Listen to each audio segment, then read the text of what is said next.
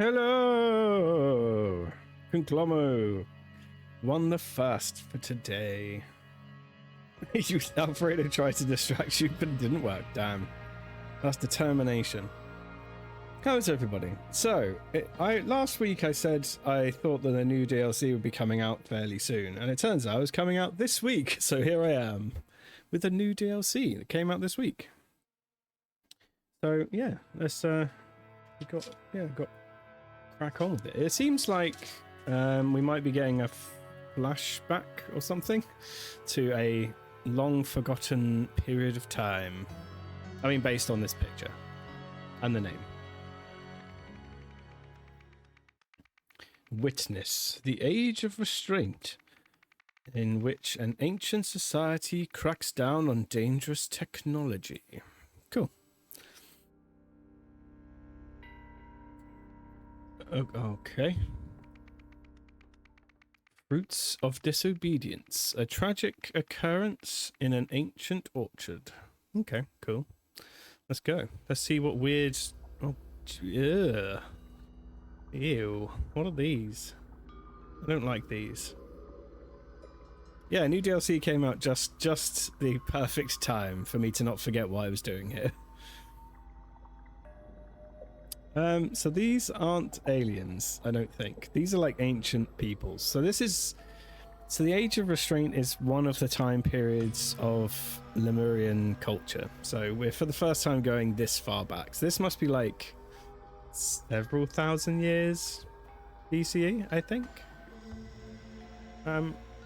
Based on vague clues we've had through the games as to how old this stuff is. So these are the guys who made like Golden Idol tech.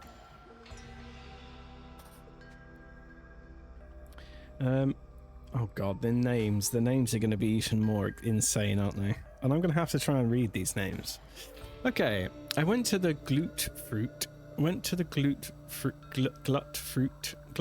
orchard with my grandfather for the harvest. What else is there to say? I harvested glut fruit.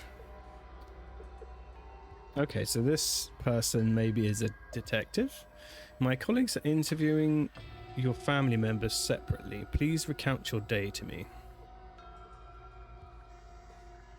Yeah, that is a special kind of nose. They all have these crystals on their heads, which is interesting. The Golden Idol crystal is on its head. My son was just killed, and they raid my orchard and strap us in raridolas? Like we're liars. Ah, they're like lie detector crystals. Okay. I'm going to draw a little picture of one. Because that's what I do during these streams. I draw pictures of everything so I don't forget what things are.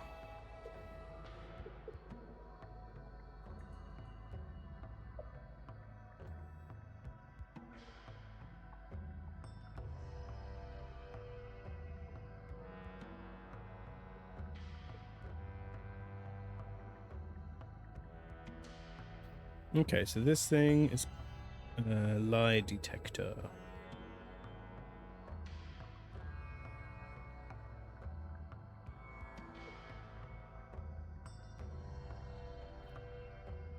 What the hell has he got in his pocket?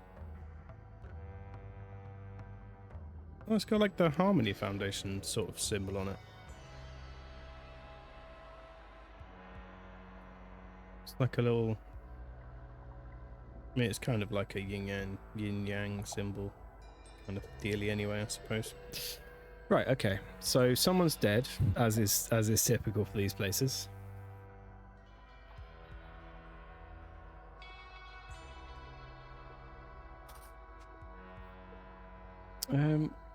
Be calm, father. I'll miss Lurum as much as you will.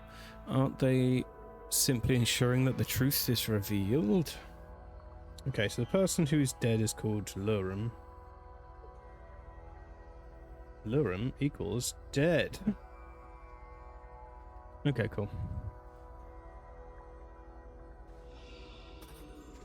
Who's this old human? Yeah, it does kind of look like a Zippo. Oh, there's some sort of laser fruit picking device? Maybe? Hey Briarwitch, how you doing? Welcome in.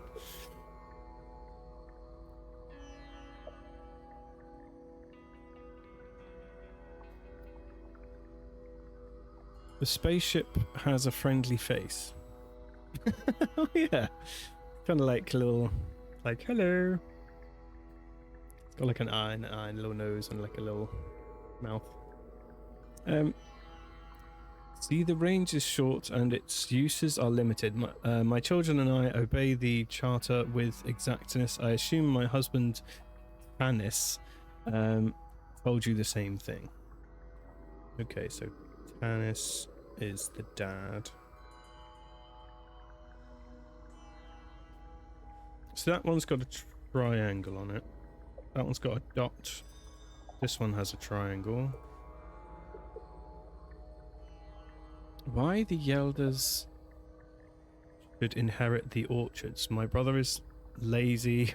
His wife is disrespectful. My nephew is useless. Okay. A bit mean.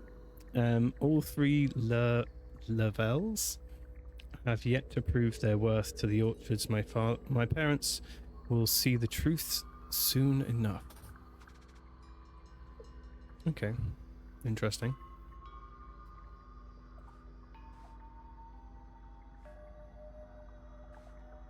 Oh god, okay. There's not much left of that guy. Am I gonna have to like write his name down just based on his feet?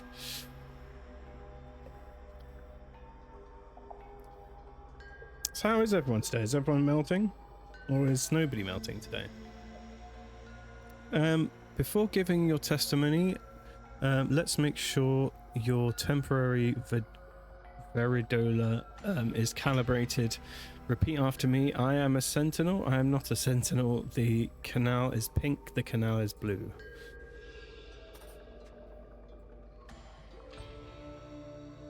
Okay, so... yeah, okay. So green text is true and pink text is false, I guess. Well, that's going to start to get logically confusing, I imagine.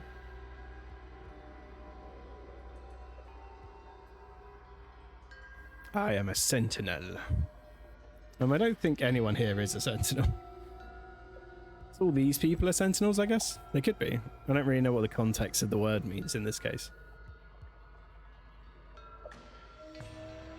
I am melting, but I have new sandals, so I'm looking forward to taking them for a walk come pub time. Ah, nice. The river is blue. There, I did it. Yeah, see, no one detected your lies. Sir, the family members with me in the spiked fruit. Family members with me in the spiked fruit forest used only our approved tools today, and everyone stayed in their assigned orchards. Okay. Lomori. Okay, let's start putting down names, I guess, because otherwise I'm going to have to do it all again later.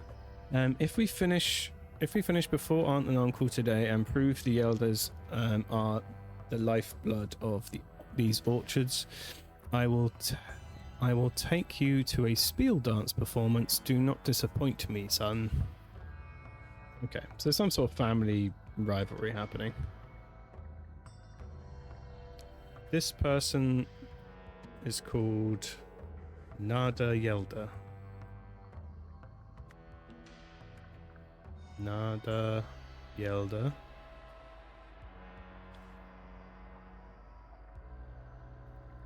She said her husband's name is Tanis.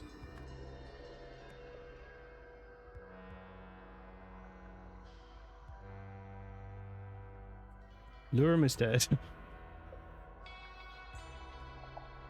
So what was her thing saying?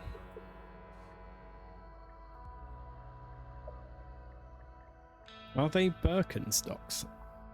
Oh, he's talking on sandals. I don't even know what a Birkenstock is. No, they have a similar shapes. They have similar shaped soles. Okay, fair enough. Why the elders should inherit the orchards? All three Lavelles have yet to prove their worth to the orchards.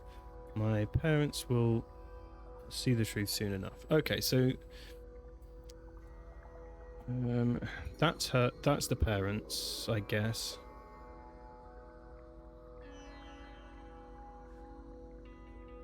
Calm down, father. Yeah. So this person has the same parents as. So Yelda. Who's this noodle person? Went to the thing with my grandfather for the harvest. What else is there to say? I harvested glut fruit. You did not, you lying scum. Oh, what's this? Okay, so that's another laser tip, yes. Sure, I don't know what this technology is, so. And this is some sort of big shooty thing. I don't know. I guess we'll figure that out as we go. Okay, what's this person up to? Technological abuse report. Offense, violation of national restraint policy. Tanska Orchards, Xenopolis. Fused organic matter is the evidence. And the culprit to be determined. Punishment, memory removal. That's mean. So you deny that misuse was behind this. Raska, be forthcoming with information. Nobody will be punished. A lie. A filthy lie, because he's gonna remove their brains. Hey, Mind Slug, welcome in.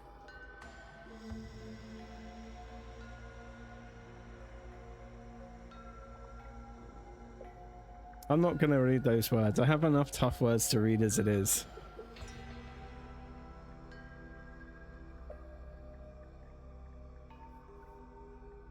Right, okay, so she seems to be telling the truth by the looks of it. Range is short, she's limited. My children, I obey the charter. So as far as she knows, no one's done anything. No one's done any murdering today. But someone definitely did do a murder. Oh, but her name's Raska, so that's handy. What'd this person say? My family members with me in the spite fruit orchard used only our approved tools today. Everyone stayed in the assigned orchards. If we finish before your aunt and uncle today, we can prove that Yeldas are the lifeblood of these orchards. Okay, so this is also a Yelda. There's lots of Yeldas around.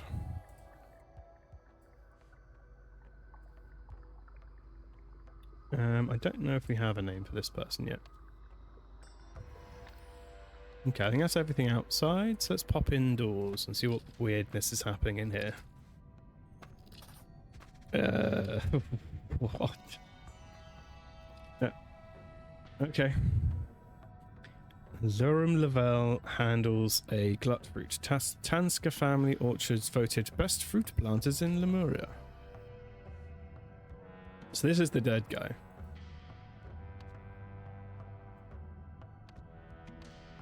Oh, okay.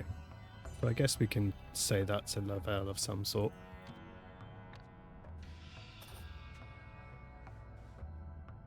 An approved harvester cannot have caused this atrocity. Which of you broke the charter? Your son is being questioned in the spite fruit orchard. This is all standard procedure for our investigations. Why do you fear us? No one did. Please let us grieve in peace. Okay, so someone did do it. I mean, that's obvious anyway. Whatever happened today was an accident. Where did you take my son? Okay. I'm guessing that's this guy. Presumably. Did he say anything of interest, that guy? How do I get back outside? Lurk for work. Thank you for lurking. Right, which I hope you're having a good work day. Excuse me, you've got something in your face. This person just said they were... Okay, they were just in the orchard and didn't really say anything.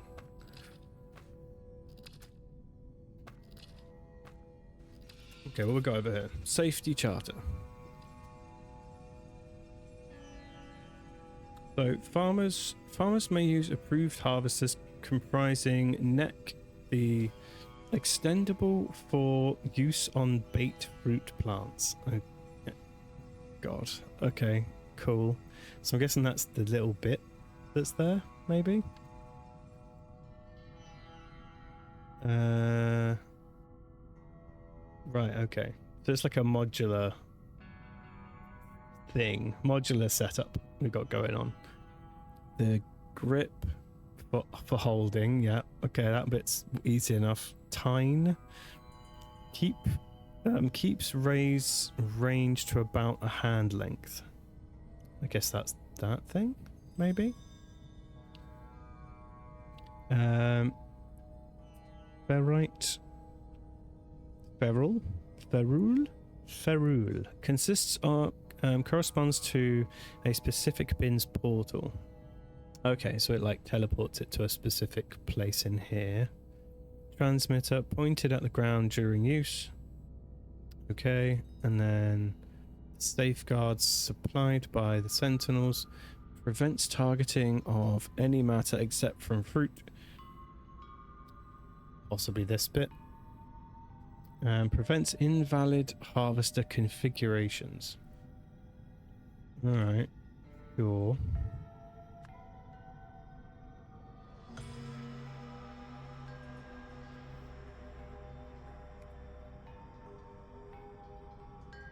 Maybe this is the grip.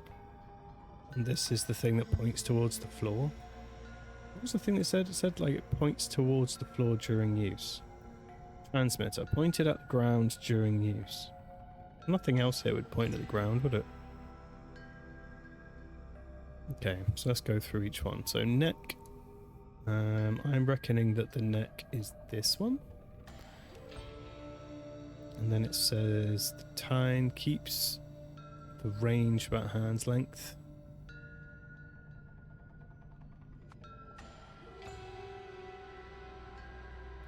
Ferrule corresponds to the specific bin's portal. Maybe that one? Possibly? Oh no, that must be this one. Because that has markings on it to say which one's which. So I'm guessing it must be that one. Possibly anyway. So what's the next thing? The next thing is transmitter, then grip for holding, and then safeguard.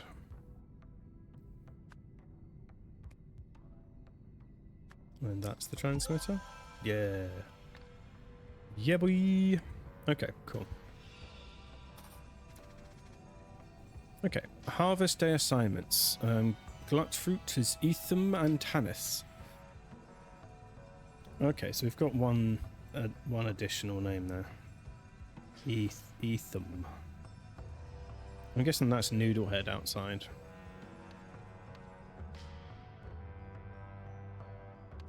So I think that might be his name.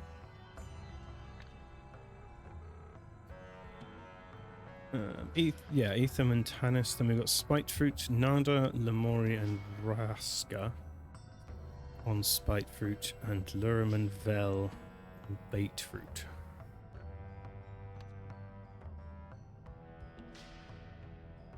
Okay. I'm going to say this could be Vel for now.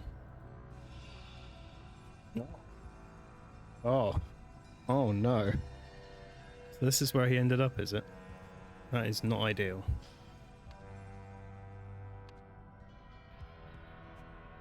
Oof. I'm not sure I like that. I don't want to be this guy.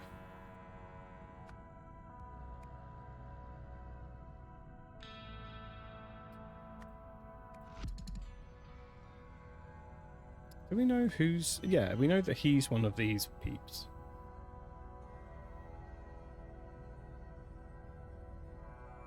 Okay, so how far off am I?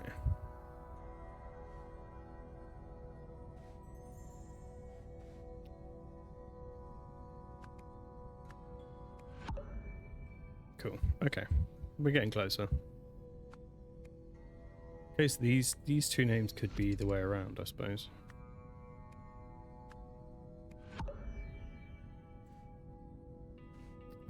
Tanska Family Orchard's supposed to be the best.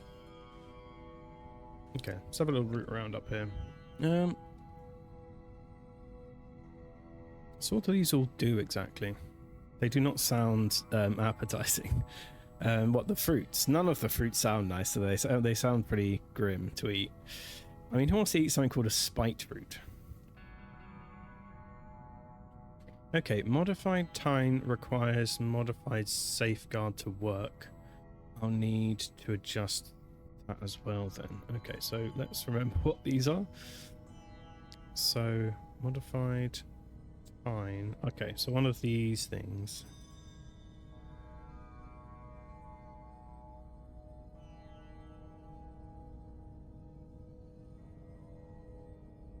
So if you want to have one of those things changed, you have to change the safeguard as well.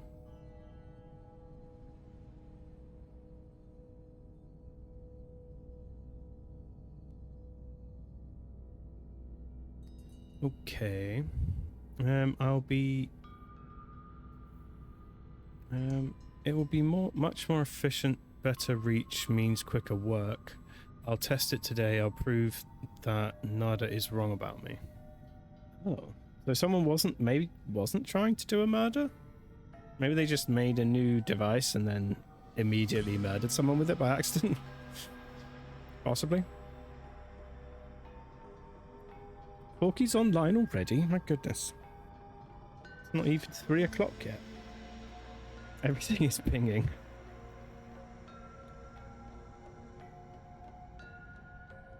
Orc uploaded themselves. Okay. Well, doesn't sound ideal. I'll prove Nada wrong about me. Who is Nada again? Nada is the one outside. Yeah, this one. The judgmental one.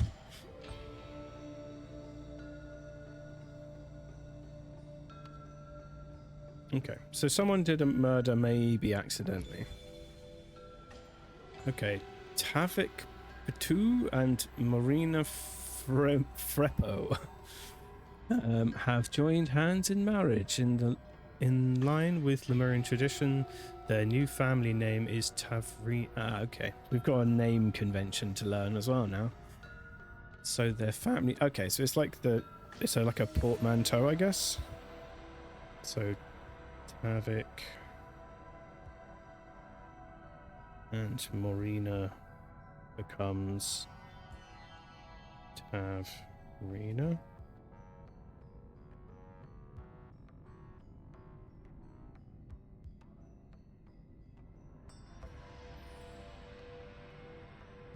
Okay. That'll help with our family tree once I figure out who everyone is. So I'm incorrect about something here, but I'm not quite sure what at the moment. So there's at least 3 Lavelles we know of, and 4 Raskas. Raskas? No, Yelders.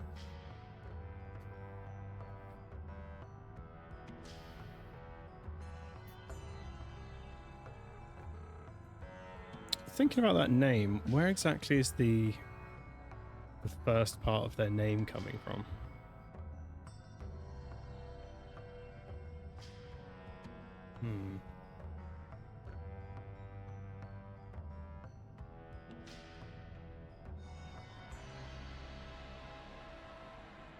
So these two make sense. Lur and Vel. Lurum and Vel make Lavelle. These two together don't entirely make sense. Ah, it's because that's their name. Ah, okay, that's why we're wrong. Okay, so I think their last name is Tanska. Yeah. There we go. There we go. That's a good hat. There's loads of good hats around here. I mean, this hat. It's like a... It's just kind of like a... I mean, this hat here looks like a tentacle from Day of the Tentacles. And I think this one's hair. Maybe. I mean, it's hard to tell. Okay, right. So what's this thing then? So we've got someone switched. So I'm guessing the one that's just got a 1 on it is the standard berry picking device. So that's like a normal one, because I think it's the same one that the other guy's got in his hand at the moment.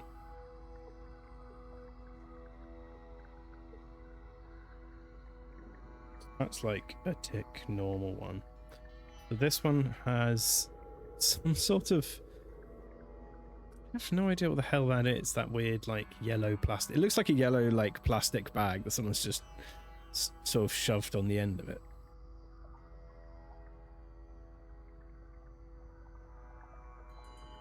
Yeah, I don't know what is going on with that.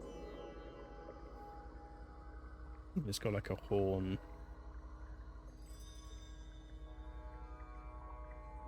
Very strange. Okay, do we have any idea on what way around that's supposed to be? So these fruits here. Right, we know this is a glut fruit. And then there's a bait fruit and a spiked fruit.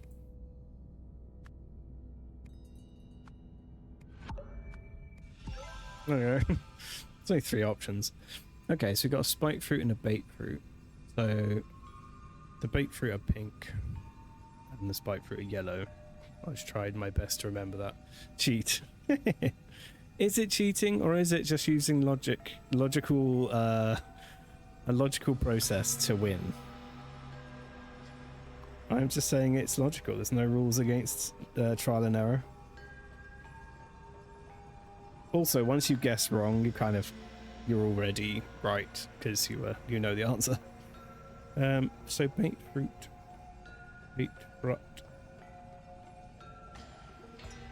It's pink. Okay, cool.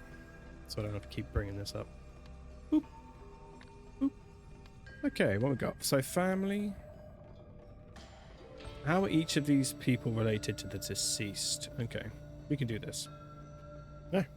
Process of elimination, yeah, exactly. Yeah. I sneezed. I don't like that. Okay. So this is the guy. We know that these two are likely the grandparents. Grandparent. Gesundheit, thank you.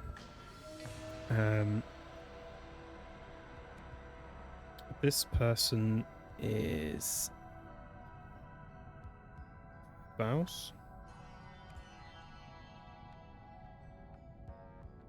Is it that person? No, it's not. It's this person. This person is a spouse. This person is a child.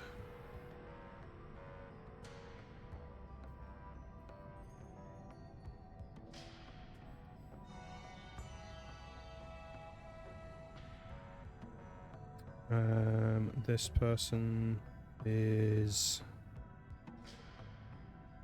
sibling. Okay. Let's check their names.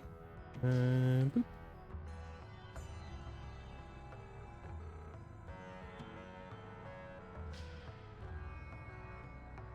Who's the sibling to who here?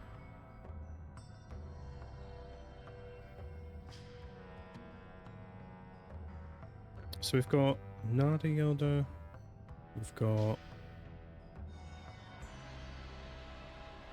Lamori Yelda, and we have... So we only have 2 of them.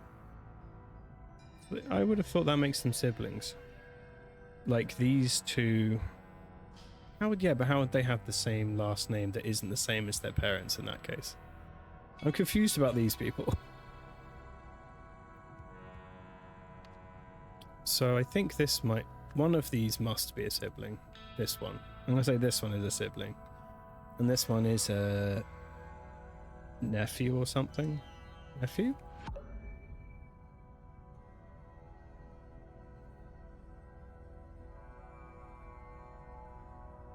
Okay, we're close. We're close. We're close to figuring it out. Let's go outside.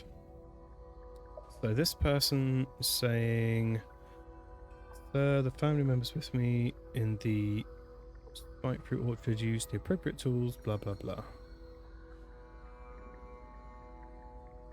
Oh, does that mean that this tells me who didn't do it? So that means that as far as she's concerned, Nada, Lamori and Raska are innocent. So they might be innocent. Or at least they hid it from this person at the very least.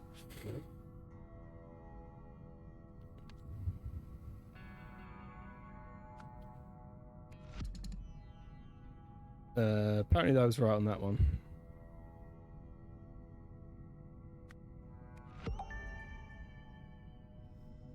Yeah, I thought this is the spouse and this is the child. That's true. I thought these two must have been the grandparents, and I don't really see what else they could have been. Well, they could just be parents, I suppose. Maybe they're parents? Okay, they're just parents. Okay, I thought they were grandparents. Okay, so we know who the family members are. Okay, so in the orchard, let's bring up the people as well so I can remember their names. So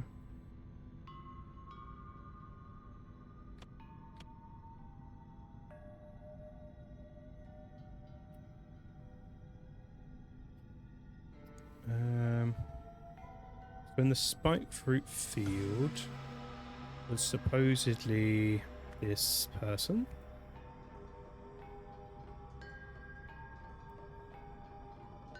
This person. And old lady. Dead guy was in the pink field, in the spike fruit field. Yes, so he was in... Oh wait, no. Wait, what? That's his name, isn't it? Luren. Luren. Yes, he was there, because that's where his feet are. And who was with him? Vel. Oh, his wife? Okay, him and his wife were in this field. I'm guessing that means the other two were in this field. Yeah. So maybe his wife did it.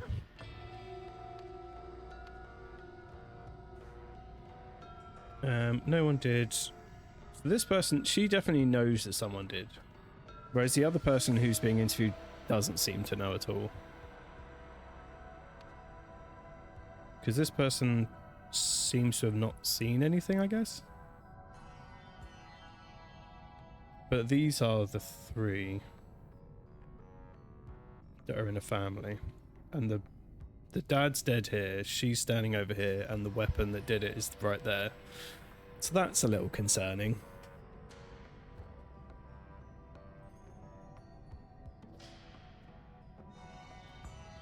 Is there any way for us to figure out what the other thing does? Because I don't think it says, does it?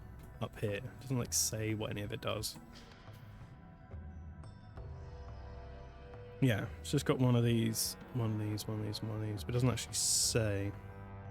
So modified time requires modified safeguard to work.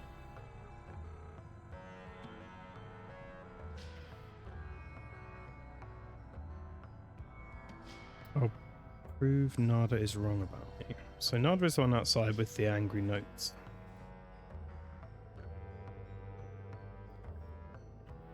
All three of blah, blah, blah. My brother is lazy, his wife is disrespectful, my nephew is useless. Okay. So her brother is dead, so he probably didn't do it.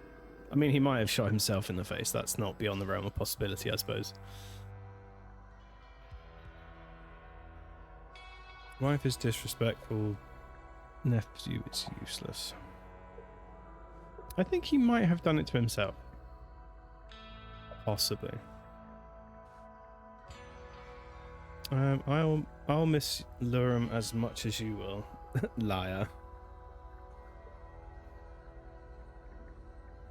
Aren't they ensuring the truth is revealed? So what did he say? My son was just killed and they raid my orchards and strap these things on our heads. Hello. What's this here? Suspicious. Is that like a stain of pink juice? Did he murder him? No, don't think so.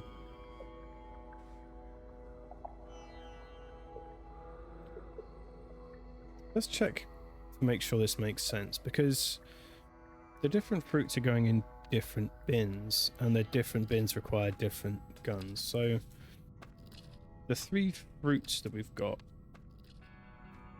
so the glut fruit,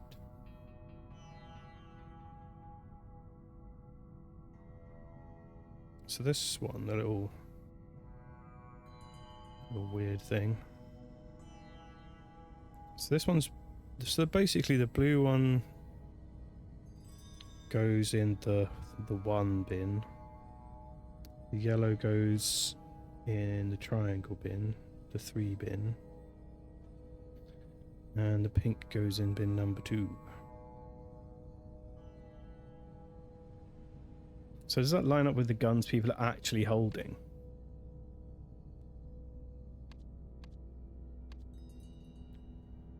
Let's go and poke people and see what they're holding. So this guy, he's in this field, the blue one, and he has a 1. So that is correct. So this one here should be for the blue things, but he ended up in the pink one. Yeah, he's in the pink one. So number 2 was used on him. So I think this one must have been used on him then. Glut fruits are going to the wrong box. Yeah, so I think that's because she's using the number 3 one on the glut fruits to prove that they're like fine, the guns are fine or whatever. It's not a very good way of proving it, but yeah. Drink water, you say?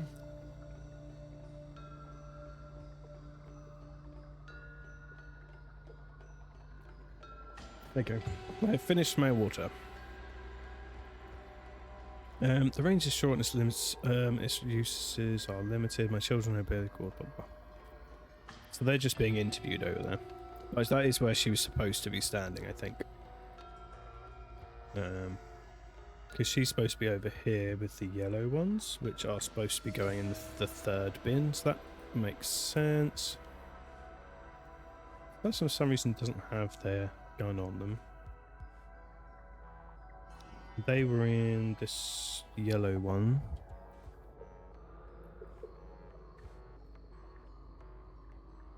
So whose is this, is the question, I guess.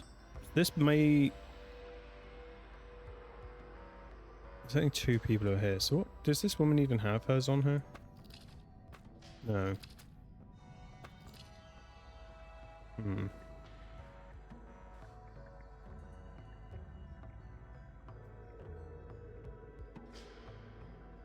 Blue. Yeah, this guy. Does this guy have one? No. I harvested glut fruit. No. So I don't think he did harvest glut fruit. I think he took this off and then put this on. And was trying to maybe help his parents harvest the pink ones. The bait fruit. So maybe, yeah, he switched the top and then went over there and accidentally vaporized his dad, possibly. I don't know. It's hard to tell. Let's see if we can fill out what we do know, and then we'll figure out the rest of it as we go.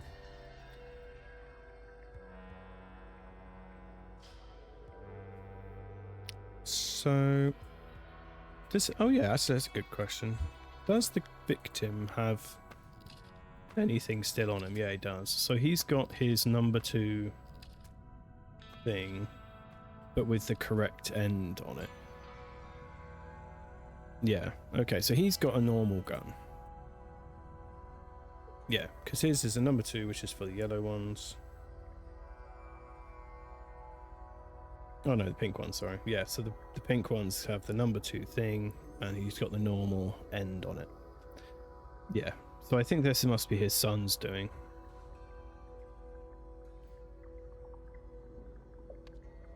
Okay, I'm gonna accuse the son.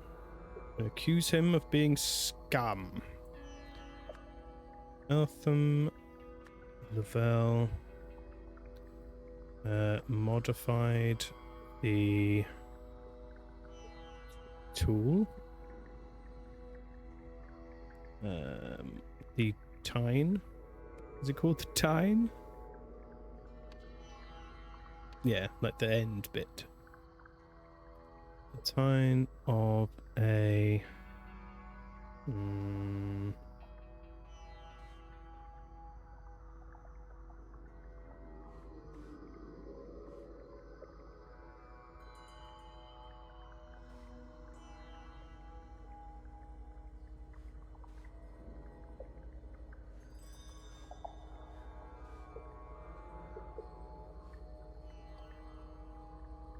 Okay, modify the tine of a harvester to extend its range. In the process, the safeguard was also modified.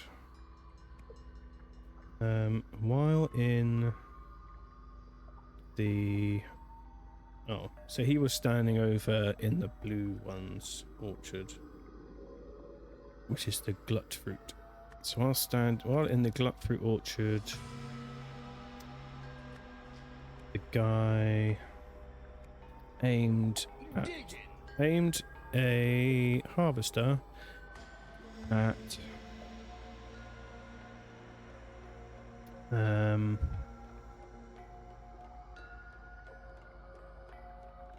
I guess I don't know if he did. I don't think he meant to kill him. Let's go with that he did mean to kill him at first, and then I assume we're wrong on that front.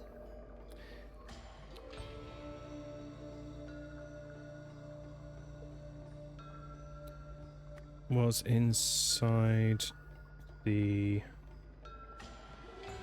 range and what? So was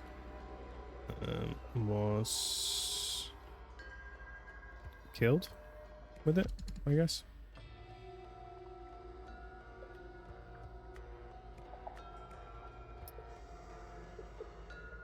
What are the pink ones called again? I'm so bad at remembering these names. Okay, bait fruit. Digging, you say? A bait fruit bush, bush, plant.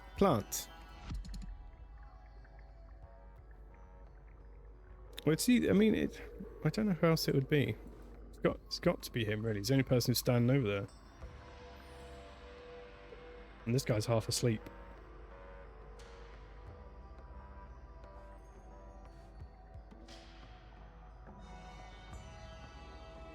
Okay. Bait fruit is the pink ones. It looks like that's what happened.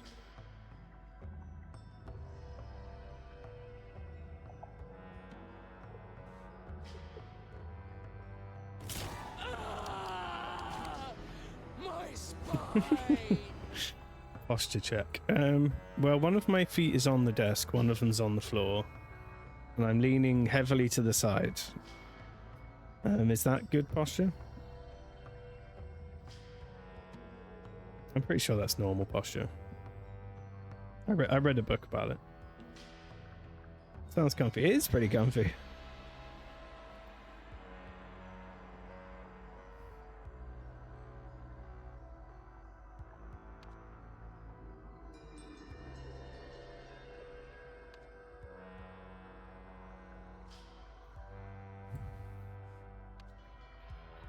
So, this guy modified the tine of a harvester to extend its range. In the process, the safeguard was also modified.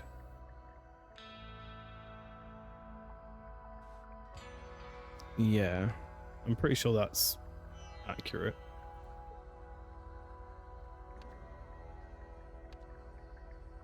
Because that thing... Yeah, okay.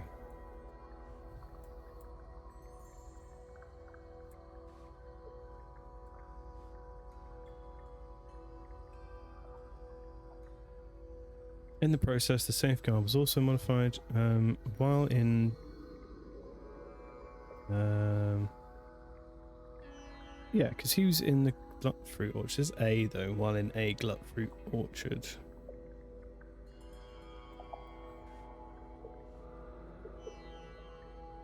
Aim to harvest a baked fruit plant. Laurent Lavelle was inside the range and also killed with it. I think that does make sense. That's what it looks like happened to me at the moment, but I'm wrong. I don't know how wrong I am.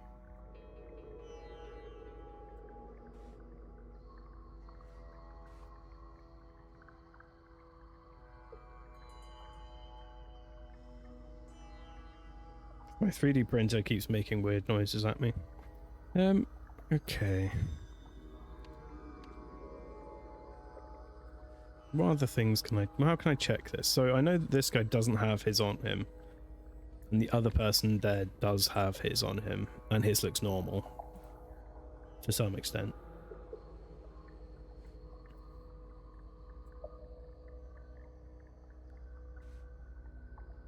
This one's still modified, so yeah, presumably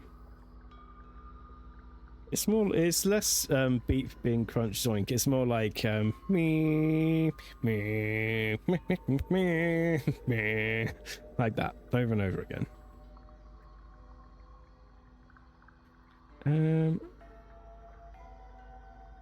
It's inside the... Was he inside the plant? Okay, that's closer.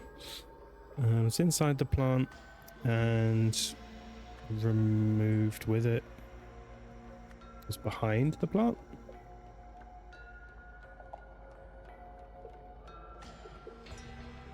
And so was...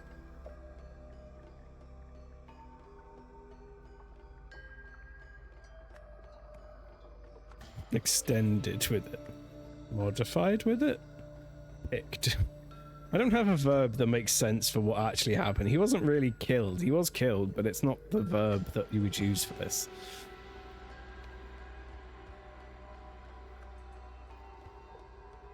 I'm being a 3D printer. Oh, God, head cleaning noises from the old printer days. Yeah, vaporized or teleported or transmitted, something like that. Makes more sense to me. So while in the glut fruit orchard, Ethan Lavelle aimed a harvester at a baked fruit plant. Romeo was behind the plant and so was killed with it. Fused with it. That again, that's not accurate. He was just cut in half and thrown into the bin with the rest of it. He wasn't like, was he fused with it? Maybe he was. Maybe I didn't look at the picture close enough. Okay. Hey, good soup. How you doing? Welcome in. Just got home from work. Nice. Nice. How was your day? Was it acceptable? You have solved the scenario. Okay, so we've solved our first scenario. We're away. Things are happening. Ethan Lavelle was wanted to prove that he and his family were assets to the orchard, so he created a more effective harvester. However, in the process, he made it much more dangerous and accidentally killed his father. Afterwards, the Sentinels arrived to investigate the accident. So yeah, he broke the rules of no more fancy technology. Work chat. Oh, so this is the ancient times group chat. Top 3 highlights from last night's drinks event. Go. Easy. Loverboy serenading you over the PA system. Do not remind me. Keep dreaming, sweetheart. Moving on. How about your flawless impression of Atala? You sneezed without authorization. Prepare to be vaporized. My masterpiece. That was amazing. Speaking of Patala's Wrath, how can we forget the old timer's speech about about ending the restraint policy? I was merely being ironic. It was quite the manifesto. Soon all Lemurians will agree we have the power, but are unwilling to use it. This cannot stand. The strong must dominate the weak. So much fuss over a drunken joke. Okay, he sounds not great. Joke or not, we might have to tell Mummy and Daddy. Better safe than sorry. No, please, I beg you. Tell her, have a sense of humour. Relax, they're messing with you. We all know you never meant something like that. Oh, of course, yes, very droll. Okay, so this old man might be a bit worrying, possibly. I'm sweating like crazy. It's too hot. It's about 30 degrees here, and half the work clothes are black. I mean, all of my outside clothes are black, so I feel your pain. It is exactly 30 degrees in my room at the moment. It's not comfortable. I don't like it. Okay, next scenario. Court of the Sentinels. Lies, punishment, and a dance of deception. Cool.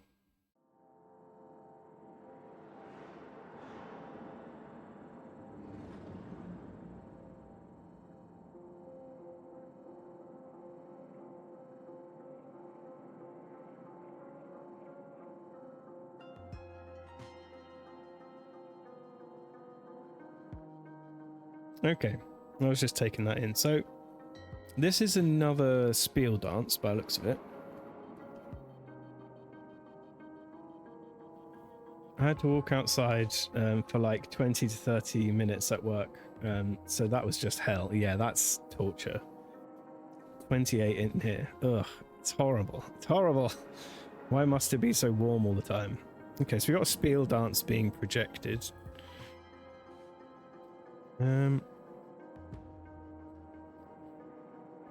To avoid hypocrisy in their sacred mission, handling unsanctioned technology outside of the Sentinel's duties is forbidden.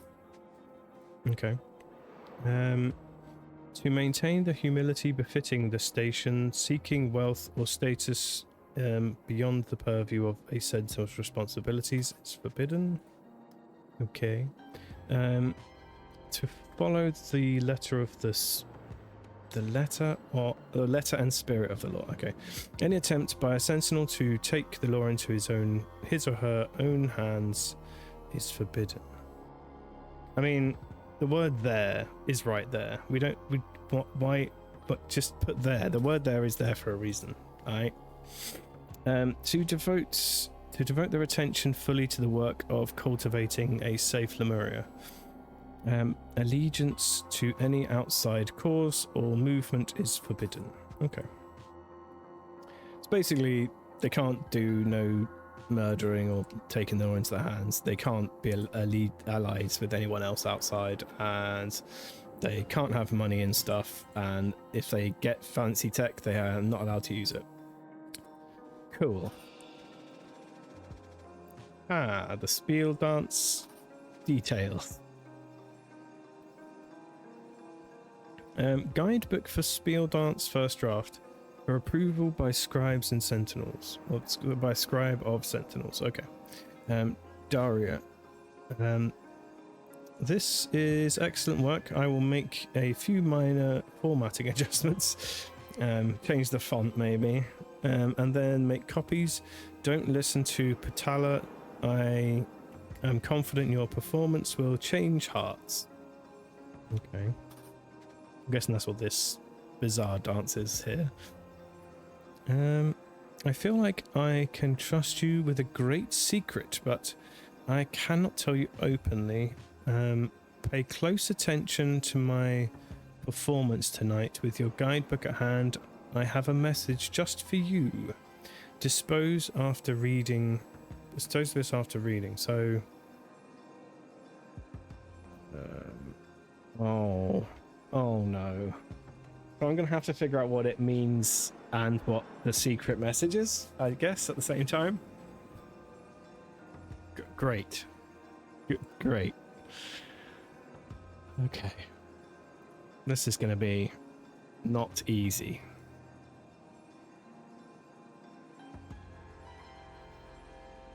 Right. So on that little... So on the note, it's got like a transposition, so it's got four, and it's basically saying the top left is actually the bottom right, I guess. What's this? High ceremonial clothes of the Sentinels. Okay. Forged. Use of the library's printing and formatting machine restricted to scribe of the Sentinels only. What's this? A gift with a butterfly. A beautiful butterfly.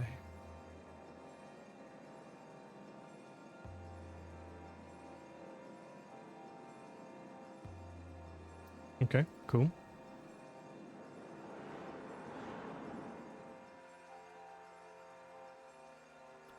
What is happening? What the hell is this guy?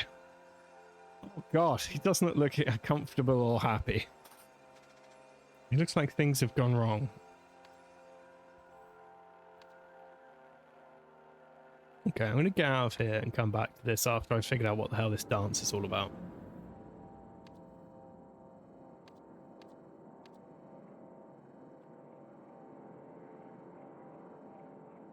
Okay.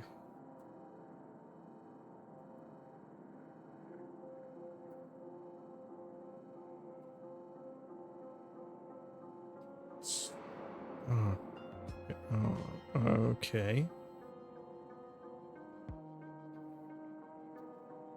All right. So this position where it's like arm down, arm back,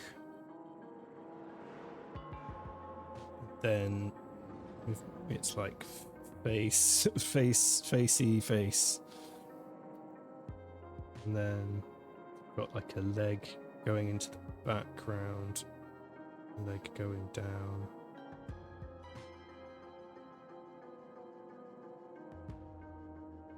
So this one here is invention,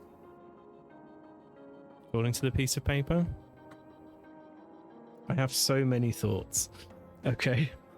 It's starting to feel like an episode of Scooby-Doo. Is it? Oh, you mean the costume thing? Yeah, I know. I don't know what the hell's going on with that. Okay, so that's one pose there. And that, according to the piece of paper anyway, that's invention. This is a pose, by the looks of it. So that's hands behind head, I guess.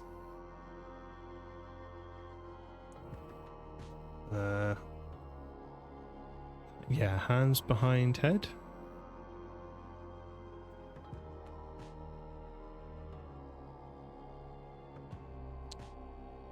Okay, I'm guessing that is without. Maybe. Invention without.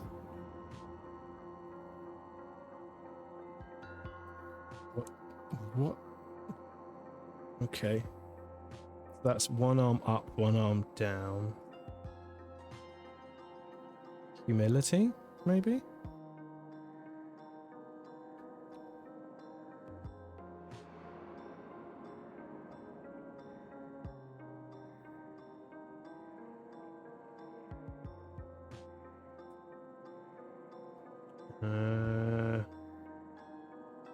Reaps?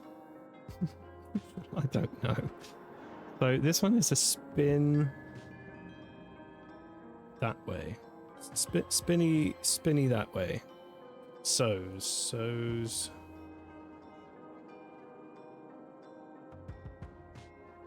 Sow something. Sows.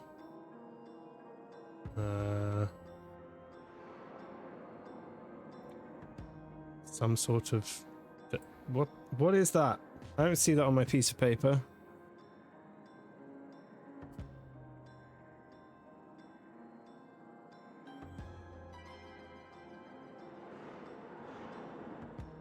Chaos? Chaos. Yeah, maybe it's chaos. Chaos. Okay, I think I've got it. Right, so it's... Yeah, this one is invention. This little doohickey. Invention without... This one's without. This little jump is a humility, apparently. Humility. Those... chaos. Or it could be Reap's chaos, I suppose. I wasn't sure on that one. Okay, so let's try them again. We're close. So I'm pretty sure this one is fairly obvious. This one.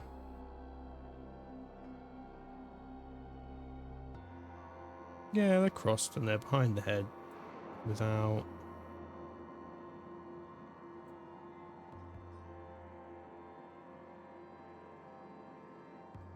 Yeah, I think that's, yeah, that is what that is.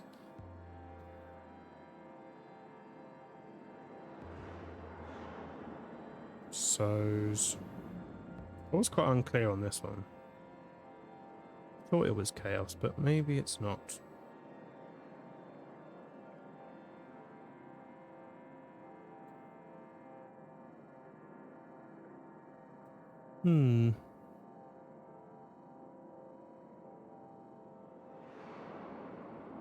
It's not destruction, because that's like arms up in front of your face. It has to be something bad, otherwise it would, you know, go against the whole thing they're going for.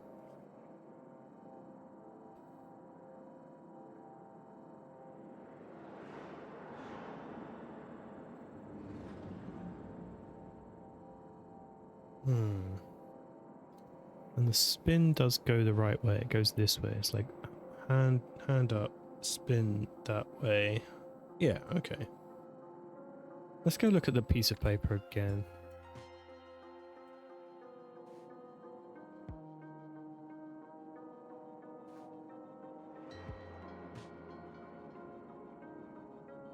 Oh, this is much easier. Okay, so yeah, this one here is this one, invention. Right? Just arm up, down, leggy back there. Invention. And then this arms behind head, like that, without. And then doing this little hop. That's humility. And then spin that way. Those.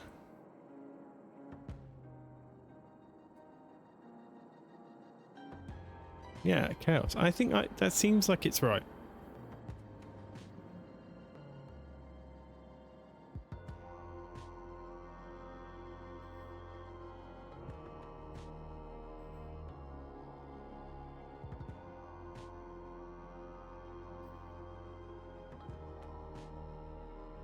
Unless they want the secret message, in which case, like, I suppose I'd have to transpose it. So I guess it'd be, I love you, find gift within butterfly. Okay. Let's just try that instead. No, but it says like two, yeah, it says two incorrect or fewer. So like, I don't. What? You what, mate?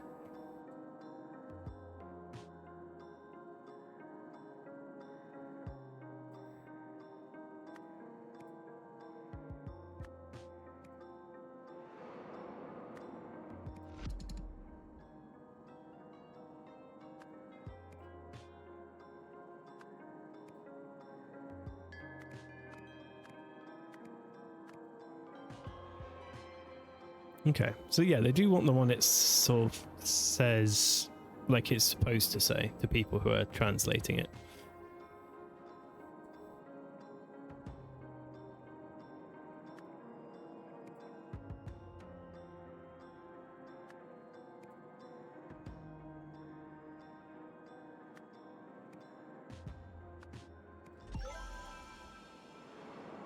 What?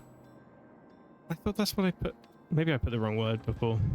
I know what I meant. That's what I meant. That's what I've got written on my piece of paper. Okay, yeah. So invention without humility sows chaos. Right. Let's go and look at these strange people with their electricity faces. Listen to me. I never touched that thing. Daria, please tell them.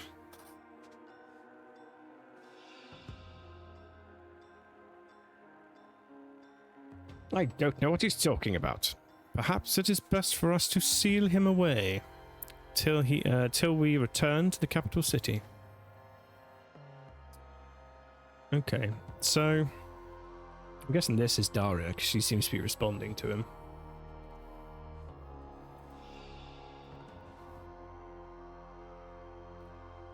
Bethabs?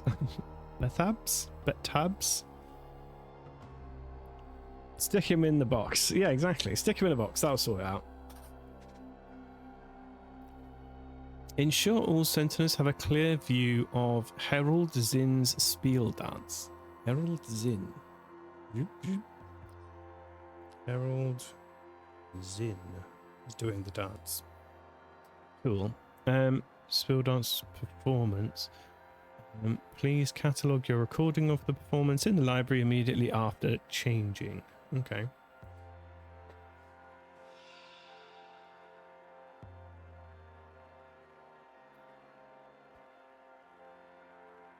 You gotta do a dance. You know, if you want to send a message, do it in a dance. Translate that dance. I guess that dance says, hell yeah. I translate that to hell yeah. We have heard your lies and your veiled deceptions. You are in violation of a sacred statute. The specifics of your sin shall be sorted out at your trial. Okay, so first statute tribunal. If a forbidden artifact is discovered in a sentinel's possession, a tribunal shall be held. The sentinel under suspicion must answer the following questions. Were you caught handling this forbidden artifact? Does this forbidden artifact belong to you? And do you know where this forbidden artifact came from? If the sentinel admits guilt, refuses to answer, or answers untruthfully, they shall be immediately detained. Okay. In preparation for a full trial at a later date, other sentinels shall offer statements concerning the incident. Okay, so they think this guy had a thing. Right? Okay, the thing is this. Okay. Why are we not questioning him further? How did he smuggle this detestable thing onto the ship? We must determine whether he has an accomplice amongst our ranks. It looks like an object we confiscated from the orchard. I gave Sentinel de Silva one to deposit into the vault. How did he get his hands on it? Hey, Wardeness, how are you doing? I shall drink something, and I shall stretch after that. I can't do them both at the same time, unfortunately, because I will pour coffee on my own face. And thank you for the lurk.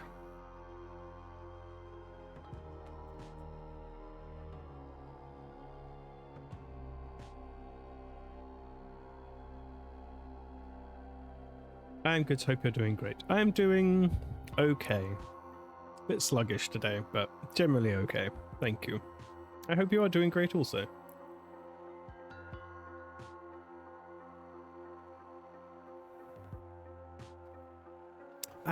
That was nice coffee.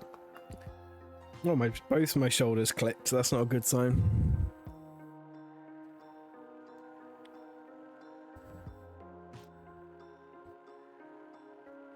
Sometimes okay is the best we can do. Yeah, very much so.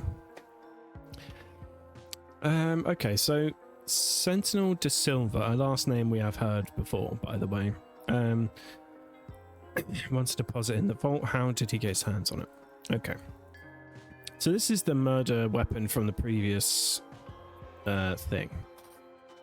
Oh, okay, we've got the recorded statements of everybody.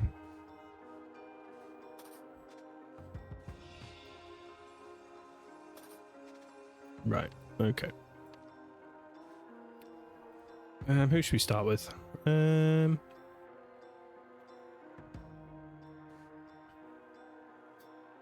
I entered the library this morning, but only to retrieve translation materials for the masses. Patala arrived and spoke with me. Then we both left. I have never seen that device before this tribunal.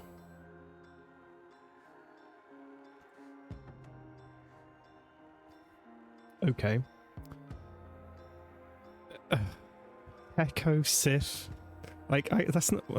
okay.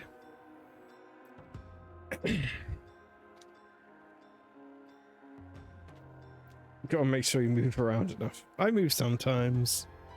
Every now and then. The mood strikes. Okay. Hecko Sift. I'm guessing that's her name. Sent me to the library to catalogue a recording. That's when I caught Gim Gim. Still in his clothes of high ceremony, holding that thing. What else could I do except run and call for this tribunal? I didn't want to implicate myself by speaking with him. Okay. I mean, holding an object and owning an object are two different things, right? You know? Hulk lady. I think these are all Hulk people at the moment. My duties as Prime Sentinel do not require me to enter the library, nor would I ever handle forbidden technology. Unless I was depositing it into the vault. Am I not above suspicion? No. Yes, I entered the library to speak with Daria concerning her message to the public, lest it be an insufficient rebuke. Okay, so let's try and put some of this together, shall we? Okay, some of these names are in the thing, and so I'm going to go and grab those from this chat, because I think some people in here were talking. I think this is the same set of people. So I think the old man... So I'm just going to draw a small picture of Danny DeVito to depict this man.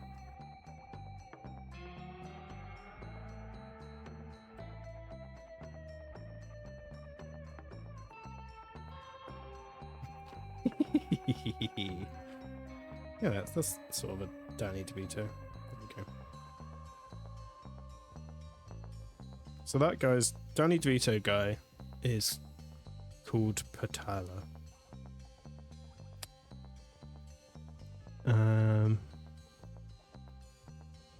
Okay, and it seems like that guy's in love with that guy. Okay, I didn't get much out of that, but it was worth a shot. I bet it comes out looking like a potato. What, my drawing of Danny DeVito? How dare you? It comes out looking like a winking triangle with some hair. Right, so we know that guy's name anyway.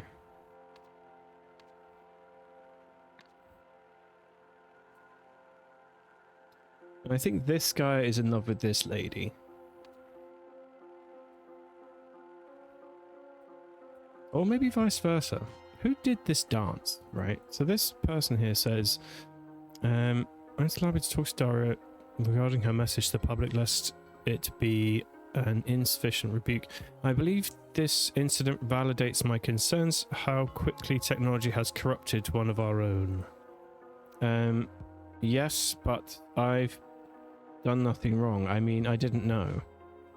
Okay, so I guess that question was whether or not he was caught in possession of it. Question 2, it doesn't belong to me. Yeah, so whether or not it belongs to him. But it was gifted to him, so it does technically belong to him, I suppose. I have no clue who put it there. Damn it, just let me explain. Oh yeah, because he doesn't know where it came from either. Or he does know who did it, but won't turn them in, possibly. Danny DeVito looks like a potato. I was being complimentary. Okay, fair enough. He doesn't look... Don't be mean to Danny DeVito. He's an adorable old man. I should watch Matilda. I haven't watched Matilda in ages. Anyway, I entered the library this morning only to retrieve the translation materials. Patella arrived and spoke with me. Who did he say he was speaking to? I was in the library alone and didn't see anything unexpected. Perhaps he brought the artifact in with him, but why did he do it? I would never so thoughtlessly violate our code. So I spoke to me and then we both left. I have never seen this device before the tribunal. So this lady caught this man, whose name apparently is Gim Gim.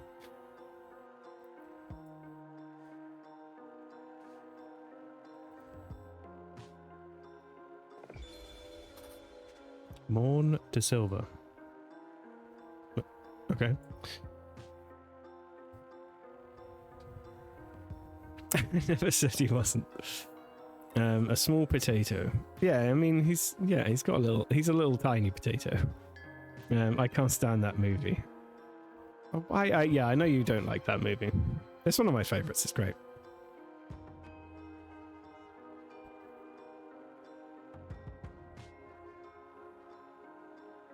Autocorrect. Yeah, autocorrect for some reason, even though it's been around for about 20 years, or 25 years, is still awful. And inconvenient. Okay, so what's this say then? It says, verbal command received. This is the Prime Sentinel, Morn de Silva. Oh, okay, well, that's his name. That's handy. So that's this guy. His name's Morn de Silva.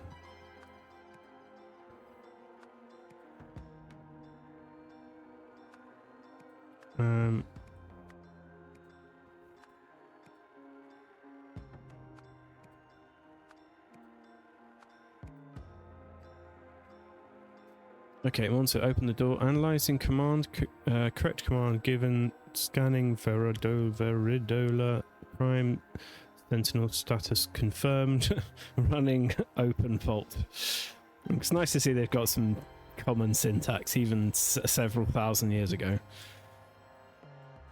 So what the hell is this? What is this thing? What's this thing's problem? Okay. During routine security check last night, library found free of any foreign object. Hallway surveillance of sentinels who entered the library today is as follows. Okay.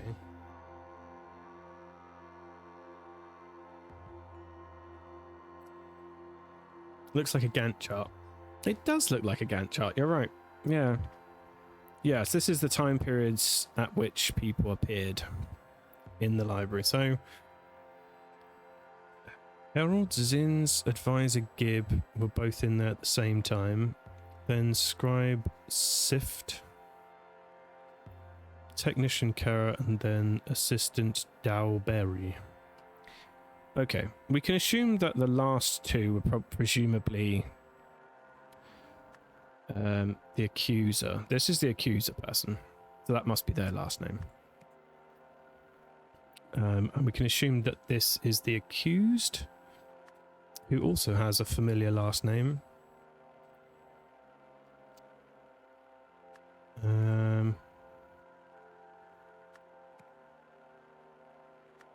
So that makes him a Kera, who have come up frequently.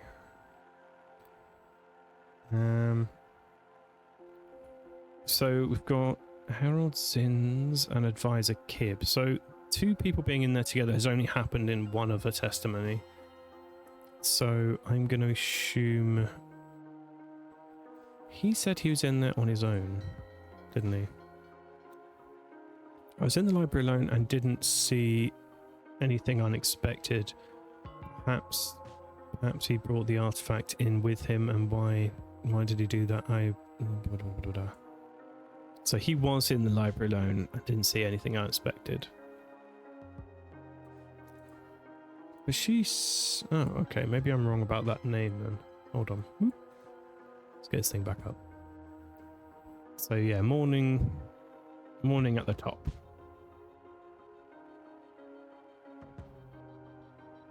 Yeah. So it I think it just starts here and goes here. So I think this is the accuser catching this guy with the thing, the performance told him to go in there. Harold Zins apparently did the dance, as far as I can tell from what we've read around the place. Oh, that's her first name, Bethabs. In short, all sentinels have a clear view of Harold Zinn's spiel dance performance. Please catalogue your recording of the performance in the library immediately after changing. Okay, so I'm going to assume that it's this person at the moment.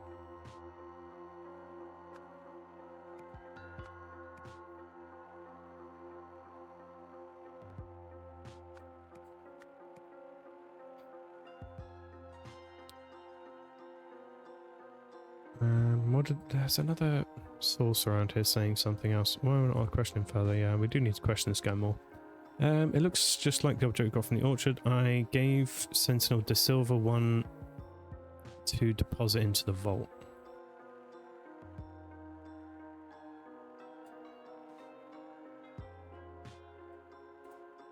Yeah, so he gave it to him to deposit in the vault, and somehow it's ended up with this guy. Okay, yeah. So this is Daria over here. So I think what's happened is she knew that he had a crush on her, so she put the love note into the message and into her dance, and so that would lure him into the library to pick up the foreign tech, which would get him brain zapped. I think that's what's happening. It's not entirely clear to me, but that's what it seems like at the moment. So advisor Kib. So I'm gonna guess that might be him.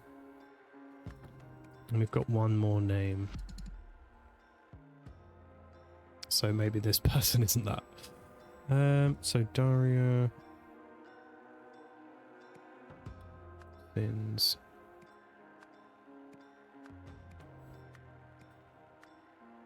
I think these are all our names. It might just be in the wrong order. He's not saying much.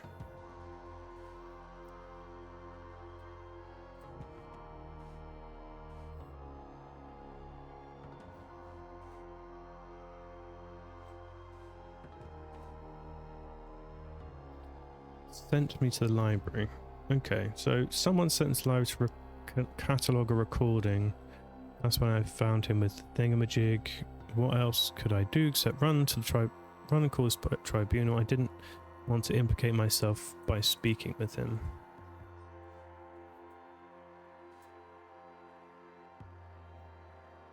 But only to retrieve translation materials. Patana arrived and spoke with me. Oh, okay.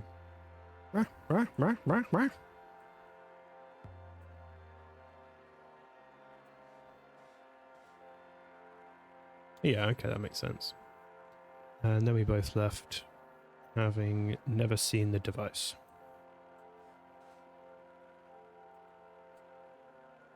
Scribe Sift.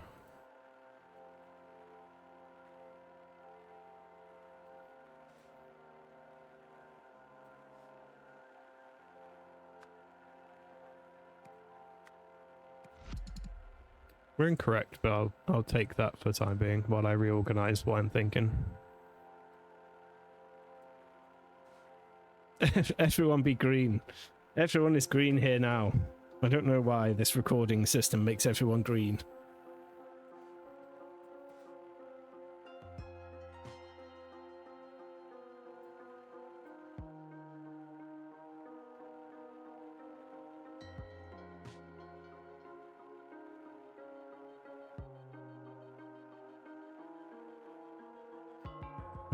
Hecko Sift sent me to the library to catalogue the recordings.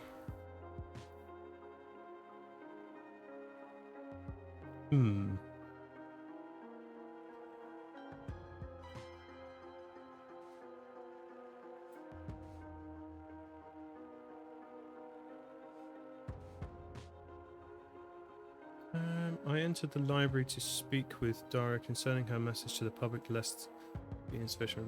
I believe this incident validates my concerns about how corrupt technology.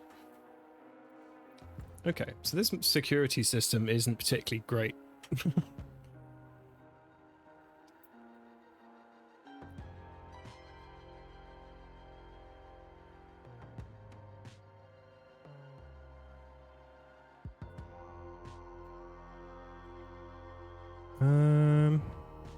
What am I missing? Because she said if it is this person, then it's not. So she said she went in there to speak to her, which means that would have to be that person. But we're pretty sure that's his name, aren't we?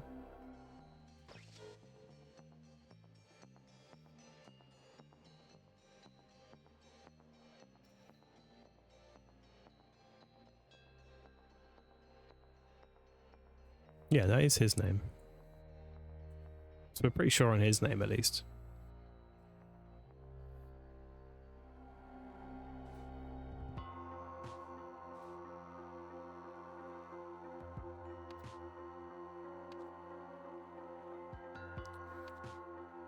So what am I missing? What am I missing? What?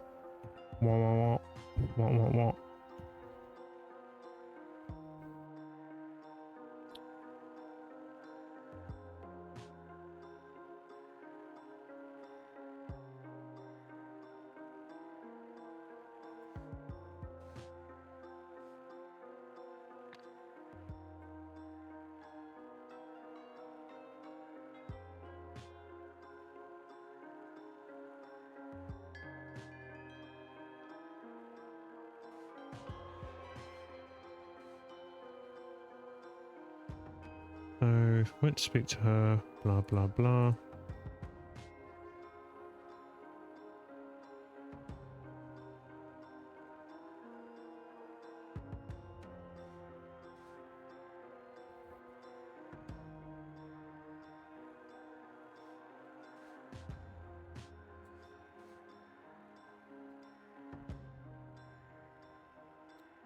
Echo Sift sent me to the library.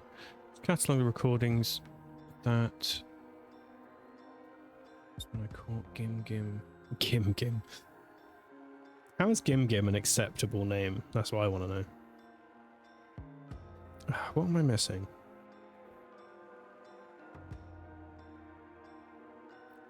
This holding the thing. Indicate himself. So yeah, this bit is making sense to me, this bit's making sense to me. I just can't figure out this bit. I just cannot see what name is wrong.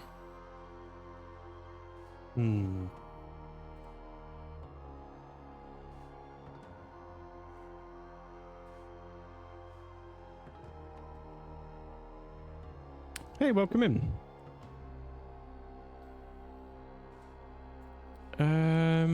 I'm stuck. I'm not entirely stuck, but I'm a bit stuck. I don't understand what's going on with him. So that's fine. And I'm pretty sure his name is I'm pretty sure his name's correct.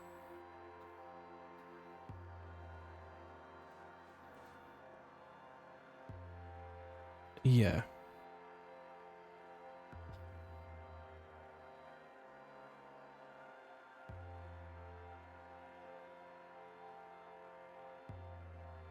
How are we pronouncing that? Rakek good.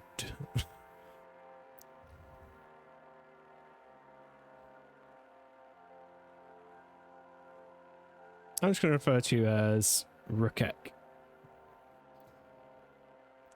Right, so how am I getting these names so wrong? Because there's got to be at least 2 full names that are incorrect here. But I feel like we're fairly sure on all of at least half of all of the names. So maybe it's just a bunch of last names are in the wrong order. Possibly. That could make sense.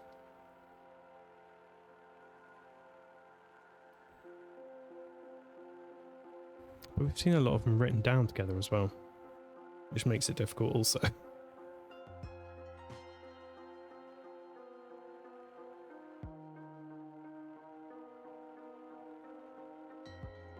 Um.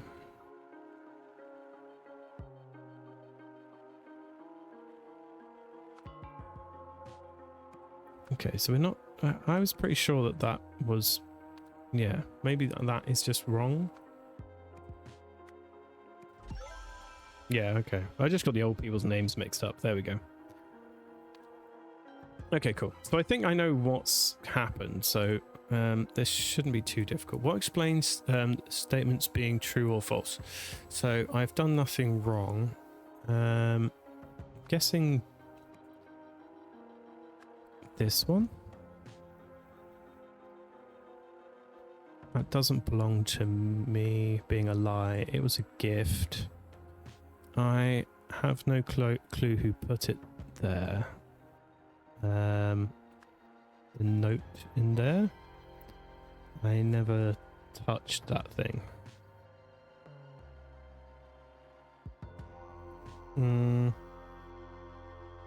Let's go have a look back in the library then. That goes up there. This is the thing. So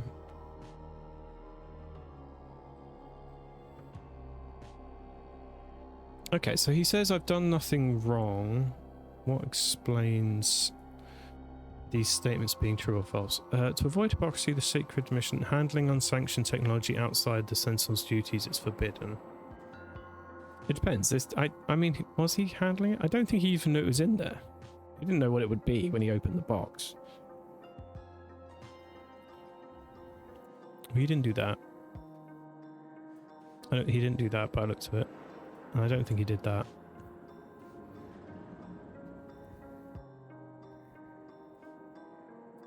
I don't know what any of these things are, so it's not any of those things.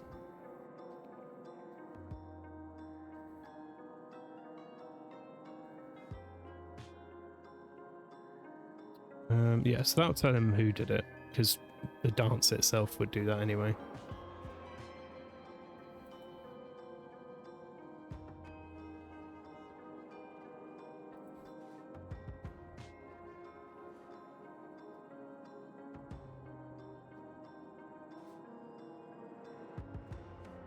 I love that it just says gift in giant capital letters. Gift.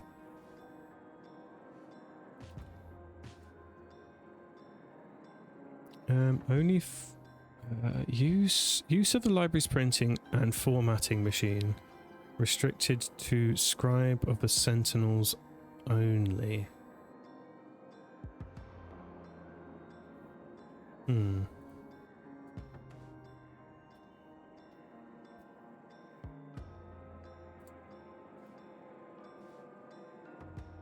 Who is the scribe?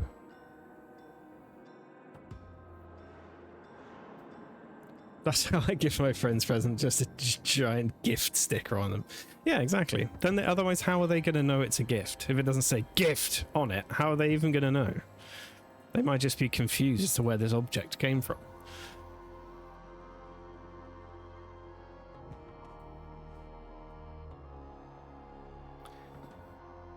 Okay, so what explains these statements being true and or false? I've done nothing wrong. I mean, all of it is just that it's a gift, right?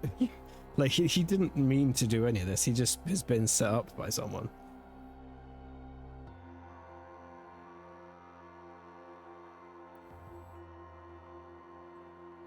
Okay, so I have no idea who put it there. He does. So he's just protecting someone, I guess? I never touched that thing. Never touched that thing. Did he not touch that thing? It says that's true, so he must not have touched it. There is a glove here. Oh, okay. I mean, that's... so it's this. The crystal isn't exactly that useful. You did touch it. Like, if I wear gloves and I pick something up, I still picked it up. You can't be like, I never touched that gun when you've got, like, you know, because you're wearing oven mitts and you shot someone while wearing oven mitts. I don't think that means you didn't hold the gun. Like, I'm pretty sure gloves don't mean that.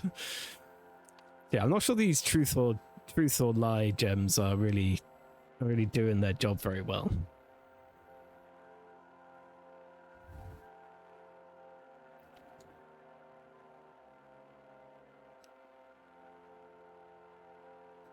Boxes of random crap in a box labeled gift. Technically the truth. Yeah, I suppose. Right, so where are we? Okay, so we're on to the events of the day.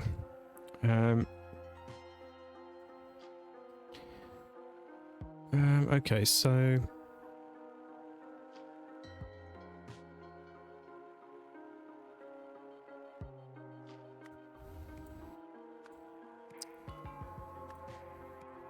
Okay, so somebody brought a forbidden artifact aboard the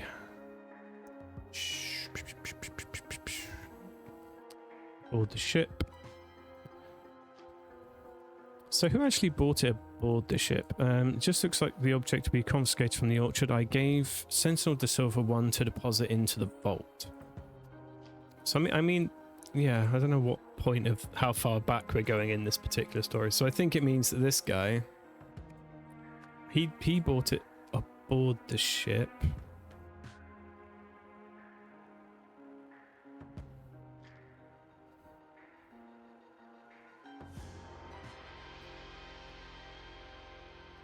Ow, my leg, my precious leg.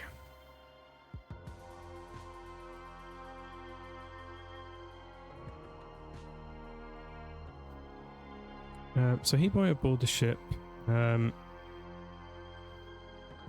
Yesterday, by the way, yesterday I watched your streams on previous DLCs. They were great. Oh, thank you very much.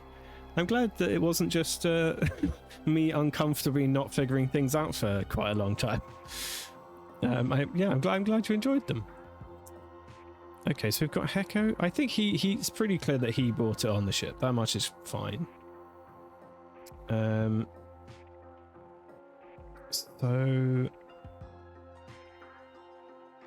So somebody did a something from thing and sent it to... Okay, so someone's forged the thing. Right, okay. So we had that forged thing come up with the printer. Do we know who the actual scribe is, by the way?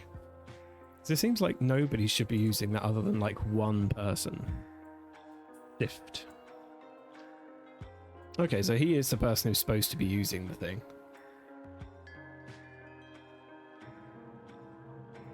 Okay, so someone forged a note from... Oh, okay, yeah, from this lady and sent it to this guy, whatever his name is. Gim Gim. Everyone's best friend, Gim Gim, who's in a crystal being zapped. What a guy. Because of this, I'm guessing we're going with Gim Gim. Violated call, translated the dance as we did earlier. And I didn't write it down, did I? No, why would I do that? Why would I make life easy for myself? Right, let's try and remember. It was I love you something. I love you. Where's the... Oh, I've got a pic. Yeah, I've got a picture of the thing, haven't I? That'll save me clicking around. So, yes, I love you. Find. Find. Gift. Within. Yeah, within. I'm just transposing the symbols again because I didn't write it down. Because I'm really smart. Butterfly. No. Okay, so yeah, he translated I love you, find gift within butterfly. So then this guy saw... Oh no, yeah, no, it's the... What's her face? What's her name? Bethabs. Bethabs Daberi. So Gim Gim Kera. Oh god, these names are the worst. Holding the artifact. and called a tribunal at the tribunal.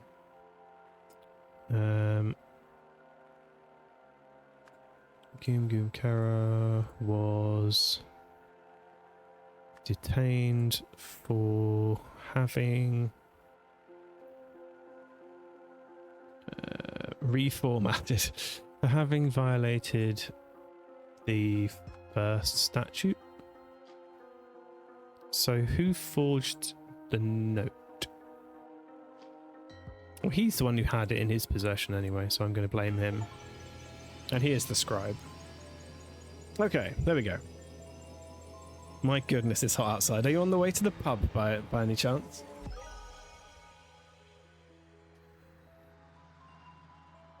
Okay, cool. Smashed it. So, we have solved the scenario. Heko Sift smuggled a forbidden artifact onto the ship to frame Gim Kera. Knowing what questions would be asked of a suspect in the Sentinel's tribunal, Heko laid a inescapable trap for him that exploited his infatuation for Darius Zins, which we knew of because of the thing. Are you on the way to the pub? No comment. Definitely on the way to the pub, I see. Oh, hey, it's the Golden Idol. Haven't seen you in ages. Universal transfer device. This powerful contraption can execute a number of commands pertaining to life, memory, matter, and more. Though it was considered dangerous in previous eras, the Sentinels use their universal transfer device for a strictly essential purpose. It is used to excise dangerous memories from perpetrators, but the automaton that holds the device only functions if the target willingly complies and requests the procedure. Oink. Oh, hello.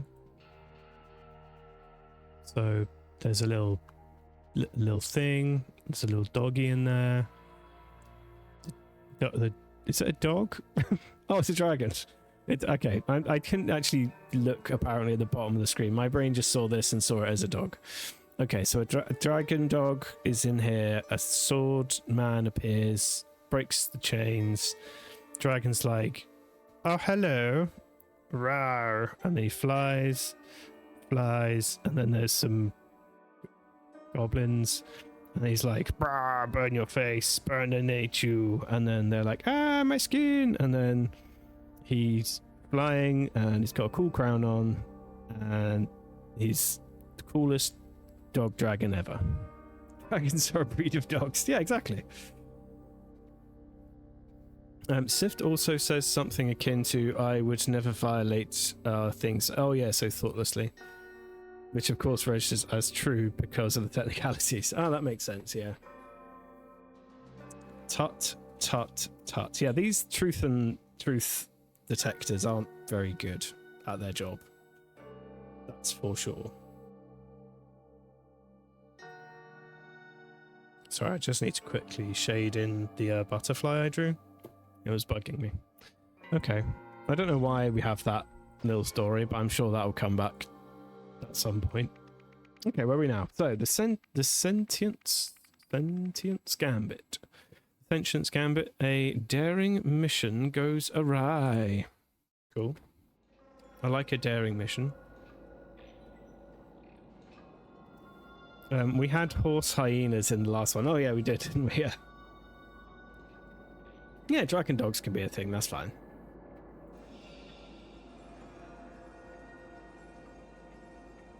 Well, who are these people? Who are these boyos?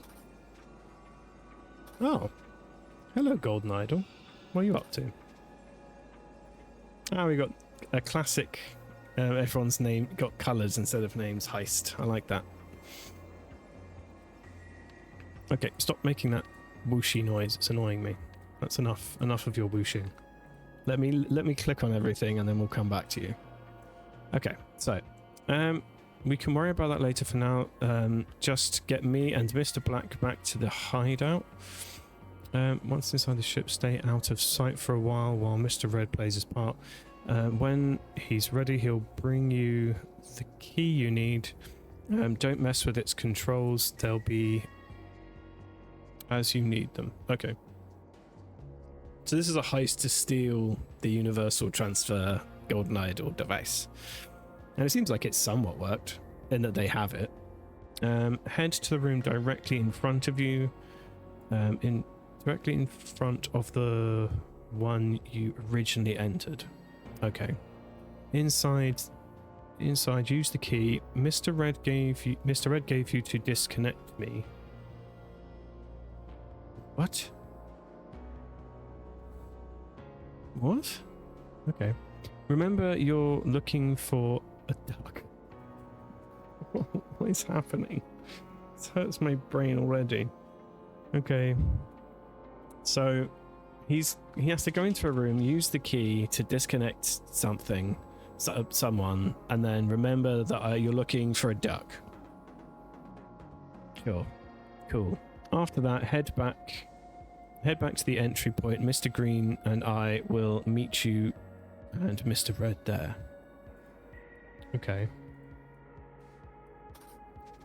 Ducks are also a breed of dogs. Yeah, definitely. I mean, if dragons are, why not ducks? They also fly. Well, sort of. Depending on the duck.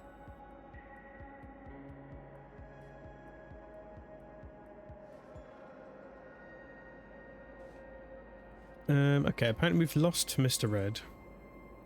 We only need space for 4 of us. Little Chirper will work remotely.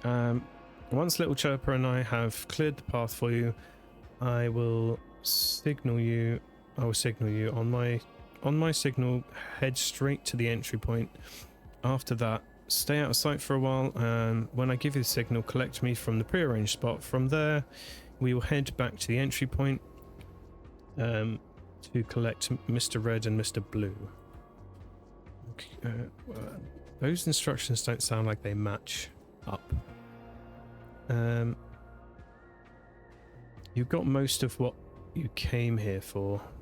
Let's just go. Freedom at last. Once I'm alone on the ship, thanks to Little Chirper's performance, ensure that the path is fully clear for Mr. Red and Mr. Blue. While Mr. Red takes care of our main priority, Mr. Blue plays his part and set up my demise. Once everyone is done, signal Mr. Green to collect me from the prearranged spot.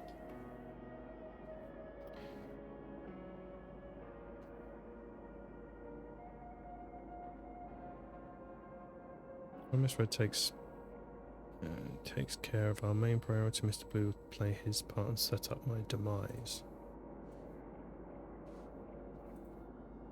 Okay, so there's all sorts of gubbins in here. So we've got the murder weapon from before, got some sort of unhappy looking rock, maybe?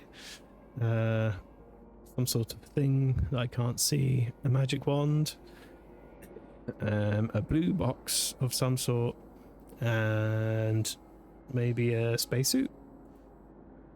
Cool. A mounted 4-barrel gun. Ship doesn't look like it's doing so well at the moment. Verbal command received. Show today's command log. Checking speaker status. Scanning for very durable thing. Scanning crystal. Sentinel status cannot be confirmed. Ignoring verbal command. Okay, so someone tried to tell it to do something and it refused to do it. How dare you? I am a sentient, conscious being, just like you, with all the same rights. Oh, okay. So the robots have come alive. Ah, I don't believe you.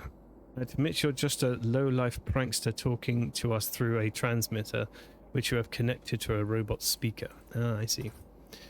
Child, don't be so naive. Isn't that exactly what a sentient robot would want us to believe? Let us continue our investigation. Death to humans, death to humans. Okay, so someone or something was laser beamed. Oh, that's one of those what do you call them? Sonic screwdrivers that we've seen in previous things. Okay, verbal command received. Take this vapor on. Yeah, the vapor on. And repeat this. Repeat the phrase "death to all humans." Checking speaker status. Scanning a crystal. Sentinel status confirmed. Running hold object. Running say "death to all humans." Repeat. Nice. Okay, so they will happily shoot humans if told to. I suppose he didn't actually shoot it. He's just holding it and saying that over and over again. Okay, so they faked some sort of robot uprising for this heist.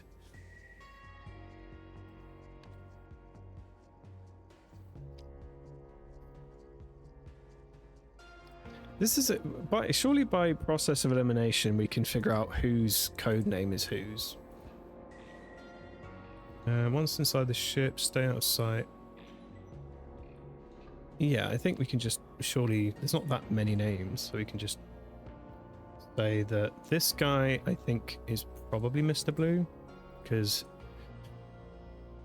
why outside?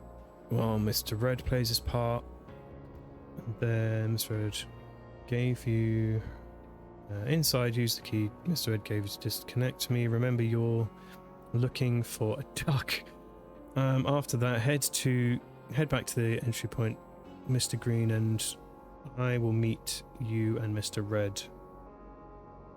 Mr. Green and I will meet you and Mr. Red there. Okay. So that makes him either Mr. Blue or Mr. Black. Right? Maybe.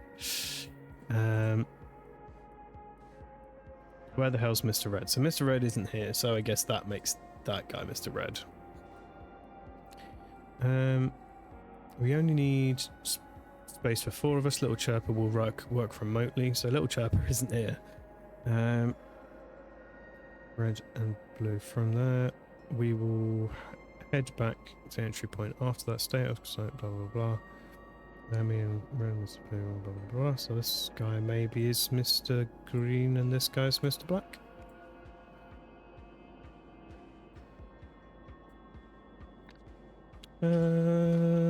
Yeah, maybe. Maybe? What's his thing say? Once I'm alone, thanks to Little Chirper's performance. I'm alone on the ship. Thanks to ensure the path is fully clear for Mr. Red and Mr. Blue, while Mr. Red takes care of our main part. Our main priority, Mr. Blue plays his part. Set up my demise. Once everyone is done, signal Mr. Green to collect me at the prearranged spot. Okay. Cool. I'm going with that for now. Let's carry on exploring. I need to find this duck. The man is not breathing. Okay, so he's been shot with a starfish gun. And he's not doing so well. There's some sort of red thingy over here.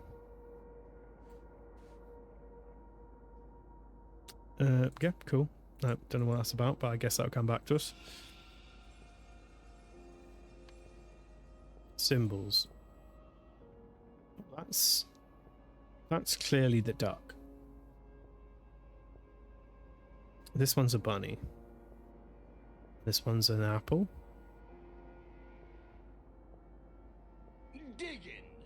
Digging? Digging, you say?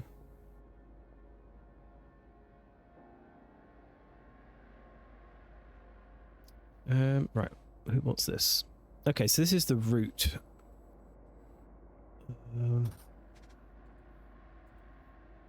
Oh, okay. So is this the routes everyone's taken through the building? So from here, round here, round here, and then... Okay. This person didn't move at all. Who has entered the vault today? The Prime Sentinel entered earlier, as only he is permitted to do. As per protocol, he identified himself and I saw that he spoke true. No one else has come. Sure. This system is perfect. I'm sure there's no way anything could have gone wrong. I am the Prime Sentinel. Let me in. Analyzing command. Scan. Confirm. Open thing. Okay, there's our guy frozen in gelignite or whatever. Oh, okay. The murderer is also in here. I don't know if murder is fair. Accidental murderer. Idiot. Idiot is, maybe more accurate. Dear Diary, I've been stuck in this room for days now, alone with this creepy automaton. And its creepy little statue. Patala keeps telling me all I need to do is instruct the robot to remove the memories I have about tampering with the harvester, and they'll let me go.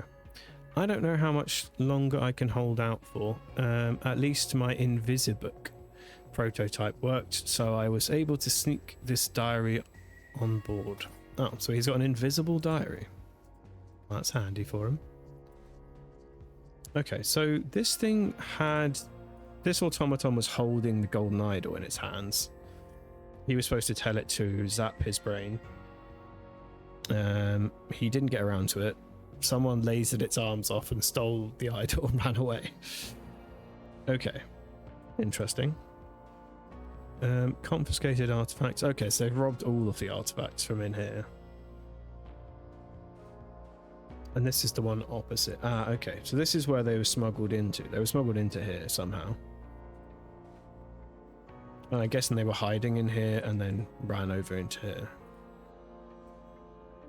Possibly. Okay, that's interesting. So this guy has got a hurty leg. Ah, my leg, it hurts so much. Oh, he's lying. His leg doesn't hurt. Okay, cool. Circular saw. Oh, he's got the dissolvinator, some other bits and bobs. Okay, yeah, so this is our other guy, as we suspected. Okay, so once you and Mr. Blue are inside, grab the first key from under the bed. First key. Grab the first key from under the bed. Okay. So where the hell were they smuggled into? Oh, that window over there. That's open. But I can see with my human eyeballs. Okay, cool. So they smuggled them into that room. And said, grab the first key from under the bed. It was prepared yesterday, so it should be good to go. Take care of our main priority first. After that, use the second key, the one you brought with you, to get the third. Okay, use the second key to get the third key. Hand the third key to Mr. Blue. While he does what he needs to do, bring the stuff to the entry point. Mr. Green and I will meet you and Mr. Blue there. So maybe here then, I guess. Where's the machine? This is the machine. Okay. So someone... Okay, these don't line up with these rooms very well. I'm just going to assume that this position here... No, because that would be there, wouldn't it? So I think this person woke up in their room, ran around here, ran around there. They go... Okay, yeah, that's the lift downwards by the looks of it. Okay, so they ran around, went... and then ran around down there. Okay. Pub achieved. I did not quite melt. Yeah, maybe in 5 extra minutes and you would have melted for sure. Okay, so this little dolphin is the herald as in dancer person, I guess, because I think she's the one standing by the door over there. And apparently she's just been hanging out there all day, I guess. Hasn't done much moving. And the person who was in here ran through, went down. So they're the two people that are downstairs. This person started in the suspected room. Walked around here. And then came back. Oh, okay, so that's her. Oh, so who the hell is just standing idly in the doorway doing nothing all day? Is there someone up here? No. Oh, don't know what's going on with that then. That's confusing.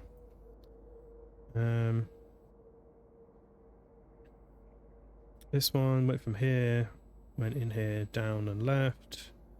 This one went in here, down, then perished.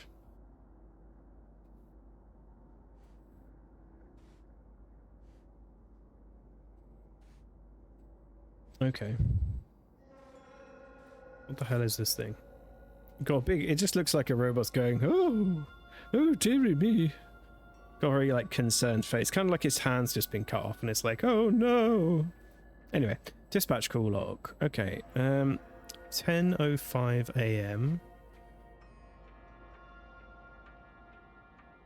10:05 a.m. Anonymous caller reports sentient robot in Sector 4, code red, dispatching full team for investigation. Okay. I don't think there was a sentient robot anywhere by the sounds of it.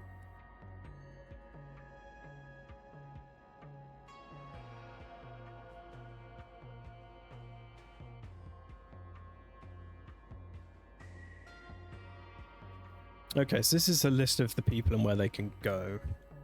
So he can go anywhere he likes. This person can go to the bedrooms. She's allowed in the projector room. He's allowed in the calibration room, but currently he's just in a cell. Heko Sift, the scribe. He can go to the library. But that's about it. He's our previous criminal scum. And this assistant can go nowhere. Not allowed. Okay, what was this one? Okay, so this is a suggestion box. Rejected. Things would run a lot smoother if we were all allowed to calibrate temporary varidolas. Calibrate temporary varidolas, rather than having to wait for Gim to do them all at the start of each job. Rejected. If a sentinel cannot perform his or her duties for whatever reason, the person immediately below him or her in the chain of command should take on their responsibilities while a replacement is sought. Okay, that changes the things a little bit. Columbo had a robot. Columbo did not have a robot, how dare you? It looks like the robot from Columbo. Oh, do you mean the one with the... There was that robot episode where there's that boy who has a weird robot. I vaguely remember that episode. It was weird. That robot's much cooler than any robots we currently have.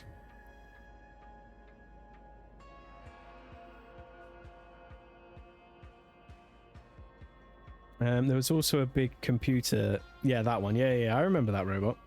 There was a big computer thing in one episode with a screen on the front and the tapes. Yeah, I remember that. Yeah, I think in that one the old man did it, as far as I remember,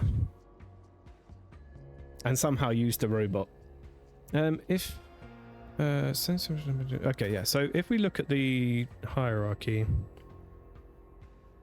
it means that this guy is currently can't do his job, so it means that this guy can now go into his room, which is the calibration room. So let's figure out where the calibration room is then, I guess.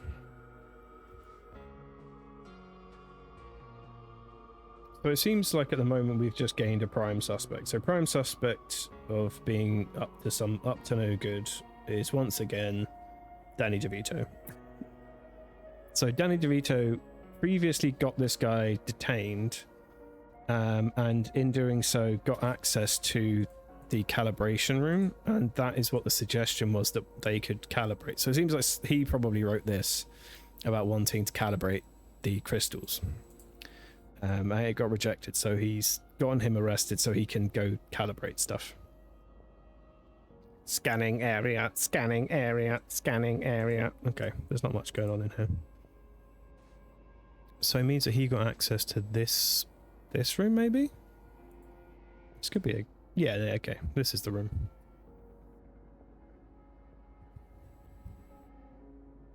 Apparently everyone has arrived at the pub at the same time, still waiting for a beverage.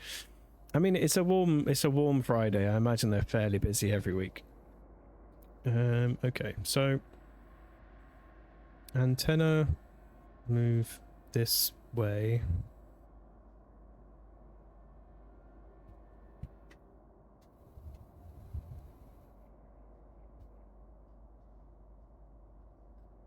Connect and share. I'm confused. So the antenna, move this antenna, paradola, truth. Switch it this way. Oh, okay, so just turning it on and off by the looks of it.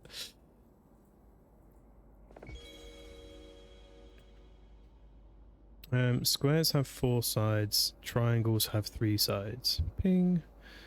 Triangles have 5 sides. Squares have 4 sides. Womp.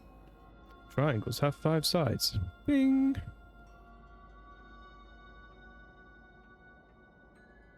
So are we doing logic gates right now? Is that what's happening? I detect logic gates. So this is an AND gate, I guess. This over here is a NOT gate.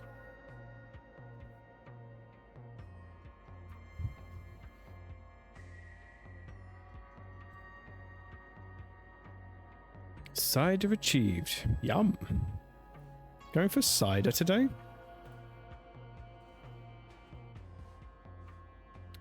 Okay, so we've got some stuff going on. So real name. So given that this guy didn't get anywhere, this guy's just in the building. These two were clearly from outside and smuggled in. This is presumably someone who has left who was inside, and that's why we can't see their face. Yeah, we haven't seen him either. He's not in the building. So who are these people? So we got this guy who we don't know. This guy was supposed to be helping. Got at least 2 people are down the bottom.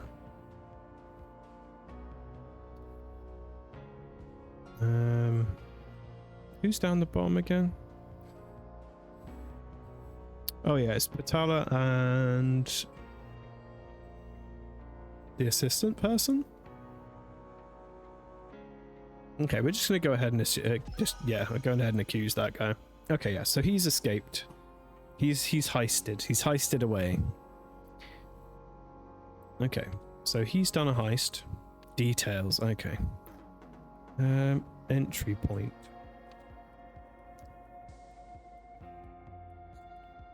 So the entry point was this window,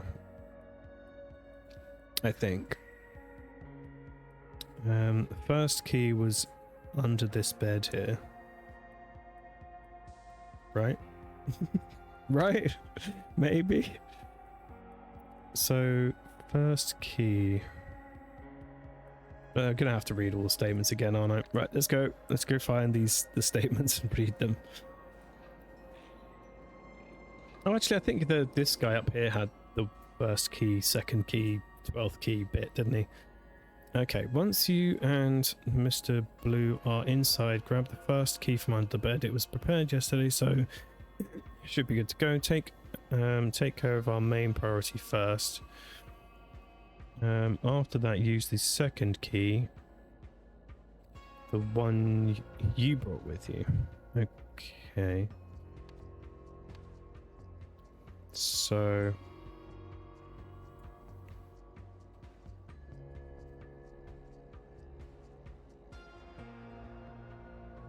grab the first key.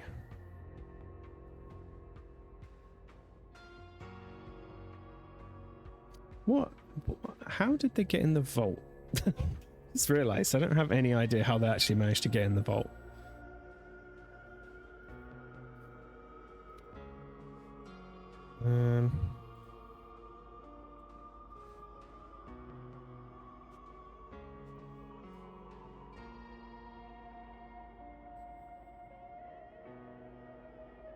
Where are they supposed to go after that? Maybe that'll help me. Okay, so let's prepare gestation. We should be good to go. Take care of our main priority first. After that, use a second key.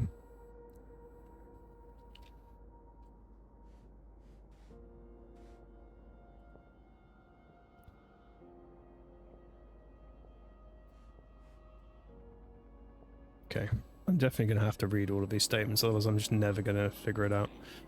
Once inside the ship, stay out of sight for a while Mr. Red plays his part. So that's up. The guy up there is Mr. Red, isn't he? Yeah. So that guy up there. So he does whatever he's supposed to be doing. When he's ready, he'll bring you the key you need. Don't mess with its controls. They'll be as you need them. Head inside the room directly in front of you. Head inside the room directly inside the key Mr. Red just gave you to disconnect me. The water's so delicious. You're looking for a duck. Where the ball? Okay. So one of the keys that's been giving out is the idol itself. So one of these keys is the idol. I don't know which one. One of these keys is the idol, I can tell you that much. Stretch, hydrate. Oh, okay. Need to pour more water if I'm going to drink something.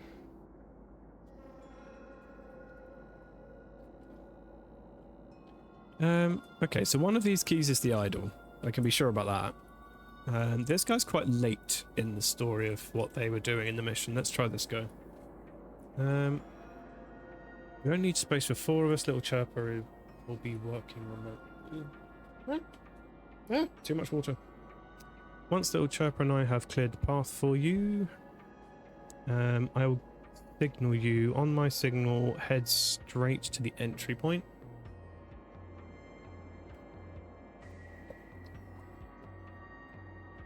Delicious water.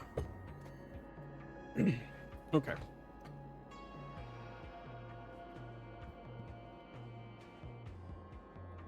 Right, after... Stay outside for a while. When I give you the signal, collect me from the prearranged spot. From there, head back to the entry point and collect Mr. Red and Mr. Blue. Okay, so again, this person didn't really do anything, so their instructions are rubbish. Once I'm alone on the ship, thanks to Little Chirper's performance, ensure that the path is fully clear for everyone to get in. When Mr. Red takes care of our main priority and Mr. Blue plays his part, set up my demise.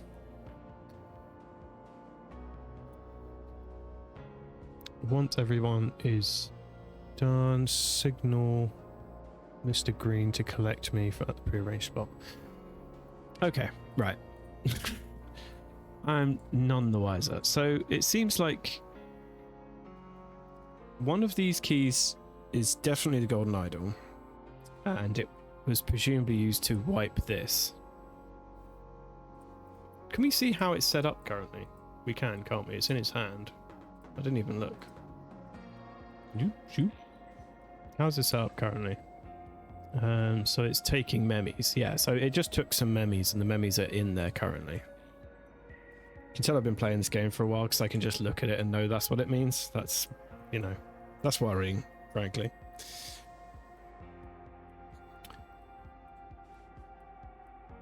Okay, this guy has a circular saw. What does he use that for?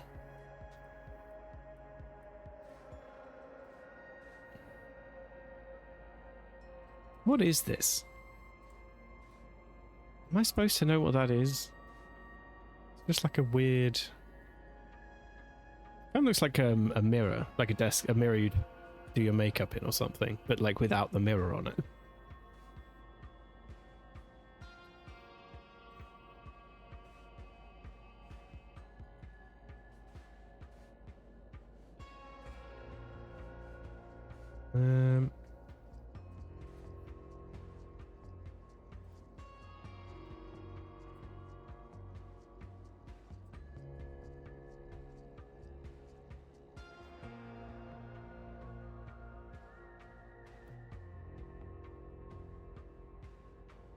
Okay, so someone basically just reversed the logic of one of the the thingamajigs.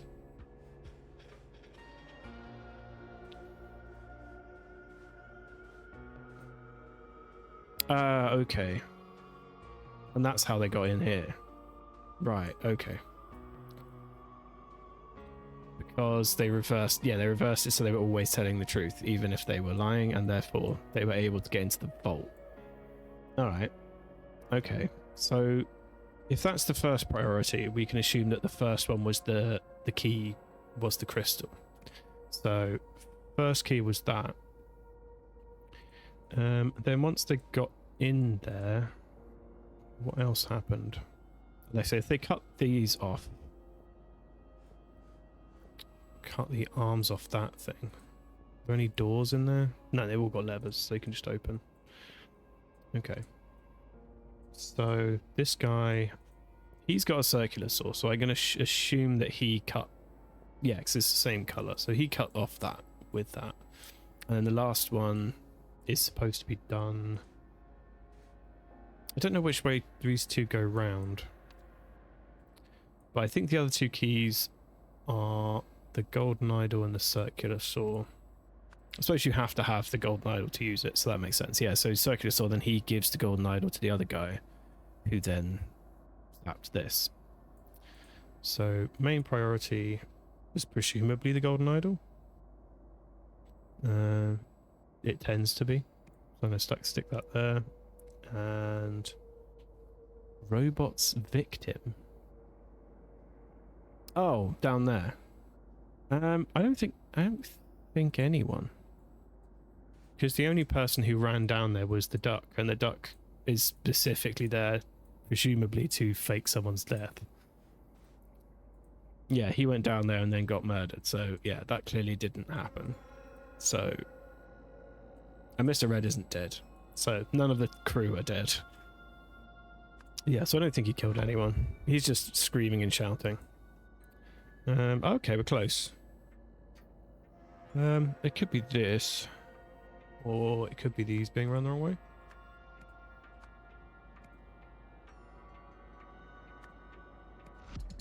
No, we decided that was the correct way around. So it could just be artifacts, because they got loads of them. Yeah, okay. Alright, we're getting there. So, these are all representative of people. Are any of the other ones dead? No, only one of them is dead.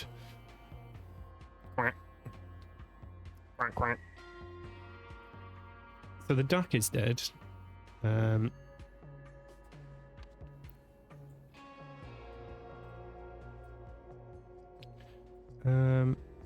So the duck is likely to be that guy because he's faking his death. And this person went outside, went that way. This person went down, then came back and stood directly there. So that makes that Daria, I think, because she's still standing there. This guy just went outside.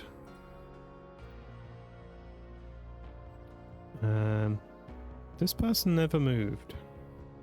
Oh, that's because, oh, of course, it's just that guy. I didn't even think he would still be on the tracking system. That's why I was just completely didn't even think about him. He's just laying down in the vault doing nothing. So that makes sense. And then this, geez, this person moved a lot. So went round the outside, then straight out, up the stairs, round and off. I mean, who the hell is that? Why'd they move around so much?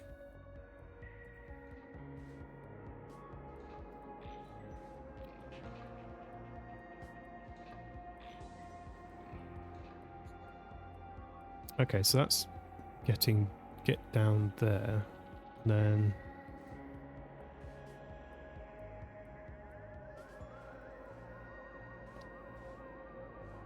$10.20.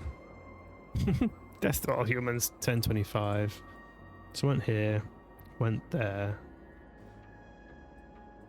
Can't see the log on that one. So someone came down, went there, and went there to set this up.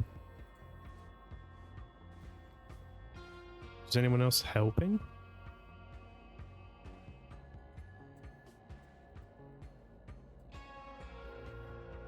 So went down, went there, went there.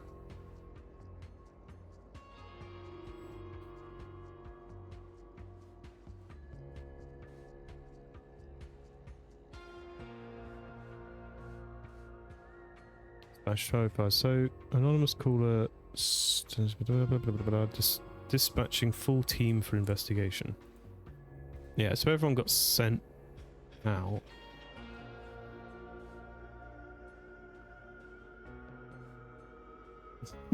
That's a very pretty octopus.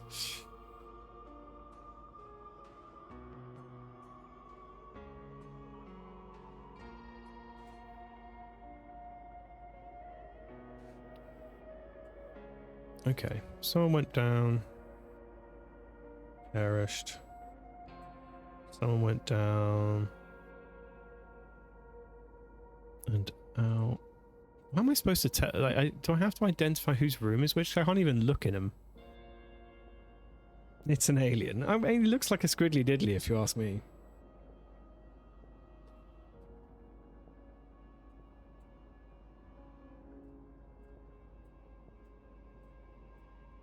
Okay, so these two are the people who are standing down there, I assume. So that is... okay, so this person and this person. This person is the young person who's not the brightest, and this is the old person. What's her name? Vitala. Okay, which means this one must be this guy? Okay.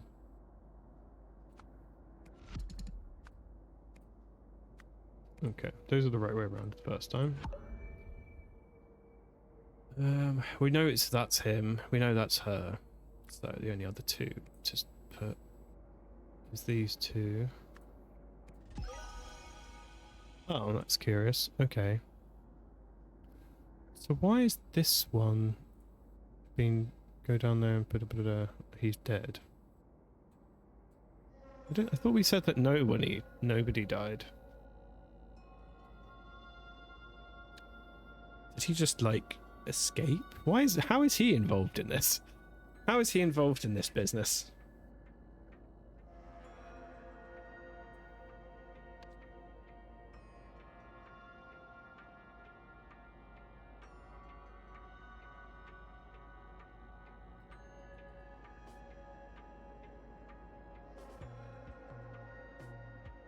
I'm confused.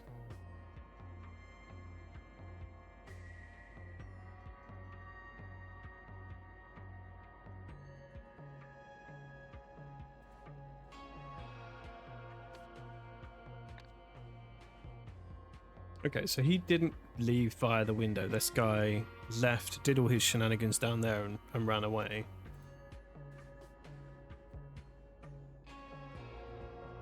Oh, I see. Because he confronted him. He got to the other guy, confronted him, got murdered, and then they set the robot up so it looked like the robot did it. Right. Okay, that's cool. All right, I'm with you. I'm getting there. My brain's slowly functioning correctly. Just about. Maybe. Okay, so to clear the coast, so there's Little Chirper. Reported a sentient robot, and then what? What sentient robot? Oh, and then the dispatch robot got everyone to run away, and then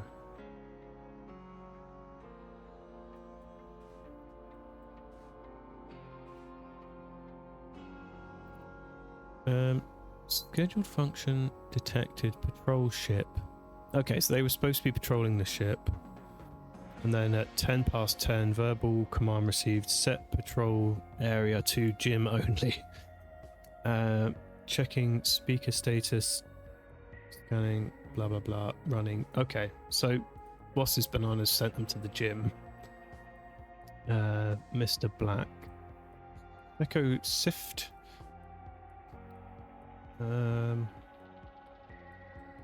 Wait, what? Yeah. Because these are the guards, aren't they? They look like a nightmare, but those are obviously the guards. Well, I assumed that's what they were anyway. Echo Sifts.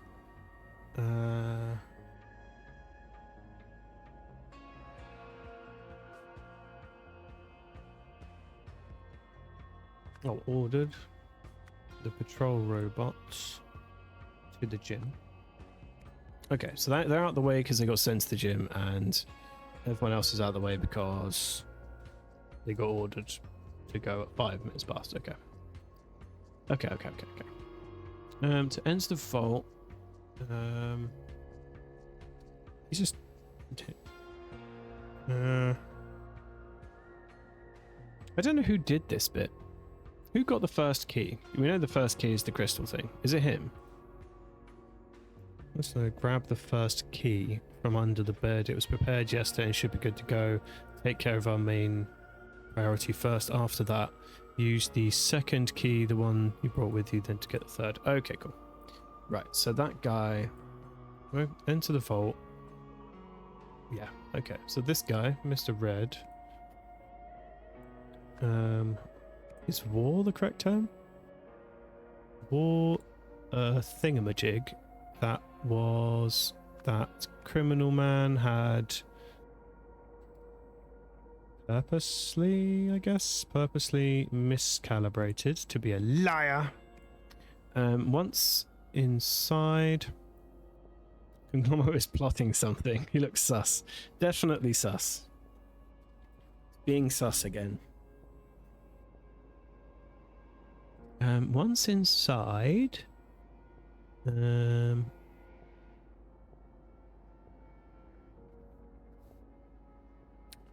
Mr. Red, I guess, because he's the person who was there.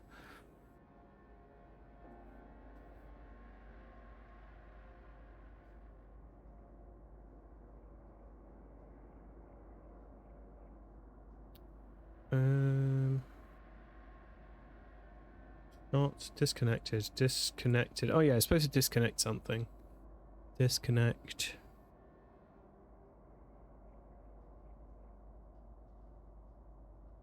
What was... Okay, let's go look at the vault again. So...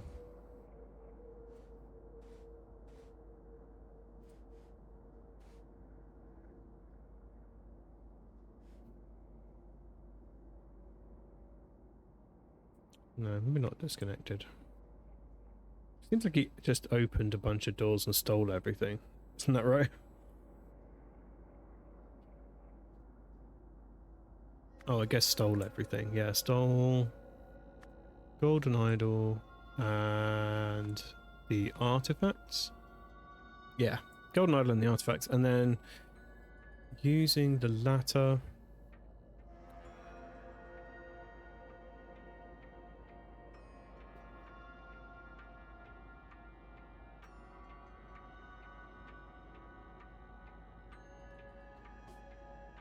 Okay, so who got hold of this?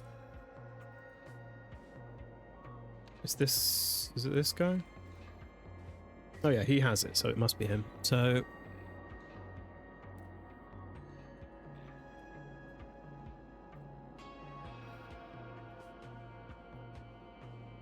Yeah, it says he'll...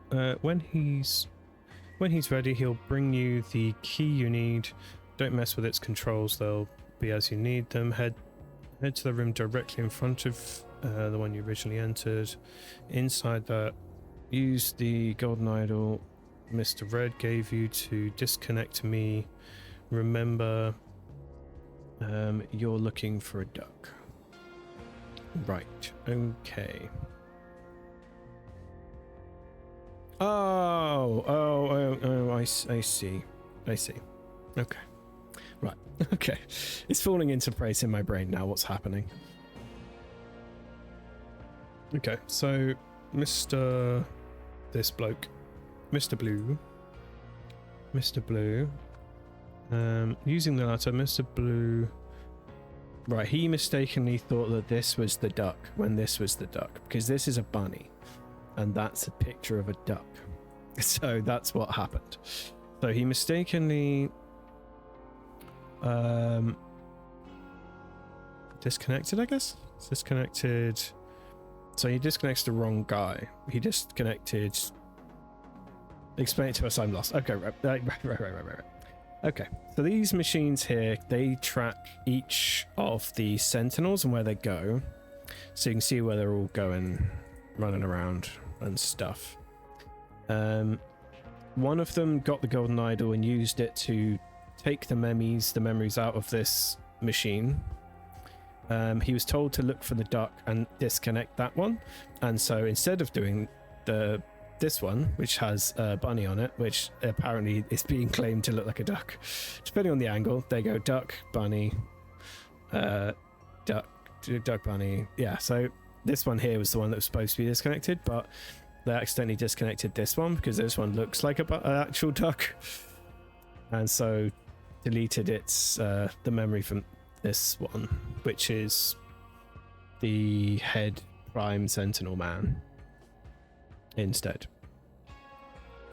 So they were supposed to be covering their the tracks of this guy, but instead covered the tracks of this guy, I guess. Or I suppose it disconnects you so it stops tracking you. Okay, now I understand, yeah. So he's not dead in that, it's just that's when he got disconnected. So he went down to investigate and then was disconnected around there. Whereas that was supposed to be what happened with this guy. Like all this stuff shouldn't have been logged, but it was. Okay, yeah, this is making sense. So Mr. Blue mistakenly disconnected Morn de Silva, who, realizing what happened, where is he? I don't remember. Is that him? Is he the dead one? I don't know what he looks like. I don't remember what his face looks like. Oh yeah, he has this. Yeah, he has this like beard thing going on. Got like a yellow beard. Oh, that's him. Okay, I didn't look like him. Okay, so he's dead. So he must have returned to the ship. So who realized what had happened? He returned to the ship and got shot.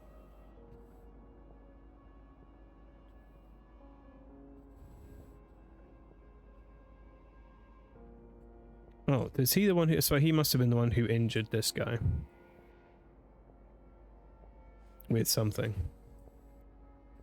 So he must have attacked him. We've only got shot, so I guess he got shot. So these two had a fight because he returned to the ship because they disconnected the wrong one because they couldn't identify what a duck looks like. Which, you know, is in typical Golden Idol fashion. It's a kerfuffle. And shot Mr. Red in the knee. Okay, so then we've got Echo Sift, Red and Blue escaped in the shuttle, I think. Oh, not Mr. Red, he didn't escape. It was Mr. Green, Mr. Black. Mr. Black is him. So yeah, Mr. Green and Mr. Blue. Okay, so we're pretty close.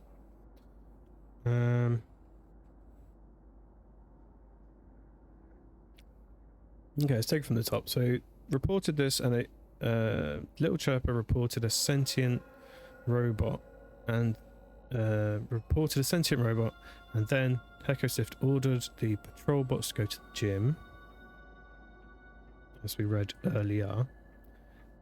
Mr. Red wore a Veridola that was that Hecosift man had purposefully miscalibrated so that he could get inside.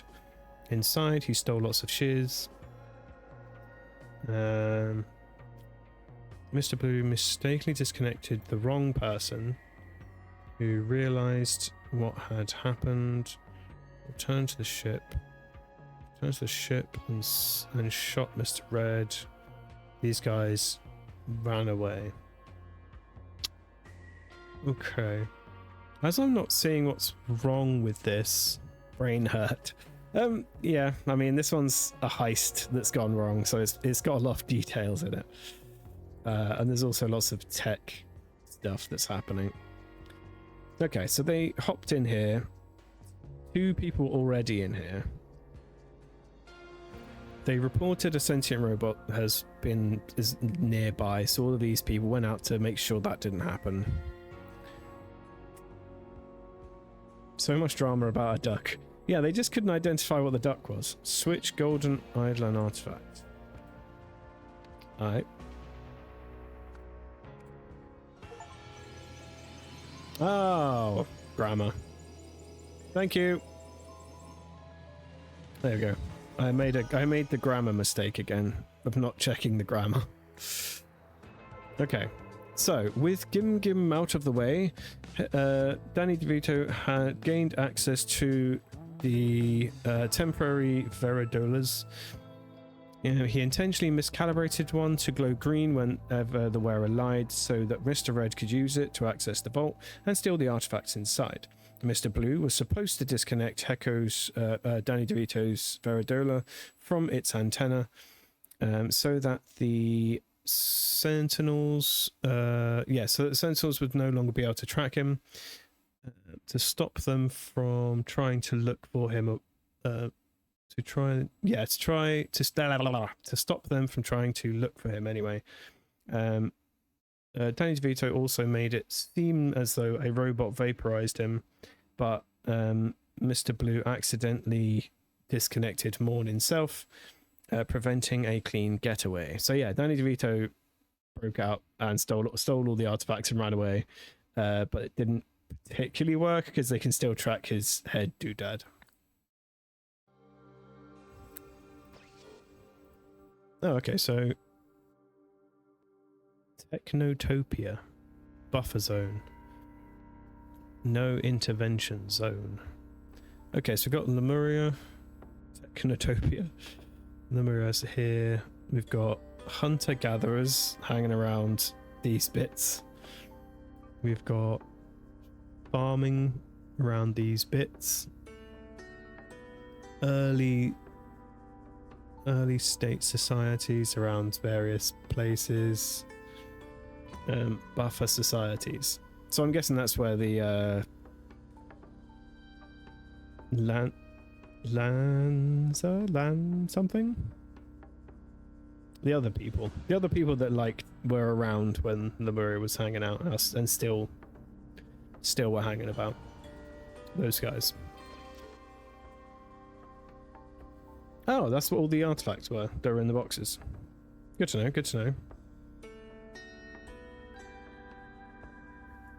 know. So we've got a cloud printer. Prints clouds that spread a provided liquid sample into the atmosphere. Cool. A karma creates euphoria within range for all people in contact with gold. Fun. That sounds fun. Modified harvester teleports matter within the range to a predetermined destination. Fuses organic matter together. Alchemizer converts any body of liquid into gold. Damn. I want one of them. Can I get one of them? Turn water into gold? That'd be pretty handy. Nano civilization kit. Add water to start your own rapidly developing civilization in a jar. Oh, that sounds fun. Convincer converts an idea into a list of arguments that are statistically most likely to convince everybody the idea is true. So it's like a brainwashing device. Expander rapidly expands a target object. When you say expand, does it mean explode? Randomly explodes an object? Quaffizer converts text to liquid. What do you mean? Contact with the liquid or its vapors will cause one to instantly memorize the text. Damn, that sounds very handy. Deconstructor disassembles a targeted object into basic parts. Ooh. That's all very nifty. Okay, we're on to the last scene. Consequences. Disobedience sows a chaos. I'm just going to drink some water.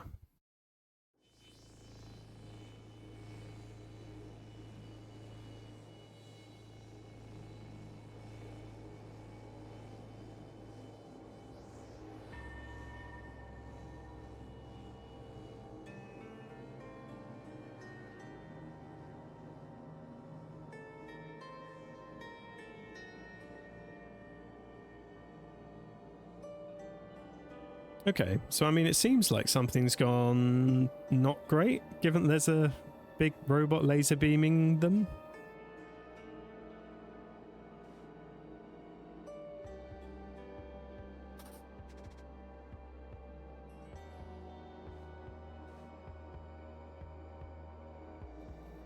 Right, okay.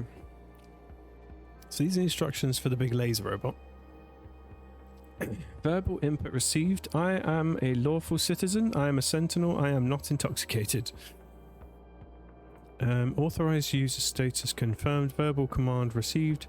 Set operator authorization to Patala Kib. Set operator Patala Kib. Okay, so Patala is in the robot.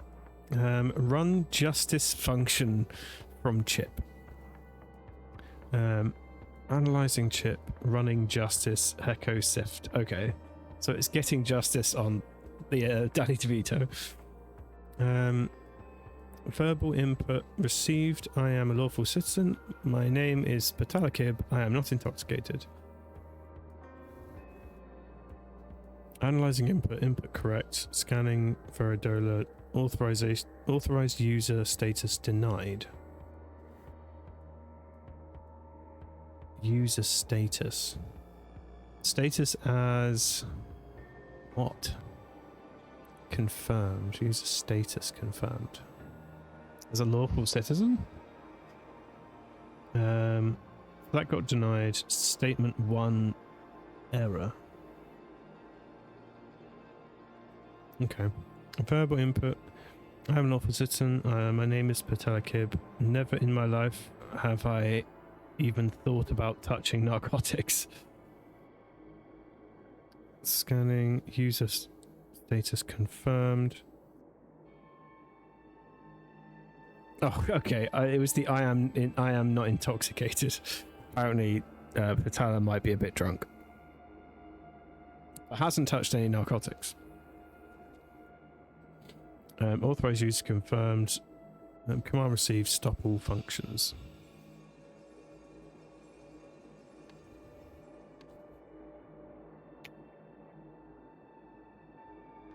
Okay.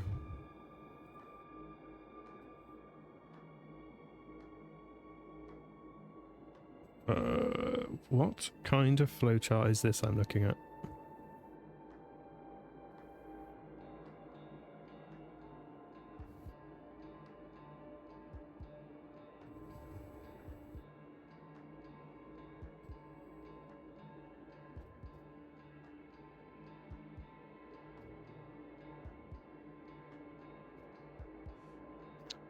Okay. We'll come back to that, I guess. Look at what you've done, Patala. This is all your fault. Insolent child. I did it in the name of the law, you liar. Don't you understand? Did I not show you his evil dreams? Make it stop. So you caused this. You will answer for this. Okay, so they're in there not having a nice day. Oh, God. Okay. So these guys have ended up in a bin, being fused together. The men are not breathing. Well, yeah, I'm pretty sure they're not breathing. Yeah, they're just a big mass now. So these guys got turned into a mass of flesh. We've got a full disk drive there. The idle is empty. The idle is set to give all memes. So it's given all memes to this data disk. This is the data disk with Echo Secunda on it, though, so I don't know. I'm pretty sure, isn't it? The data disk with Echo Secunda on it? I remember drawing that little guy before. I've definitely drawn this little dude.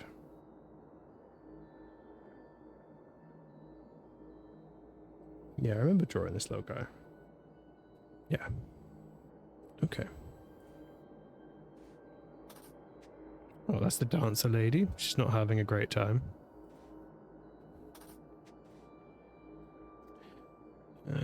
Okay. Today has been crazy. First, a sentinel I'd never seen before entered my cell, removed the idol with a circular saw. On his way out, he said to me, "You saw nothing." It's strange, but I could have sworn his Viridella glowed green as he said it. Not long afterwards, I heard people running around, then gunshots. After a while, I just stayed in my cell, frozen in fear. That was a while ago. We're experiencing terrible turbulence. Yeah, no doubt. I'm done sitting around. I am going to try to sneak out and see what's going on. I don't know what would be better at this point. I think you're dead either way. Verbal input received. I am a lawful citizen. My name is Patalikib. I am not intoxicated. Mega miner shutting down in 3, 2, 1.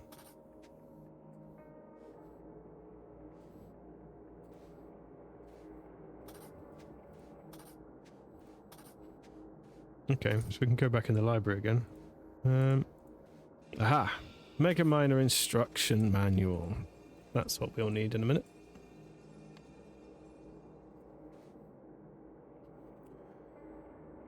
God, okay. It's my day off. I'm not supposed to be doing code today.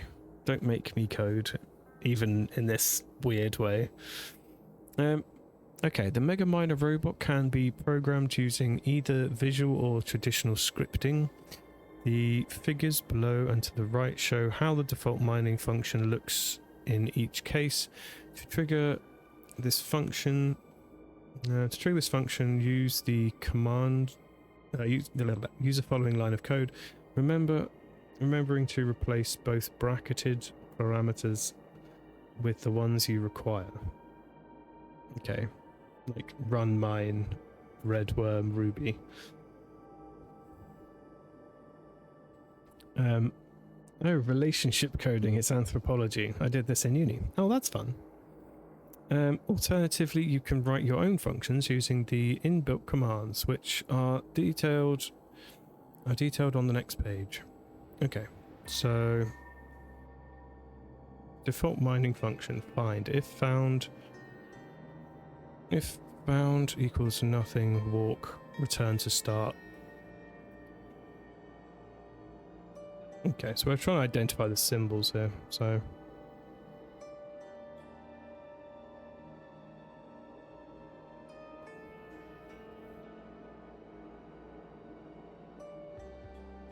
okay, so that's... Where's my words?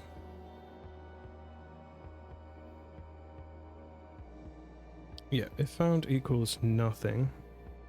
So I'm guessing that means nothing.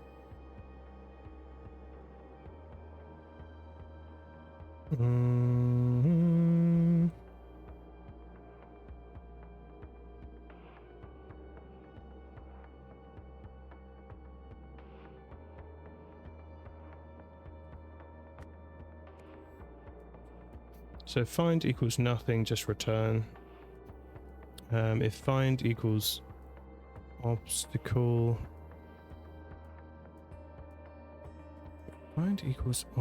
destroy, return to start.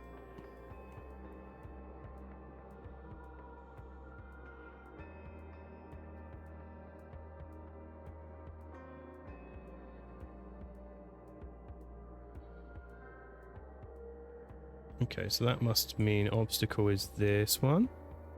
Obstacle is this one. So if it's an obstacle, then zap zap.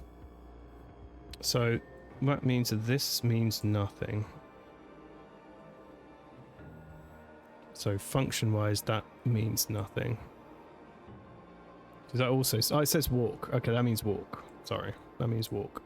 Where's walk? Walk is this one. Destroy is this one. And that one is obstacle. Okay, what's the next one? If found equals being identify. is a being that we identify. Okay. So if it's a being, identify 2 options, and then if found equals gem, identify 2 options. What are the functions? Destroy. There's no destroy option here, so this must be the gem one. So triangle equals gem. The star equals a person or a being of some sort. So this one says this one here is discard.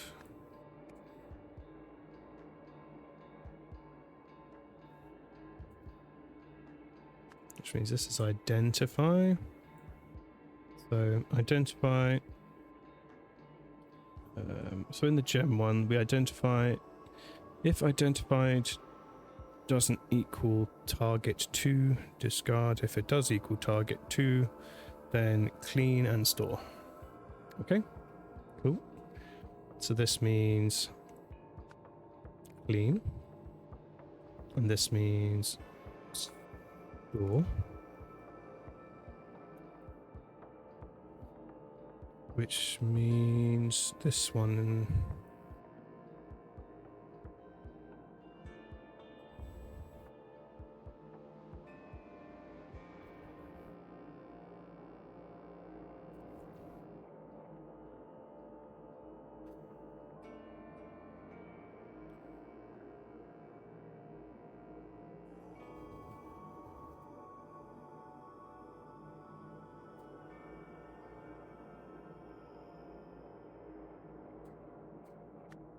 That's a target, and that's not a target. Yeah, because when it's not a target, it says discard, and these both discard. So I guess not target, yeah. Target and not target. Yep, okay. Which means this one is when it is a target, you clean and store it. If this is a target, you kill and destroy it. Okay. Cool. Why not, I guess. Kaboom! Switch to sour beer. Cider wasn't hitting the spot. Oh, very nice.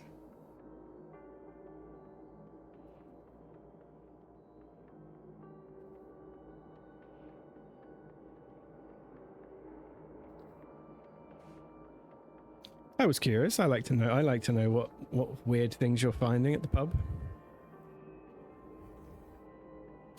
Ew, sour beer. No. Sour beer is not a bad thing. Why would sour beer be a bad thing? I don't know what the actual name for that is, but you know. I prefer my beers to be I like a porter. Is that what they call them? The dark beers. They're my favourite. I've trained my keyboard so much that cider automatically corrects decoder.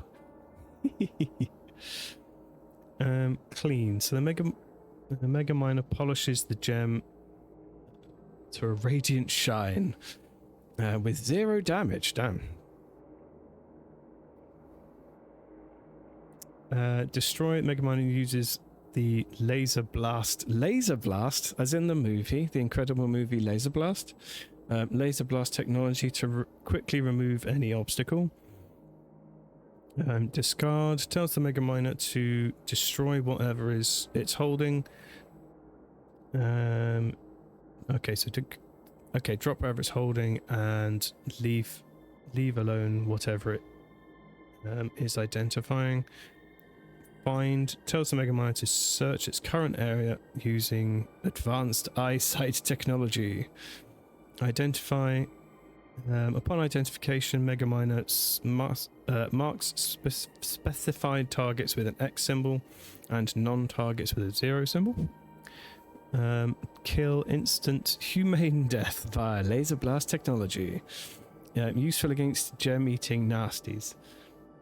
Store. Mega miner can hold up to 8,000 geo weights of raw gemstone material.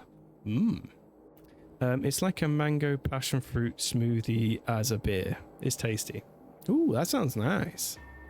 I've trained my keyboard so much that cider autocorrects to coda. I enjoy lager and dark beers. Yeah, I like an IPA. I like a lager if it's this temperature and the lager is very cold. I like dark beers generally.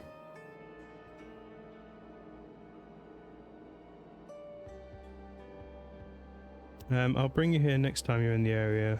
You'll like it. There is pizza. Are you at the place where they make a lot of their own spirits and stuff? Because that's the place you used to go, right? Where they make all their own spirits and thingies. Or do you not go there anymore? So I've been there before. Not that one, a different one. Okay, you have to message me about the one you're currently at.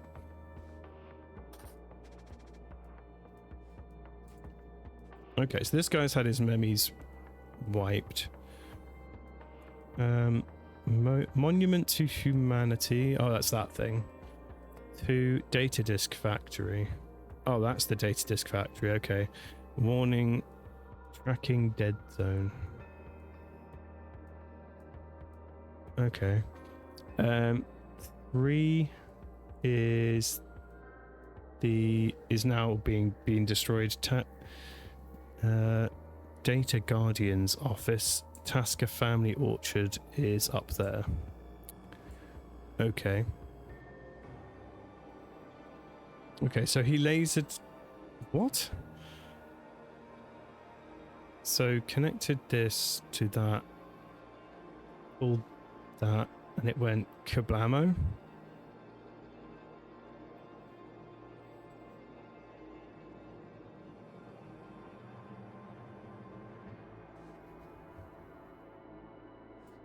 He's missing a part of his leg, but other than that, he seems fine.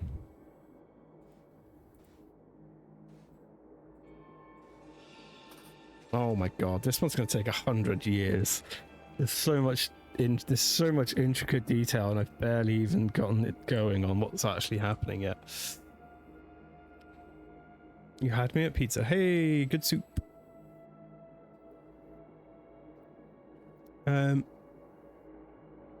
But yes, they make beer. Oh, nice. Neapolitan pizza is good. Very nice.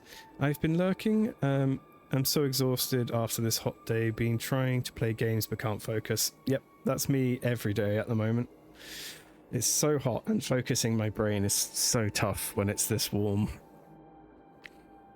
There's supposed to be a storm coming. Yeah, there is supposed to be a storm coming, but they always say that, and I'm always dubious as to whether it's actually going to happen. We'll record for several minutes after the crash. Okay, right. So we've got some sort of crash-related thing occurring. Let's just do this and try and figure out what's happening. You know that's not what happened. Give me that map. We need to hide.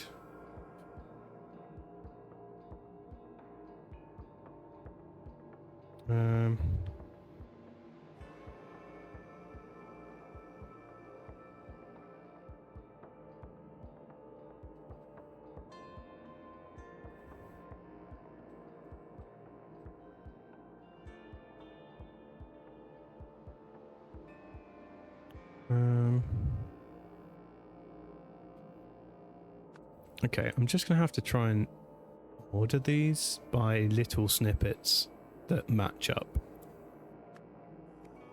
So he says Mr. Deadweight and he says don't call me that. That matches up. Let's go. So that could be a final transmission, right? That could be a final thing, possibly.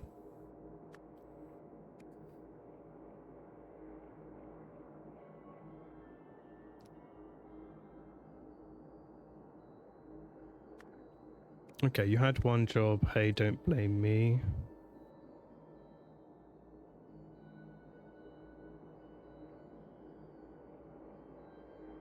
Maybe they just got lucky. You know that's not what happened. Give me that map. We need to hide. Oh my lord. They always promise a storm or bad weather and it never shows up. Yeah, exactly. They keep saying, oh, it's a warning, it's gonna be the biggest storm ever, and then it's still sunny and I'm still warm and uncomfortable. It's like, why did you promise me this?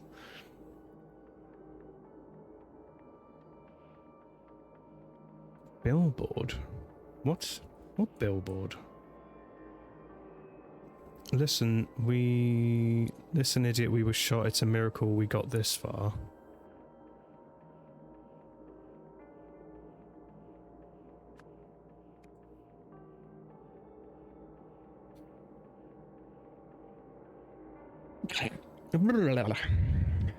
Sneezed again. Sentinel ship, but we were so far ahead. Okay, that matches up.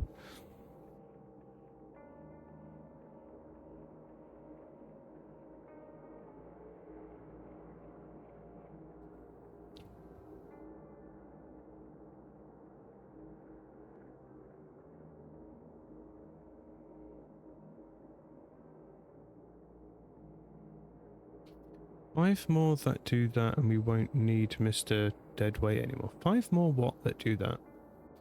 Oh, billboards that say things. Okay, maybe that matches up.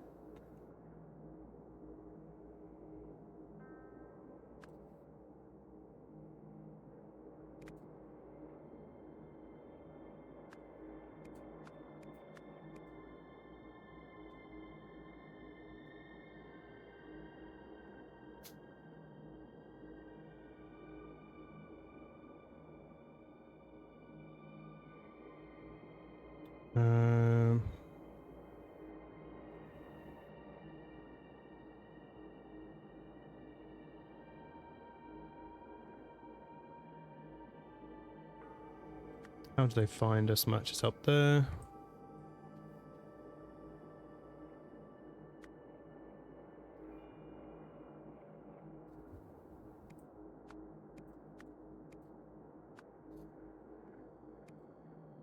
Is everybody okay? Are the artifacts intact? Check all 6.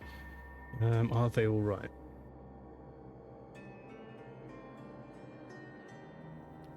That can't be there. Okay, we two stop bickering. Sentinel okay, click. Sure, it can't be the Sentinel ship, but we were so far ahead. How did they find us? Isn't it obvious? You had one job. Don't blame me. Maybe they just got lucky. You know that's not what happened. Give me that map. We need to hide. Take it. See that billboard? That explains what one of our artifacts does. 5 more of those and we won't need Mr. Deadweight here anymore. Don't call me that. Maybe that's the order? Let's go. Is everyone okay? Are they still intact? It's either there or the top, I think.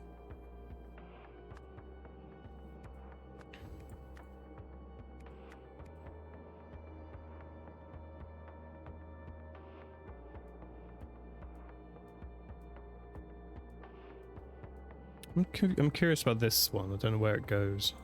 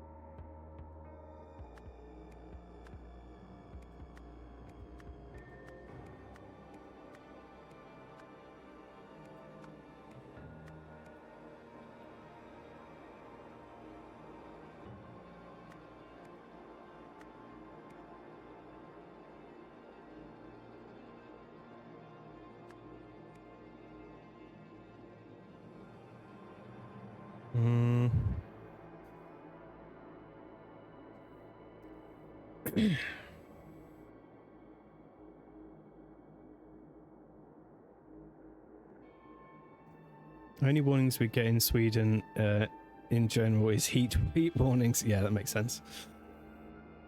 Risk of fires. Yeah. I don't think we have that particular risk around here. Luckily.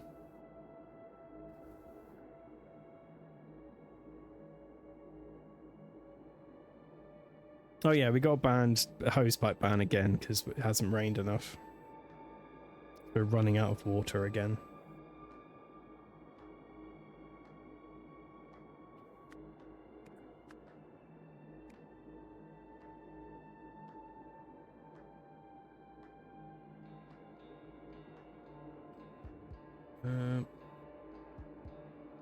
Is everyone all right? No thanks to you. Where did you get your license? Listen, idiot, we were shot as a... Yeah,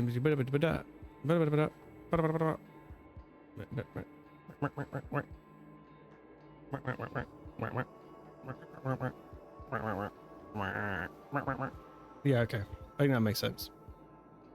Okay, so we know... I'm pretty sure that this hooded guy is the... Is blue? Because he said Mr. Deadweight, which is obviously referring to him. This guy is flying, and so I think he must be this guy, and this guy must be this guy. Okay. I think all that means is these guys crashed. So that was a lot of task for that, but we got there in the end. Okay, they crashed. Oh, that's a billboard about the thing. The Pipok 23 teleporting harvester. Effective, safe and legal. Teleports fruit straight from the tree to the storage bin. In my area, the water levels are so low that they've had to lower the pressure twice so far. Damn. Yeah, I don't think we've got that issue at the moment, but we certainly have got a bunch of random warnings about using water too much.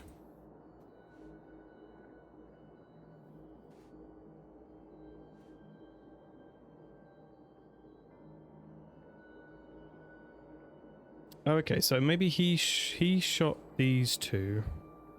Yeah, so he shot his compadres into this bin with the Pipok, I think it's called. They ended up in this big heap. Oh, I'm guessing all of these things went with it, including the golden idol and a bunch of other stuff. Oh yeah, because they're not organic, so they all just ended up there safely. Oh, they didn't read the instructions. Ah, see, okay, he pulled the string and they got zapped there but died in the process. But he had already, by looks of things, stored his brain in there. Okay, that's one part of this done.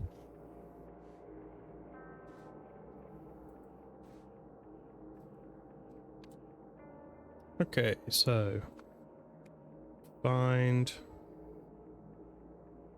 We've got nothing, obstacle, being, walk, destroy, identify,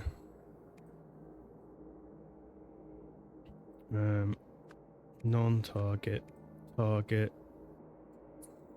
door, kill. Okay.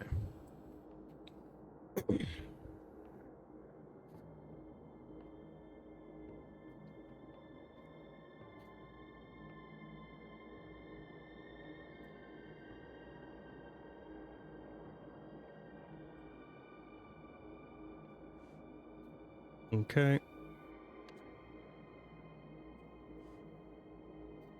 Okay, so I'm confused as to how this... So what the hell happened? So it seems like they were happily flying their way in pursuit of those guys. They successfully downed the ship. Those guys ran around and played with the artifacts for a while, and things went wrong for them. And then this big giant robot appeared and started smashing everything.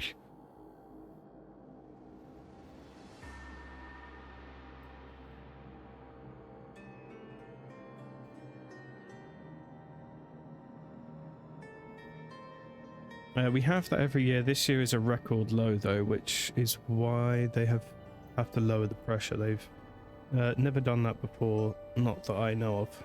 Damn. Yeah, hoping you get some actual rain soon. No, we've not had that much of a drought yet. We occasionally have random bouts of rain, but just not as much as we'd like, you know.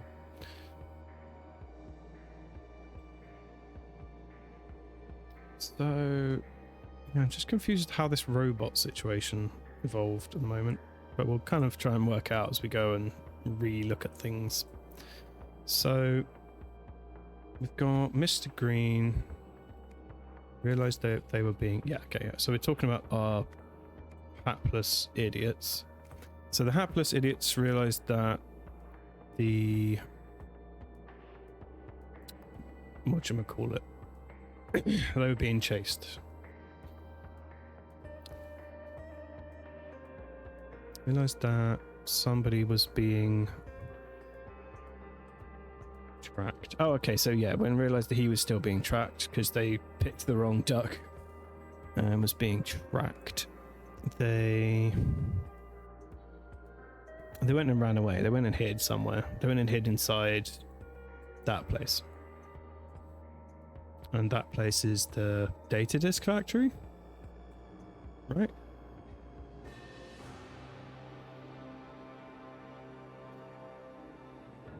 I'm still hoping for a storm, even though they are scary and I hate them. Anything to be less hot. I mean, I like storms. I like the noise, and I like the yeah, I find them exciting, and I like the rain sound. It's nice. Okay, so our hapless idiots realize they're being tracked. They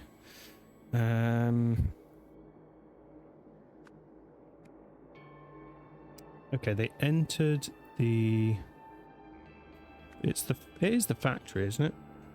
This place? He's got a map, right? To the factory, yeah. So he entered the factory because it was a... I don't know. What the hell was it? Oh. Oh, a tracking dead zone. Okay. There's a dead zone. Tracking dead zone. Inside...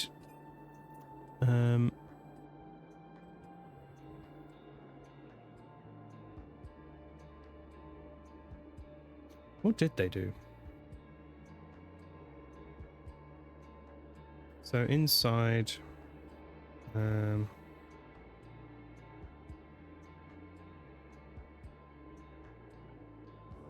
of... Then using all of memories to a disk. Okay, bits of this I can fill out. So... We know that his memories got stolen and put on a disk. All his memories to a disk. Where's disk? There it is.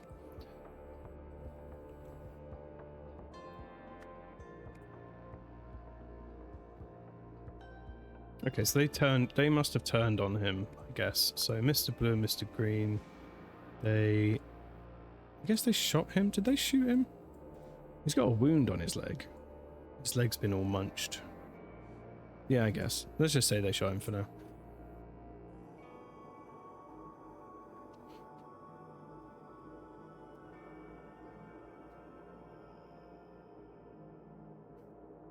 Yeah, we definitely need it. I just really like the rain. I prefer it when I'm not in it and I can just listen to it, but I'm okay being in it as well. It's fun and cool and it makes nice sounds. Was shot... Okay, so they shot him and then using the golden idol moved his memories. I don't know why they did that. That seems like a weird thing to do. They could have just killed him. They did this because they needed... Oh, I see. They just wanted his brain because he knew about all the artifacts. Oh, I see. Okay. Yeah, like they said on the thing. Okay. They did this because they needed him because he knew the what would you call it? Like the details or the functions? Yeah, maybe functions of the artifacts, possibly. But he could not have. Oh yeah, he could not have left. Could not have left the factory without being tracked. That makes sense, I suppose. Yeah.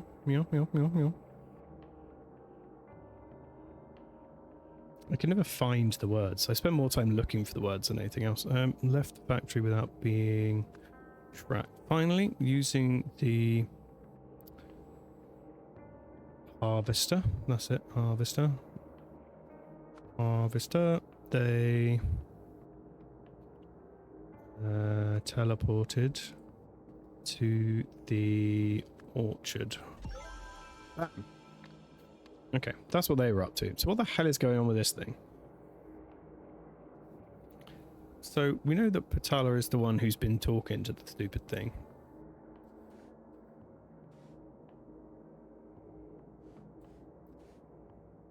So I am a lawful citizen, I am a sentinel, I am not intoxicated. Analyzing blah blah blah.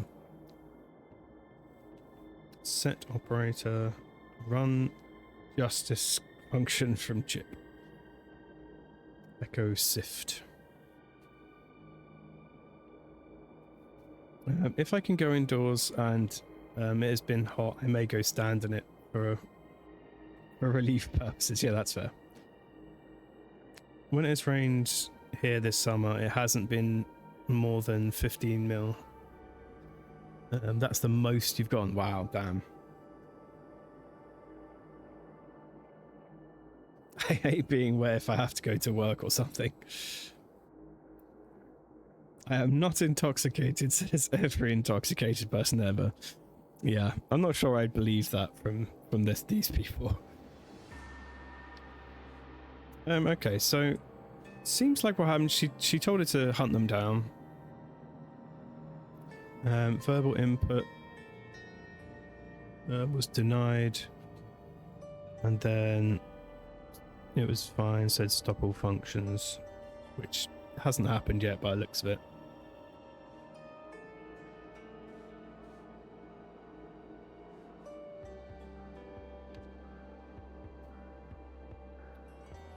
Okay.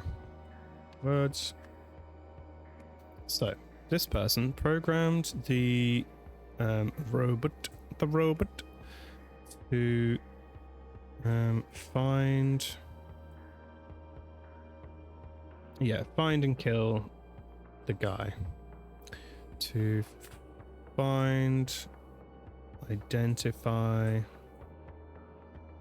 find, identify, kill.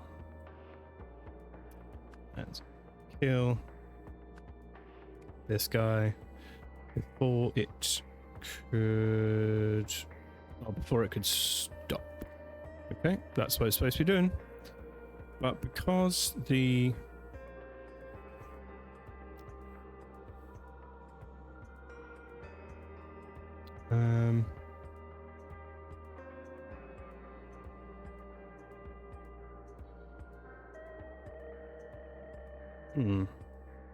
not sure about that.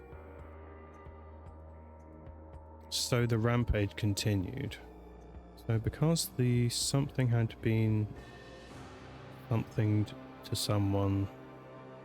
Oh, I see. So it's looking for him, and then I suppose he went into the factory so it couldn't find him, and then he's got his brain deleted, so he stopped existing, and so it just ran around looking for him, I guess, and destroying stuff.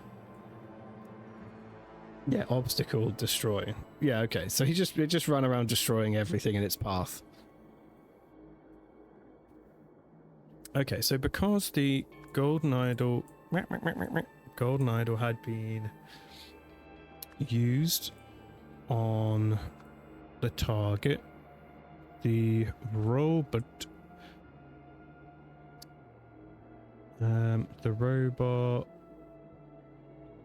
couldn't find him.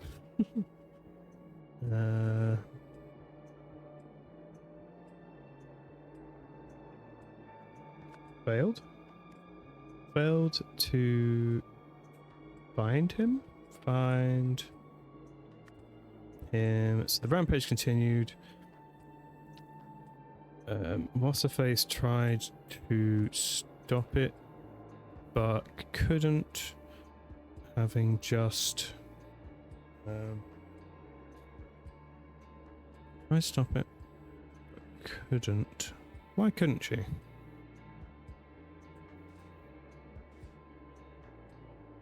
Oh, why is he saying it? It's not his name.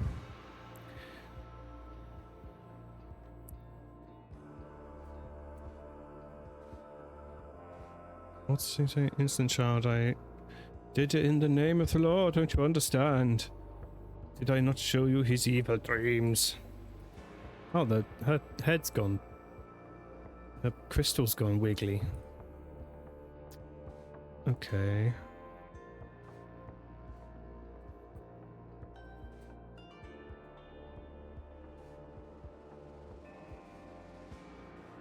This has to be involved, right? Because we've got this entire room and we haven't...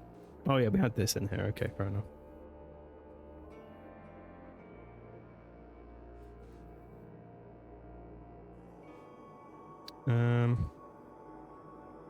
What are the letter of the law? Letter and spirit of the law. Any attempt by the sentinel to take law into his or her own hands is forbidden. Seeking wealth of status. Having cool stuff.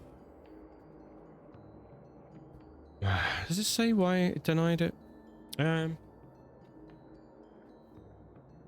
am a lawful citizen. My name is Patarkib. I am not intoxicated.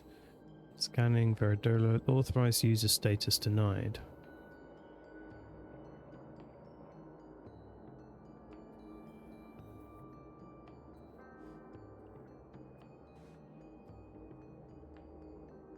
I don't know on this one. I'm a bit lost. Didn't stop it having just... What blue have we actually got?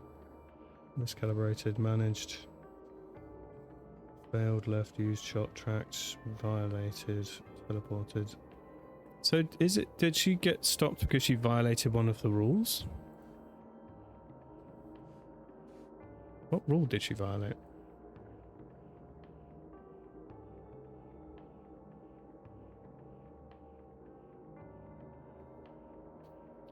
Authorized user status denied. Statement 1 error.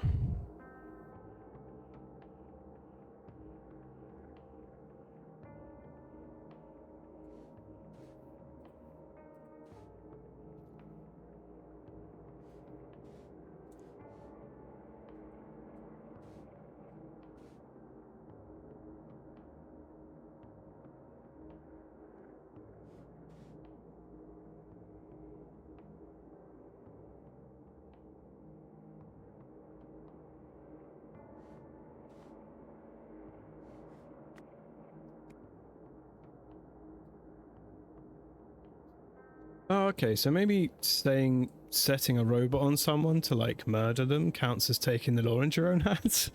Maybe. Actually that's a... Yeah, maybe that's what it is. Okay. Yeah, so maybe they did... Yeah, maybe that was it. Maybe she violated that. If that's true then how did this work? Okay, I don't think that's true, but let's just go with that for now. Okay, so finally... Oh, this guy. We know that who did it, 'cause he's saying it currently. Managed to by stopping the robot functions that had previously been used incorrect. Okay.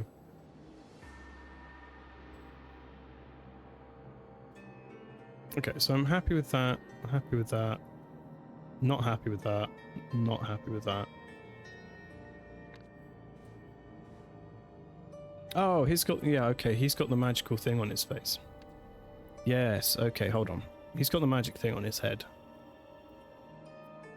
He's using the Viridola that had previously been miscalibrated. There we go. Okay, we're close, we're close, we're close.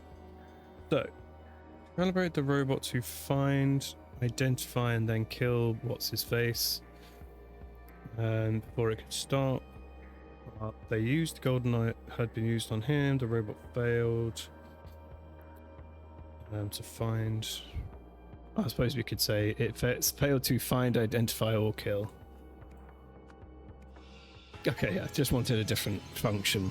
They couldn't do any... To be fair to me, it couldn't do any of those things to him, right? Because he's not there anymore.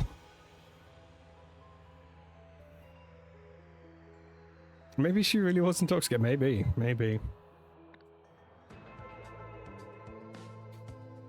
You have solved the scenario.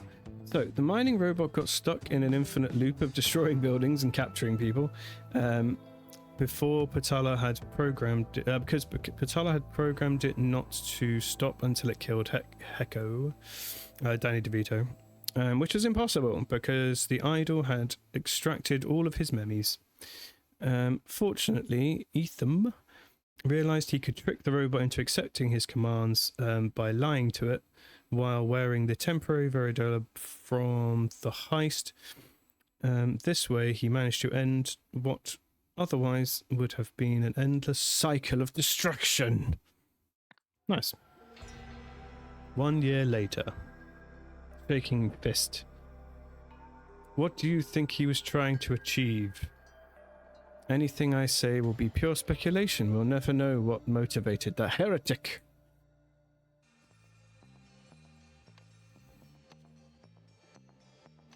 Okay. So we have the overall thing. So Danny DeVito wanted to... Well, he wanted to use the technology again, didn't he?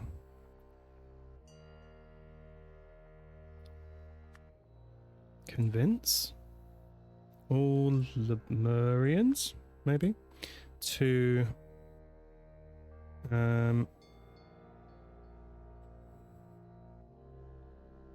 okay, abolish the restraint policy. He wanted the restraint policy to go away, and then I don't really know what he wanted to do after that. Did he say in his little rant he did? He said he wanted to... Yeah, the strong must dominate the weak. So maybe take over the world is what we're talking about. Because according to the map, it's literally just a bunch of farming communities. Or something. I don't even know where that map is now. What the hell does this have to do with it? Whatever. I don't know what the dragon dog has to do with anything. Columbo coder, doesn't it? I mean, to be honest, that's one of the highest compliments someone could pay me. That I am in any way like Columbo, because I love Columbo. And then enslave the world, enslave barbarians, slave the world, maybe. I don't know. He wanted to do something bad, I guess. What's this bit about?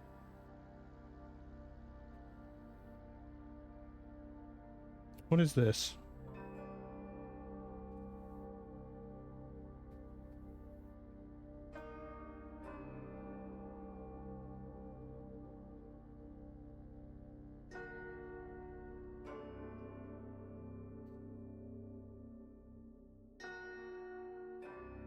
I'm confused to what this is.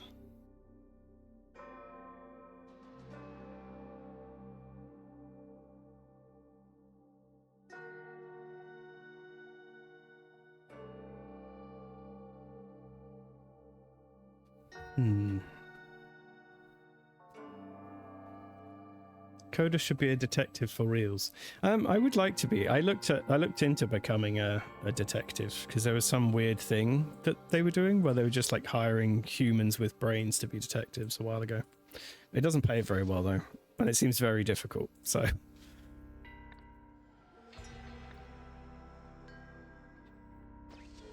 I do enjoy a good puzzle game and detecting things. So what? is that bit about? What's this? Does this have anything to do with anything? Is this like his motivation or something? Oh, that's that little mirror majig. Yeah, it's the little mirror jigger. So, I guess the sword is like cutting the... I guess the dragon dog is like technology, and he's like freeing it, and then the technology flies around and destroys all the goblins, and then he becomes king of the world. Is that what it is? Is that what's happening? I mean, I don't know. I don't know.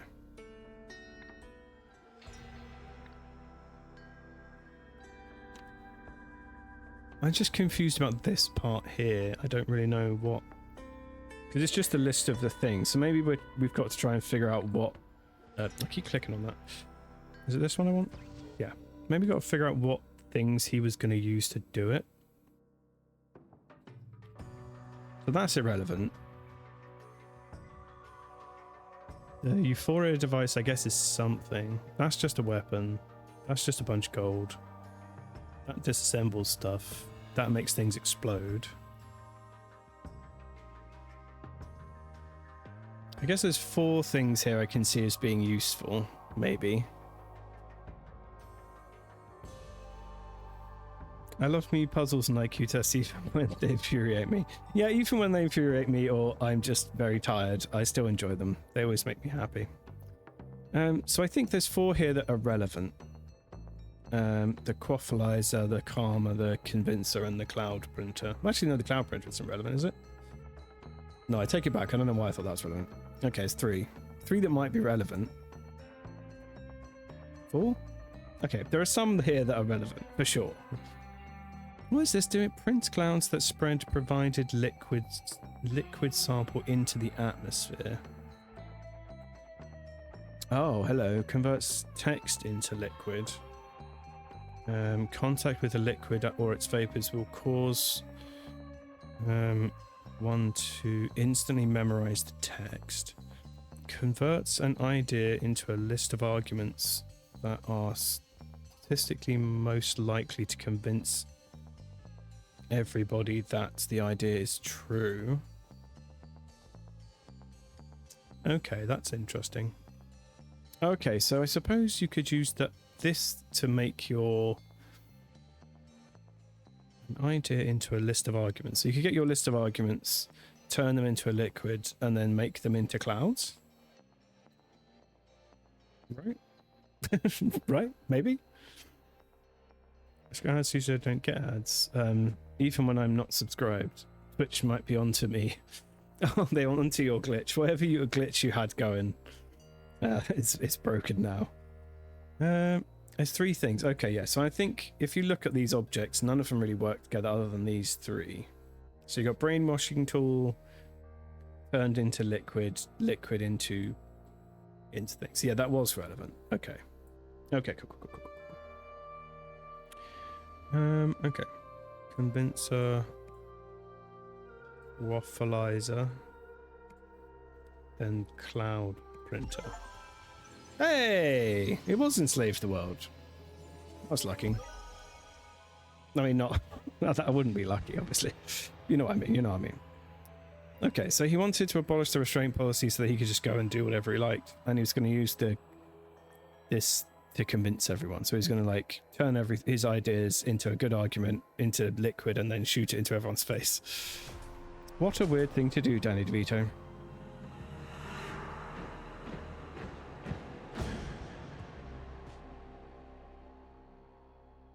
Yeah, so he was going to murder these guys, then use his magic brain to make his magic arguments, make his weird cloud, make everyone believe he's cool. And then take over the world. Yeah, and so the taking over the world domination man, his brain is now in the brain of Auriel Toussaint, who is currently had his brain scrambled and so is not capable of doing much. So it worked out well, pretty much.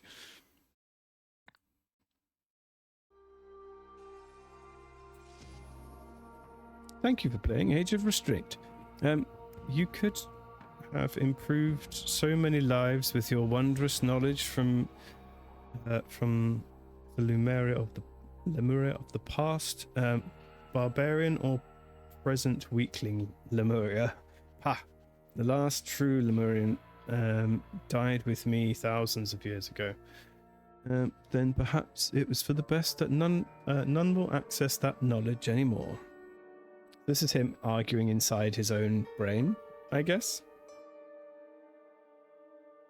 There you go. His plan failed, and he got his brain scrambled anyway. You play such interesting and fun games. I kind of want to get most of the games you play, but my wallet. Yeah, that's fair. Yeah, I mostly play games that are mystery or detective related. They all kind of have that at the center of them. It's either that or they're just point and click adventures. So that's where I always find them all. I think I'm planning on playing The Root Trees Are Dead on Sunday. I have played it before, but I can guarantee you I remember I remember so many facts, about 3. I remember 3 facts about the story of the game. It's about a candy company. They make candy. There's a mysterious mystery person. You're trying to figure out who it is. I don't remember who it is or why it's a mystery. And I remember that someone comes to the door at the beginning and tells you that they need you to unravel a family tree. And that's it. So it's pretty safe for me to just play it again because I won't remember anything anyway. So yeah, I think I'm going to play that. I remember it being really fun and the story being interesting. So it should be cool. Right, thank you everyone for hanging out. And it was quite a surprise to randomly, after finishing DLC 2 last week, for DLC 3 to drop this week without notice. Was pretty cool. That was a nice little coincidence, lined up pretty well. Okay, so we are in 1797. I think that means we are after the beginning of the first game, possibly. But I will have to check my notes. Lots of drawings of Snoopy. That's great. But where's my notes? Aha! Here my notes. Auction, drive-through theatre. These are my notes for the second game, clearly. Cinnamon. Why do my notes make no sense? Yeah, I think the 1700 is when the first game took place, so I guess we must be somewhere in that era, I think. But it's hard to tell from my notes, to be honest. I'm going to run out of paper on this notebook, so I don't know how much paper we're going to be able to use today on notes, because I don't have any notebook pages anymore. I could turn the book around and run on the back of the pages, because I rarely do that. Yeah, I'm going to do that. Alright. Hey look, a fresh notebook. Alright, so let's get a pencil out. Yeah. I do like Snoopy. Snoopy is cool. He's very cool. He's a cool pup. So, August 13th, 1797. Room 1, Eleanor. Do not disturb. Room 2, Eleazar. Alright, sure. Okay, cool. And then we've got room 3, Marlowe, who's blind, apparently. Wants to change room, fair enough. If found, please return to Wesley Beckett, barkeep at the Red Herring Inn, in Port Armando. Alright. Okay, so we've got 2 time periods. I'm so confused already. Okay. I'm sorry, son. I'm so sorry. Oh, he's crying. Okay, so this guy has a key for room 2. Alright. So I guess this is Eleazar, I guess? So maybe Eleazar has been shot. This was empty, the barrel's still warm. What on earth were you doing traveling with someone so dangerous? If I'd have known what was in the crate, I'd never have let you keep it in your room. Alright. With something so dangerous. So what? Is it just a gun that he's worrying about? Because that's not a particularly dangerous thing in the run of these games. Usually guns are the least of people's troubles. Okay, so he's maybe shot himself in the gut.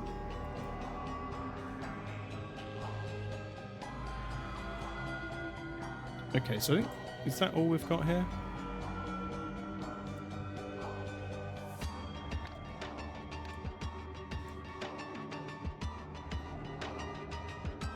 Requested healer.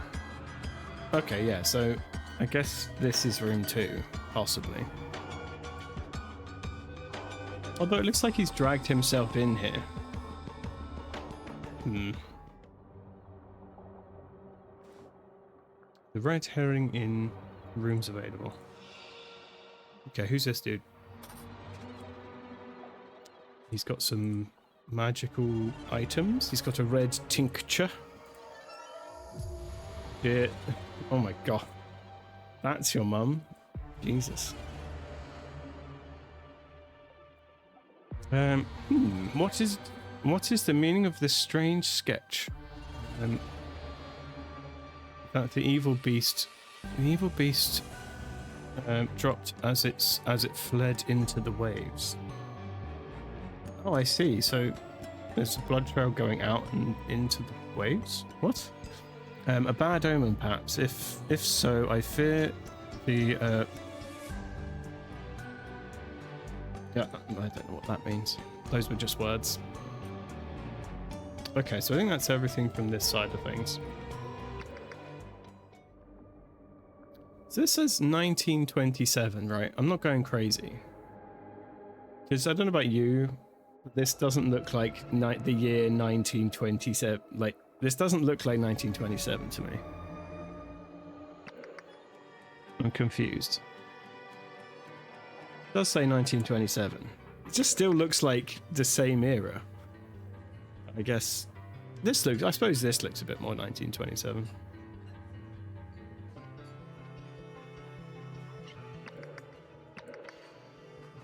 Okay, so we're a bit more zoomed out on this one. So E. Jolliffe. So E. Jolliffe has been mentioned twice now. So who is E. Jolliffe? Is it this dying guy, or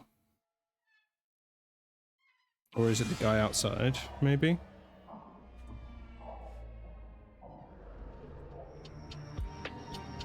It's the clothes that look the time more than the places. Yeah, yeah, for sure. So on the book in here, it says that room 2, which is the key this dude has, who's on the floor, and it says requested healer Jolliffe, which is also written on the building out here. The E. Jolliffe's Museum of Antiquity. So apparently this person is a healer of some description.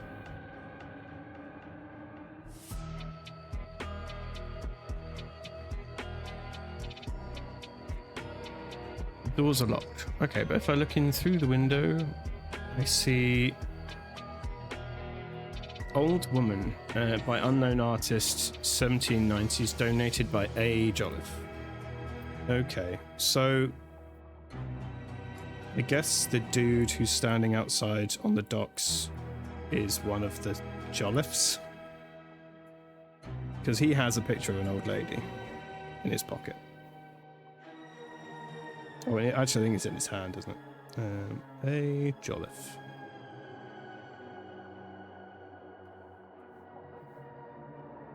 But the picture's been stolen. Flintlock pistol, 1790s, once owned by one of the pirates from Captain Triton's infamous crew, who went missing along with their ship, the Last Reaper, after looting a Lemurian vessel. Okay, so they've looted something mysterious and something horrible's happened to them, would be my guess. Assuming that's the pistol, I guess it says that it was once owned by one of the pirates, and then it went missing with the ship. So I guess the guy was on the ship with them. This specimen was discovered on a nearby beach after a tsunami of 1905. Okay, so that seems vaguely irrelevant. Washed away one of the Messerade Islands. Okay, I'm sure that will be relevant one way or another, but I don't know what's going on with this guy's arms. I like this guy though. Look at this guy's little face. Look at his little face. Okay, what else we got? Got a cigarette. It's got a cigarette with a little boat on it. It's going to draw a little boat.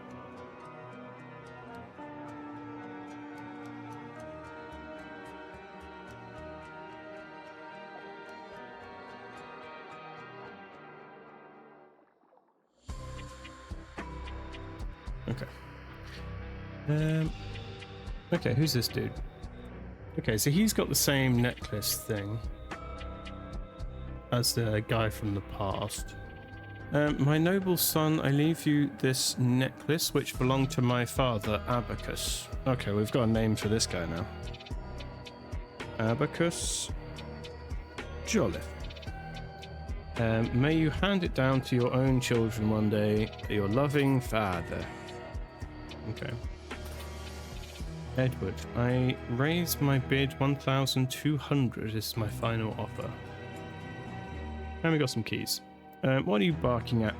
What have you seen? Oh, heaven have mercy. Okay, oh, Jesus. What's happened to your arm? That's not a good look, man. It's gone all like pretzely. Looks like me when I'm doing art. Damn, that dude is having a rough time. Okay, this is a lady. So it says, this woman has 1,200 inside her boot. Okay. Which is the amount that Edward was raising his bid by? Or his bet by? We'll check that out in a sec. Okay, so we've got some sort of map.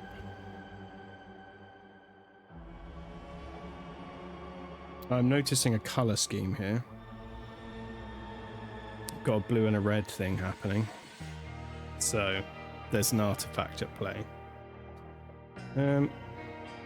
So the X is where someone was smoking previously, and then the red goes into the window, and the blue comes out the other side of the building and goes to some other circle on the floor. So I thought there was a manhole cover. Is there a manhole cover out here? Okay, yeah, so seems like go in there, go out through there, and drop down here. Those. Okay. What does this have to do with this person? Okay, Miss Bourdet? Miss Bourdet. As agreed, here is 1,200 in advance. Once you are done, meet me back at the entry-exit point in the courtyard in front of the museum.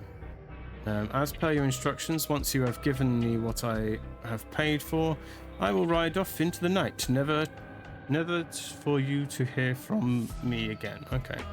So someone's paid Ms. Bourdet here to steal something from the museum, I'm guessing. Presumably that picture. So, thief. But after doing it, she seems to have been hit by a meteor. I don't know what has happened, but seems like it didn't go well. Manhole cover key. Okay. Crowbar. We've got lots of bits and bobs hanging about. It's a tattoo with like a severed leg on her arm. It's like a boot. It's like that with like a bone coming out the top. So that's lovely. Okay, cool.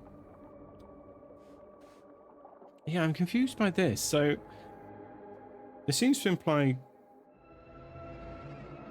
Yeah, I'm confused by the directionality of this. So go there, wait there, escape there. Something like that. Maybe. Bus? Yeah, it could be a bus, I guess. Or trampled by a horse. Okay, Captain Radigan Olita's pub crawl boat tour of Messerade Islands. I mean, it just looks like a guy in a hat smoking a pipe. This is what that picture looks like to me.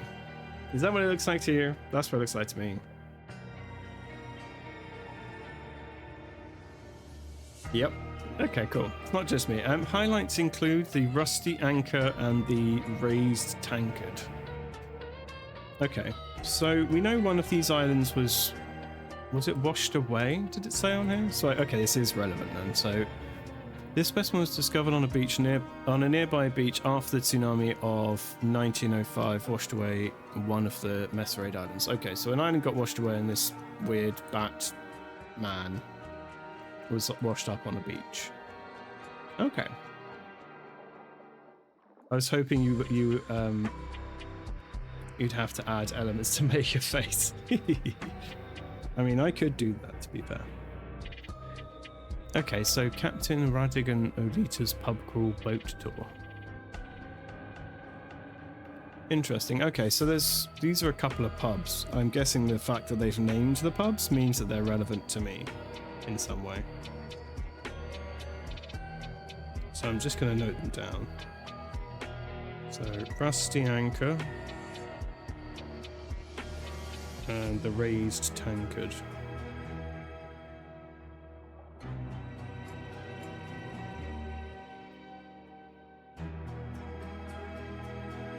Okay, what else we got?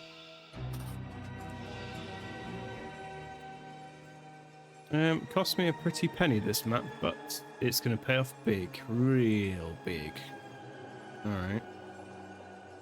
So this dude's got a map and it's got coordinates on it. It seems to be one of the islands. A skull island, maybe?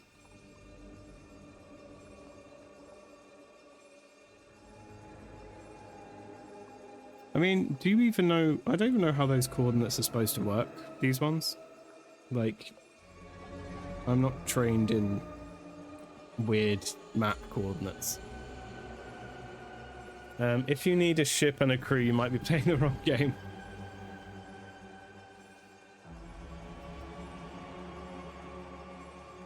Yeah, this might have just turned into like a stealth Monkey Island sequel. Okay, I'm just going to move the mic back a bit so I can... There we go, I can see a bit better now. Right, okay, so... I've also noticed that these lighthouses are patterned in a very specific way. They all have a unique pattern on them. So this one that's by the X has four lines across it.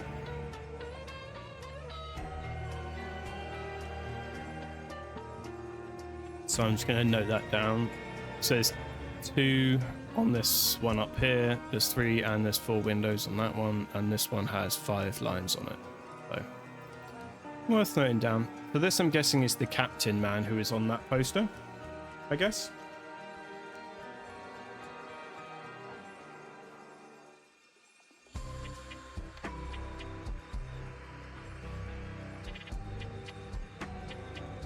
So his name is Radigan Olita.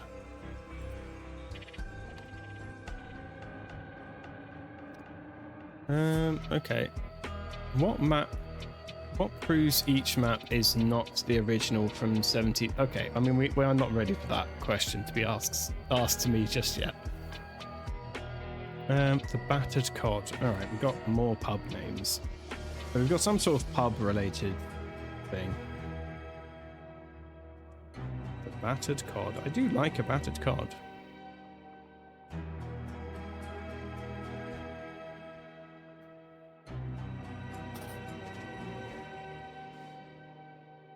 Yeah, okay. We've got a few of these.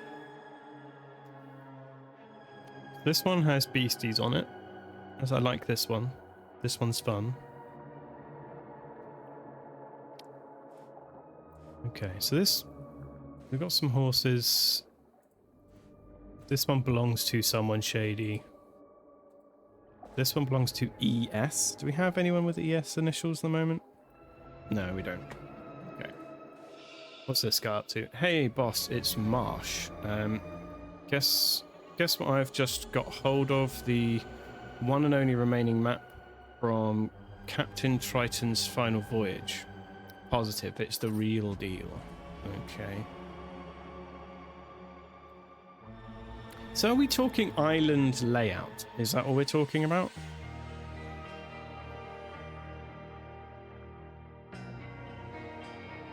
Because they've all got different symbols. One of them's got lighthouses, one of them's got beasties. This one's got... Oh, this one is pub names. These are pubs.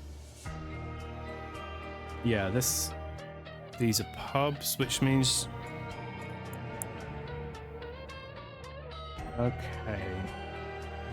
I see what we're doing. Right, okay, so this one can't be real if that one there is the battered cod, because that was didn't exist at the time. It says here 1892. So it can't have been on the map in 1797. Alright, I guess we've got some treasure hunters hanging out. On this spot more than 100 years ago, Bosun Garner was mauled to death. Oh. Bosun Garner. Alright then.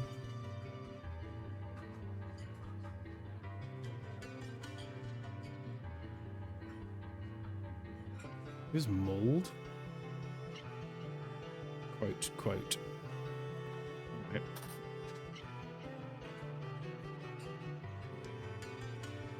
Looks like his hat. Wait, what?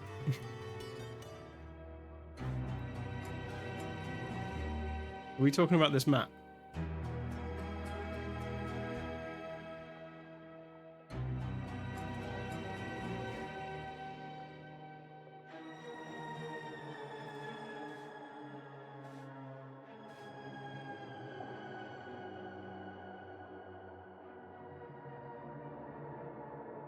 Okay.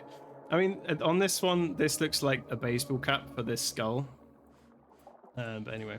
Okay, let's go back inside and have a look around here. So someone was mauled to death, apparently. So was the guy in 1797, was he mauled? Didn't look very mauled. I mean, I suppose he could be.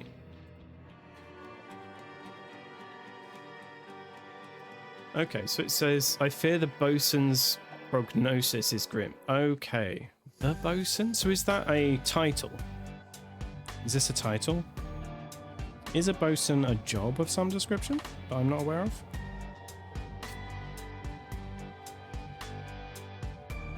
I thought it was a subatomic particle. It's a position of a ship's crew. Ah, I was unaware of that. Okay. What do they do? The bosun's prognosis. It is also a subatomic particle. Yeah. Although I think that's spelled with 2 O's, I think. I think that's a boson as opposed to a bosun.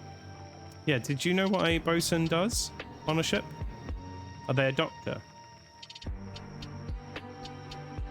Because I'm trying to figure out if the bosun has given a prognosis or if he's the one who was attacked.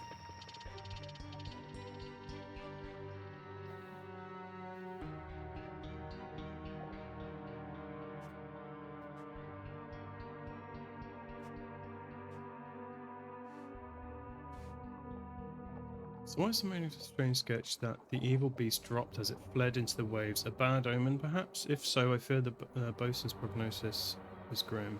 Google says it's the supervisor of the deck. Okay, so not a doctor, in which case I think we can say that the bosun is the one who was attacked. So Bosun Garner, so someone Garner, who's inside currently, it seems like this guy is just the guy who was attacked, and that's what he is. Okay. That's cool.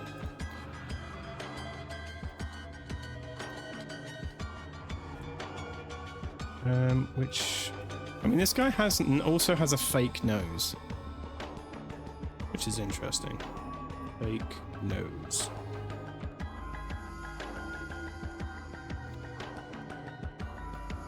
Hey Sarah, how you doing? I'm on a 15 at work, but wanted to stop in. Thank you very much for stopping by.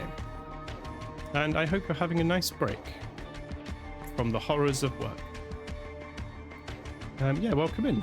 We were going to be playing Spider-Man 2, but that went horribly wrong, and I was very uncomfortable and disheveled. But I'm calm now because I have a game to play.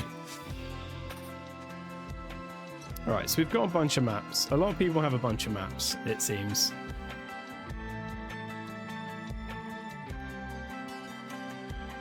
These maps are all square maps. These are all square maps. Dear Mother. Oh, this is a map. Okay, so this picture of the mother has the map on the back. So that's the actual map. Okay, so this map was dropped by something that attacked the guy who's inside. That picture was then donated by this guy, Abacus, to the museum. So the one that's the real one is the one that was stolen from the museum. Okay, I'm getting it. I'm getting somewhere. It's not too bad. Kind of opposite of busy. I won't say actual word, or it won't remain that way. Fair enough. I will not say anything. Hopefully it remains a fine and okay time.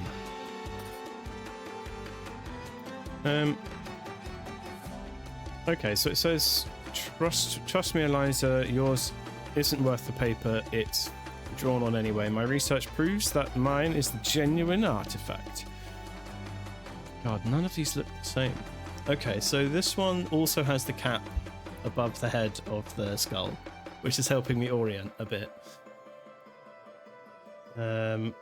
This one seems to have ingredients of some sort. Okay. But this... I'm sorry to burst your bubble, Jasper, but that's a fake. I've got the real one right here in my pocket. You don't even have a map in your pocket. Wait, where has it gone? Okay, hers has been pilfered by the looks of it. But she doesn't smoke the right cigarettes, so she isn't a suspect as the thief at the moment. I spy a coffee bean. I also spied a coffee bean. Okay, Port Armando Times. August 7th, 1927. Leg cutters. What?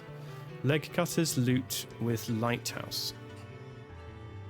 What? What does that mean? Am I going mad? Does that make sense? Leg cutters loot with lighthouse.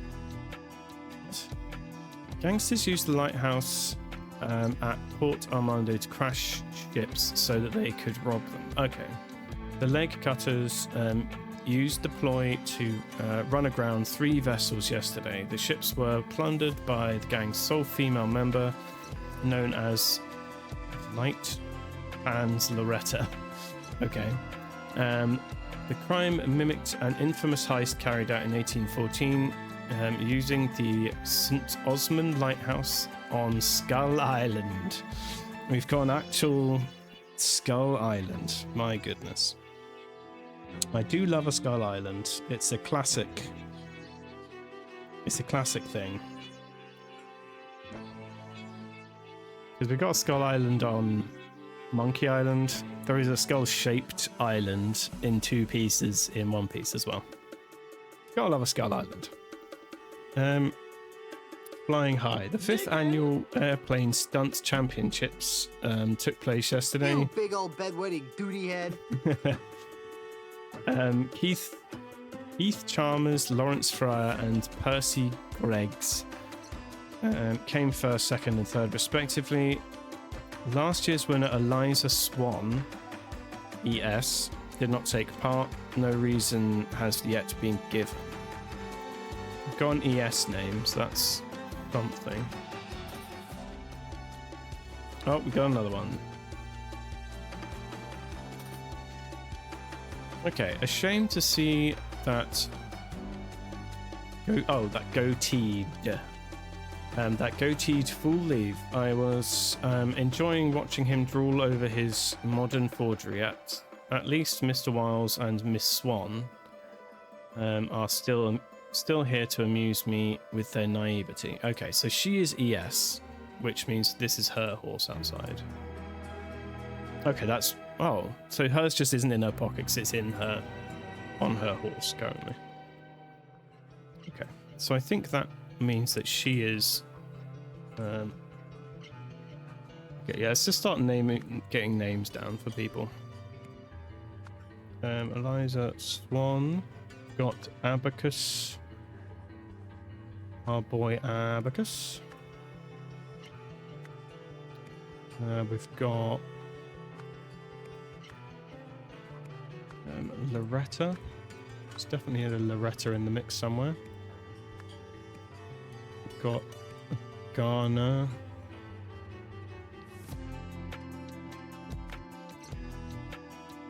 So this person who's been hit by a truck, maybe, that person seems to have the last name Bourdais. This dude's name's Jasper. What did she refer to him as? Wiles. So he's called Jasper Wiles, as he's the only other person here. Try and organize these names as I go, so I don't get confused. We're fairly sure this dude's the captain of the tour, because he currently has a boat. So that's, you know, something. So I guess...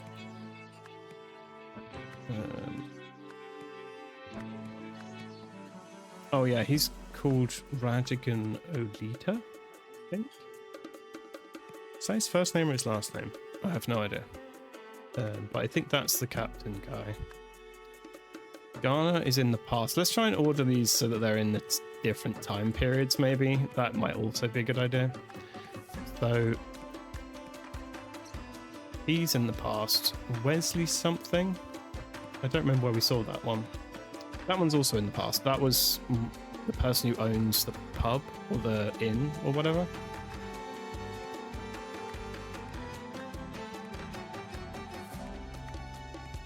Okay, so...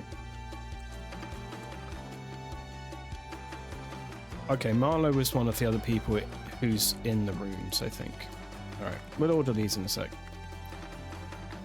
Okay, let's go back to the past again and check all these people out. So, this guy's got a work outfit on. This guy, yeah, this has got a work outfit on. So it seems like this is the entryway. So this is the guy who works there, I think. So if found, please refer to barkeep Wesley Beckett. So I think this guy may be Wesley Beckett, possibly. Does that make sense? Maybe. Maybe not.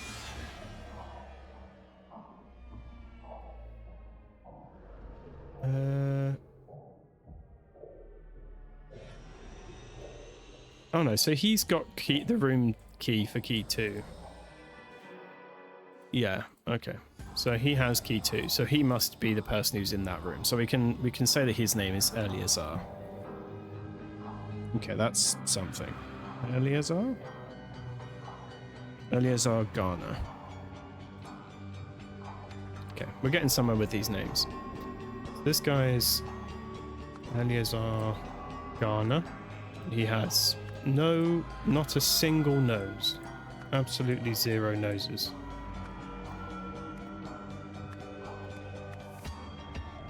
Okay, this dude must be...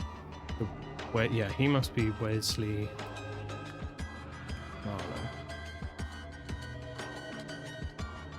Yeah, oh, Wesley Beckett, sorry. Wesley Beckett. So Marlowe is a blind guy. Blind guy who isn't happy with his room.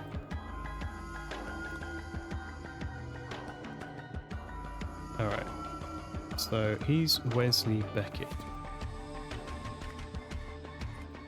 Okay, given that Right, okay, so I think that's all the past people, isn't it? Yeah, okay. So let's hop back to 1927. How does he smell? Very good. Very, very lollipop stick.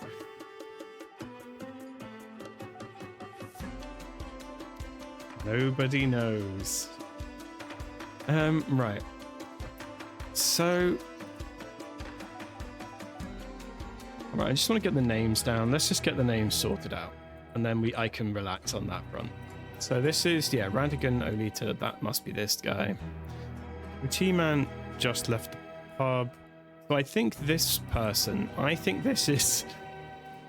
Yeah, this is Loretta. Okay, that's making sense now. So in her pocket, she's got the... Oh, it wasn't in her pocket. Is it in her pocket? Nope. His pocket? On the table? Is on the table. Leg cutters. Yeah, leg cutters. So leg cutters is the name of the crime people.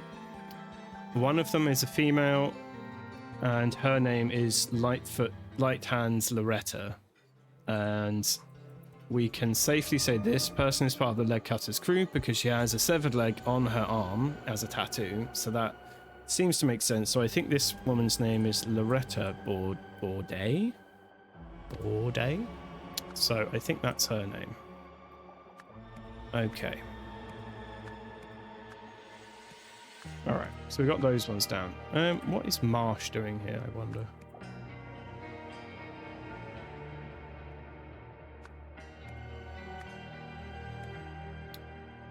Right. Okay. We're getting there. So this guy over here, Edward, I'll raise my bid 1,200. That's my final offer. So I'm guessing this dude's called Edward. Edward. Jolliffe. And I assume it's his museum.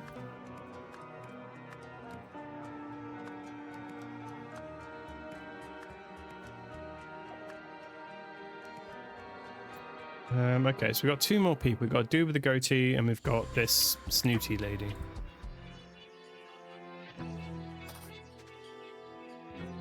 The battered cod. A receipt. Table 1, Ansel M. Mariner. 1 Mariner's Lightning. Okay. Ansel M. Alright. So what did she say? She said, shame to see that goateed fool leave. I was enjoying watching him drool over his modern forgery. Okay, so she also thinks she's got it. Seems like they all think they've got the right map. It's Marsh. Okay, so I think we've got a name on him then. So his name is Ansel Marsh. Presuming Ansel is a first name. Like Ansel and Gretel. Ansel Marsh.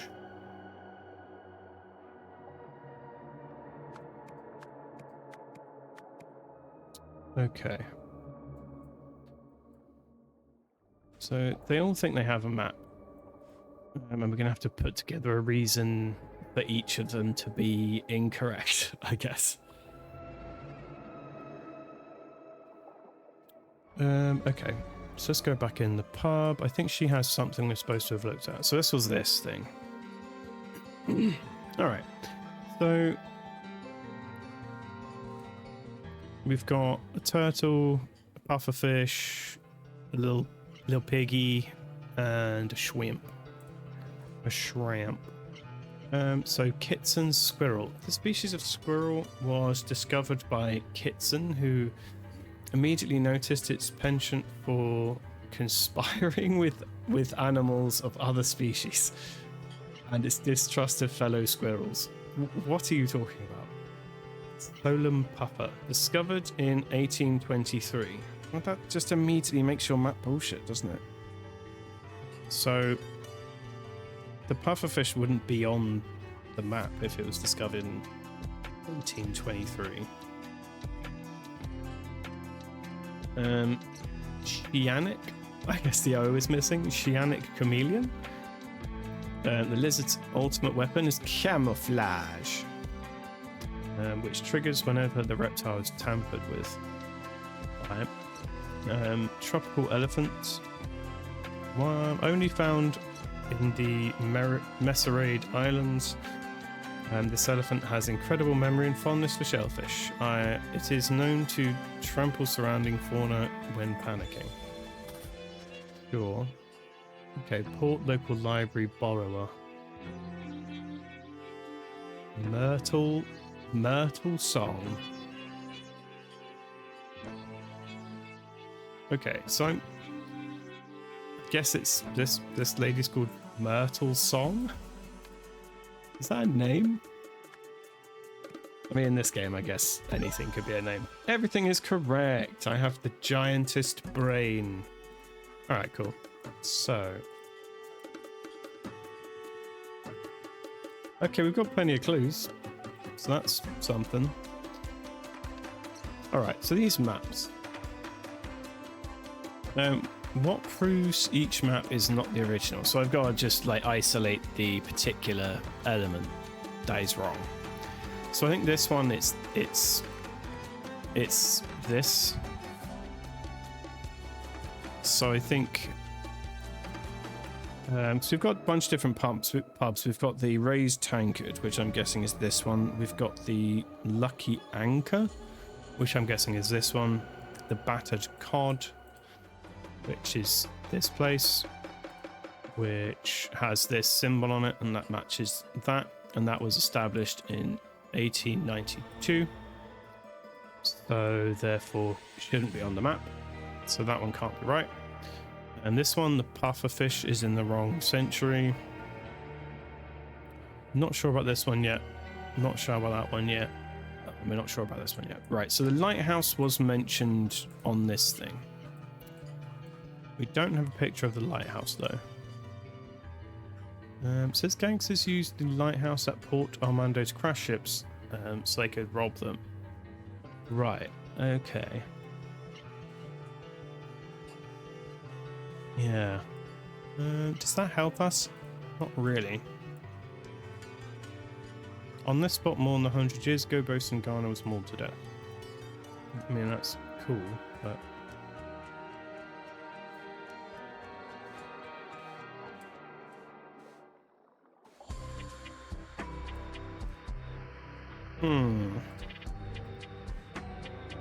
Anyone got any ideas? Always happy to take ideas.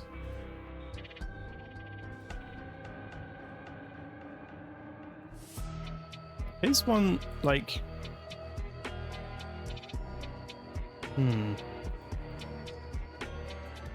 don't have much on these lighthouses.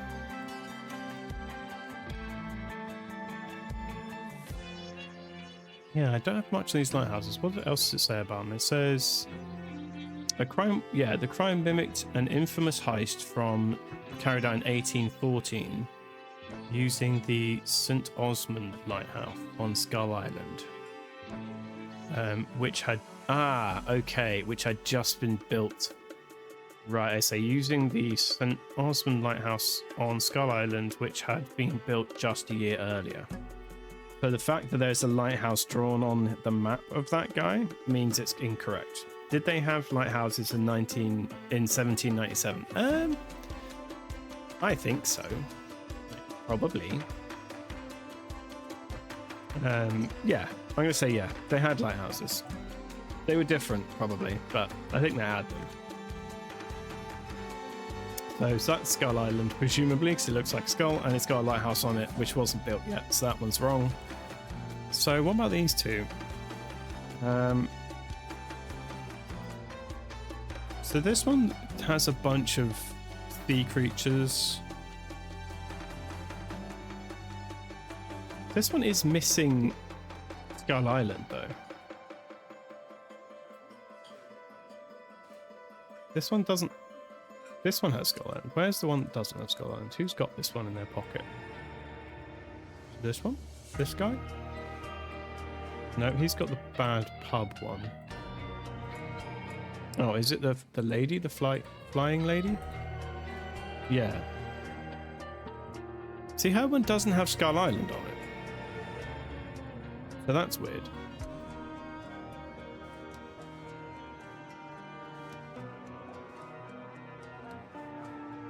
Yeah, that's strange.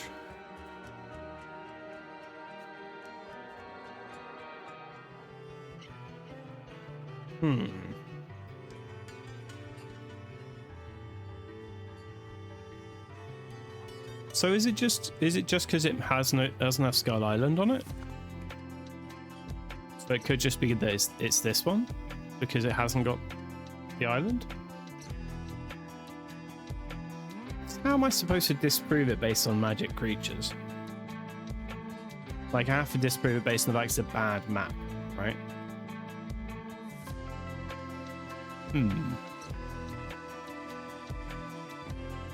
Okay, we'll think about that. So it says for the true original one, use this.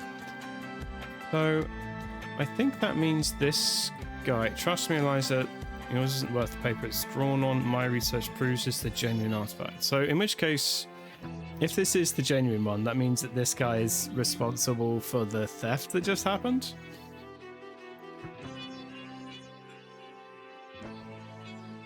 Okay, do we have any other information about these, the stuff that's found on these islands? Do we have anything else around? Not here. So washed away one of the Merisade Islands. Ah, washed away one of the islands. Oh, so that would still make it this one. If Skull Island washed away, then it would make it this one, wouldn't it?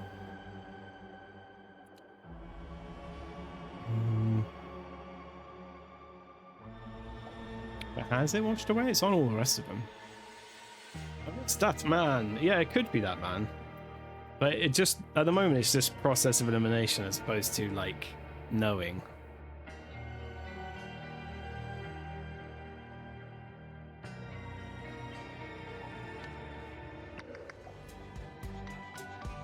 Okay. What other information do we have? What information do we have from the past? So he's got dried roots and herbs on him. He's got a bread tincture, and he's got this lovely picture.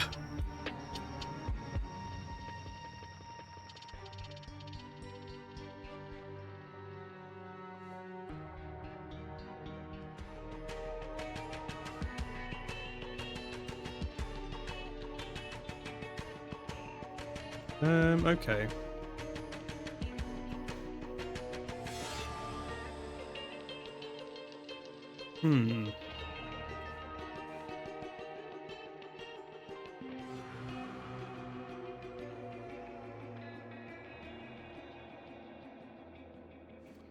Okay, so, right. So this guy in his room, the guy with no nose, in his room had some sort of wild beastie and released the wild beastie and or it escaped. It mauled him and ate his nose. Oh no, it didn't eat his nose. His nose had already gone missing. And then it ran away into the sea, dropping a map. And they're all looking for said map. I am slightly confused to how we're supposed to confirm or deny the last one. I guess just by process of elimination, we could say it's that one. Okay, cool. Yeah, I didn't have any information on this one, so I kind of have to say it's correct.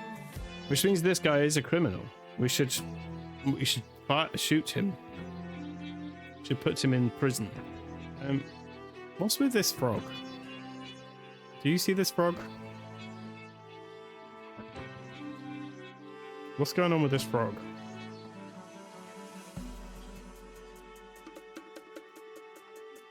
Like, what's this? What's this? What's this? What's this guy? What's with this guy? I don't understand this frog. It's like he's got a chocolate necklace. Like, what's happening with this guy? Like, what's happening with him?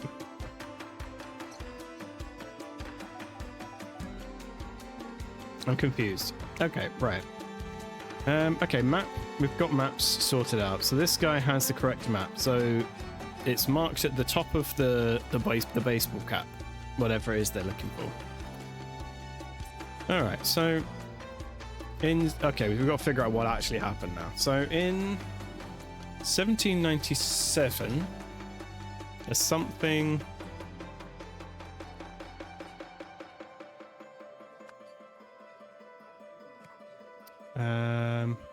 A beast, yeah, I guess a beast mauled Eleazar, I don't know, who in turn shot the beast. Yeah, okay, shot the beast because his muzzle was warm, so we know he shot something. And there's blood everywhere. Afterwards, oh yeah, the guy outside, Abacus Jolliffe. Found a map outside. Okay, in 1927, this guy Jasper The water's Wiles. so delicious. Water is so delicious. You're right, Forky. I will have some of this drink. I have what flavor do you reckon I have today? You have to guess.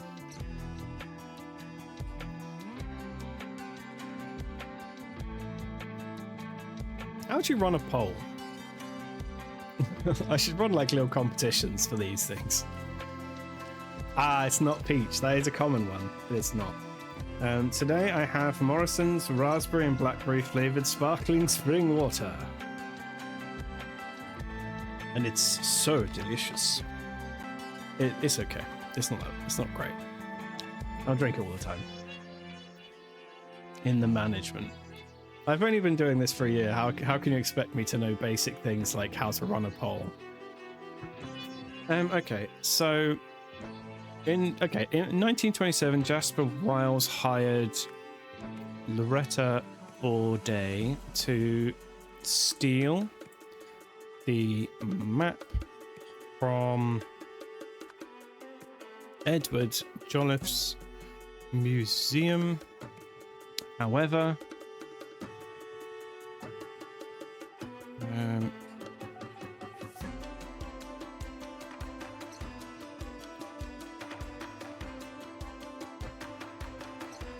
so okay, yeah, let's try and figure out what actually happened here. So it says, however, it seems like we're continuing with her. Trying to, I guess, run away with the map, steal, flee? Yeah, flee with the map, I guess. So, well, he has it, so it has to be him that did something, right? So Jasper, I'm guessing, did threw a bus at her.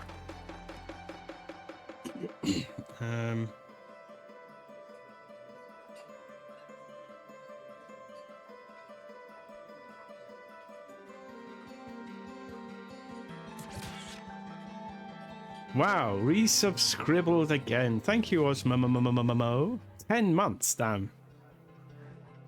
Since the very beginning. Thank you very much. That's very sweet of you. Now coming to you live from the kitchen.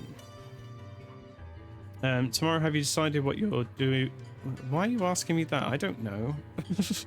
I don't know, man. So to do your drawing stream. I think what I'm going to do is do my drawing stream and then go straight on to peak when you start. So I'm going to do a shorter drawing stream and then switch over to peak, I think. Yeah. Yeah, what are you cooking up today?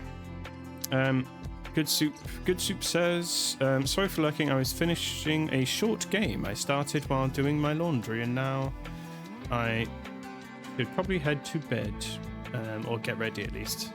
That's a good idea. I wonder what this short game was. What is it you were playing? Was it good? Should I play it? Jasper Wiles. So what did he do? Trampled? Did he trample? Did he do a trampling? It looks like a trampling.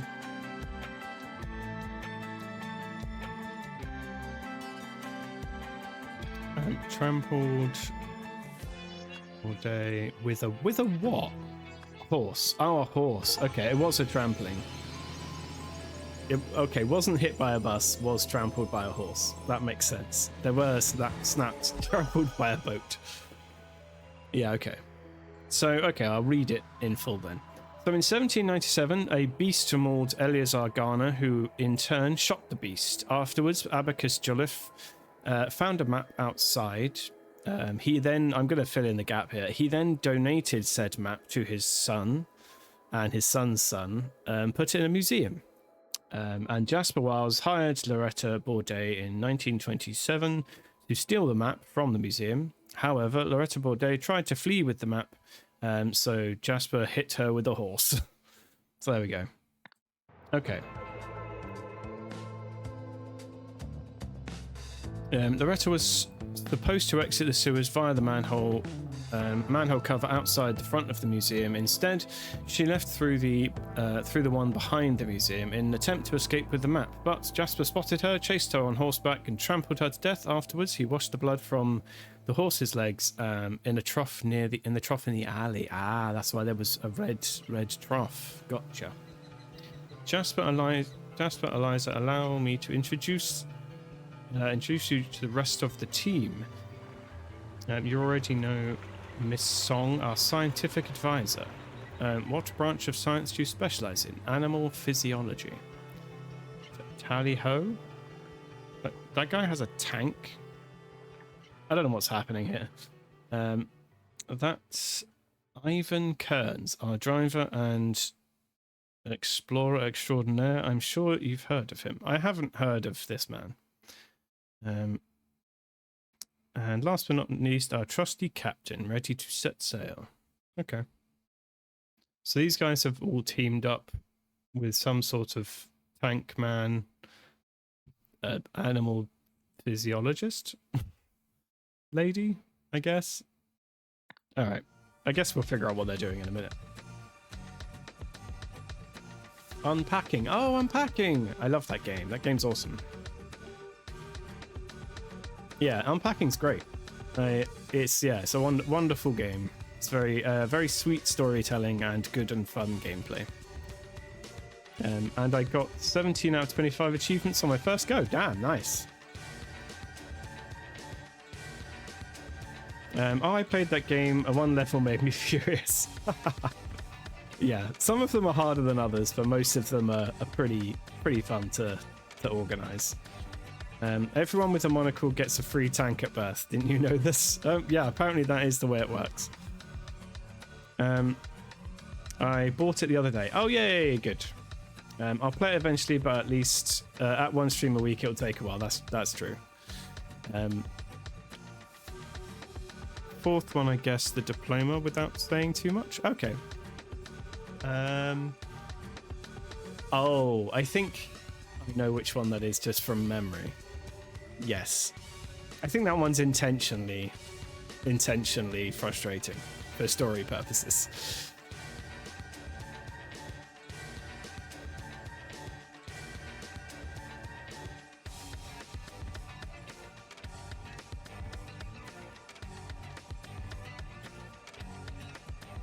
Had to take a break. Yeah, it'd be interesting to see. I literally got so infuriated. I looked it up. I swear I didn't. I did try to put it there though. Ah, fair enough. Yeah. That's a good game. I might replay it sometime soon just for fun. Esteemed gentlemen, on the 27th of February, a Lemurian vessel was unlawfully attacked and her cargo pillaged. This incident has enraged the Lemurians even more than such acts typically warrant.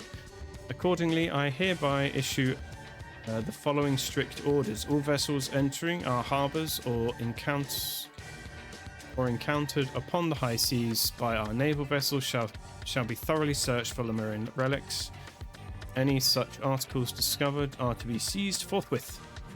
Any persons found in possession of said articles are to be apprehended and, following a proper and lawful tribunal, hanged for piracy, as befits their disgusting crimes.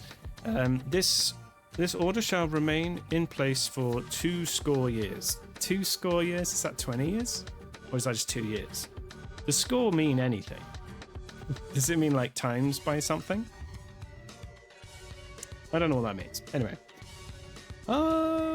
We know of this person. Sincerely yours, Nicholas Maker. We know of that guy. President of a noble Seven Seas company. Ah, yes. Lanka Lemuria region. Yeah, we know of that guy. We've met this dude before. Oh. Got a dancing pirate.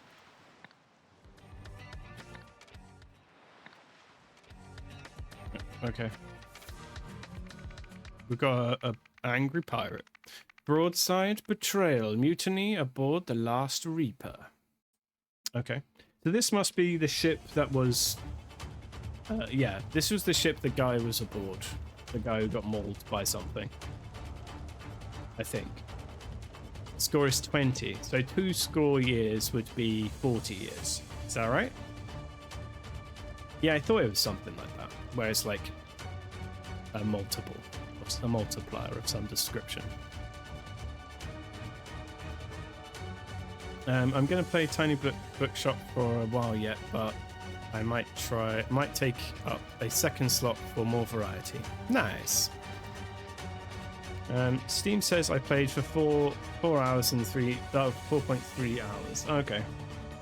I had to leave to do laundry and stuff, so at least 30 minutes shouldn't count. That's, yeah. But I have autism, so a hint of OCD. Otherwise, it might have been 1 hour. Yeah, I mean, on my playthrough, I reorganized things quite a lot just because they bugged me the order I'd put them in. So yeah, I feel you there. Okay, so we've got a dude whose head's on backwards. Got a dude who's foaming at the mouth with an axe and a peg leg. So it doesn't look like things are going great. Okay, so this is No-Nose Man escaping. Sorry lad, there's only room for me and my boy. It's every man for himself now. Okay, he's got a harpoon, he's got the mat, and the cutlass. Okay, so wait, was it him who dropped the map? I thought the beast dropped the map. Okay, I'm guessing the beast wasn't a beast, but was a person. I think that's a safe assumption, and that the person had the map and stole the map from him. That's possibly what's going on. The boy is comatose. Okay. So I'm guessing the beast was the boy. Can we guess that? Good soup. Anyway, have a lovely rest of stream. I'm going to get ready for bed. Good night. Good night to you. Have a lovely sleep. And I shall see you soon. Right. Have you lost your wits? We're on the same bloody side. Pull me aboard. He's got a cutlass. Okay. Sorry, lads. There's only room for me and my boy. Every man for himself. So these two... So he's absconding with a map and his son. This guy is gonna die. Yeah, so I think the beast must be his son. I think that's a reasonable hypothesis at this point.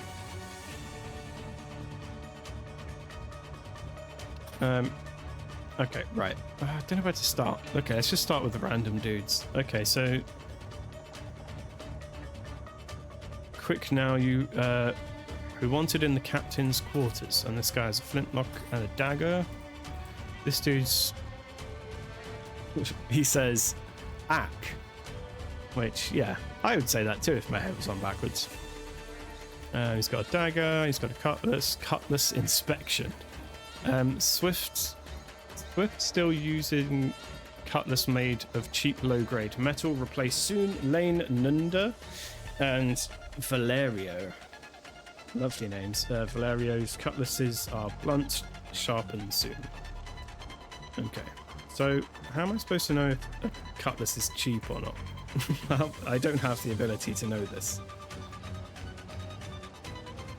So these two seem to have the same cutlass. These three have the same cutlass. So I'm guessing these are Nunda, Lane, and Valerio. So Swift is the other person with a cutlass, I guess, which is this guy. No, his cutlass looks the same. I mean, it looks smashed up, but they all kind of look smashed up. So I don't know if that helps us with the naming. That image of a man trying to get on the boat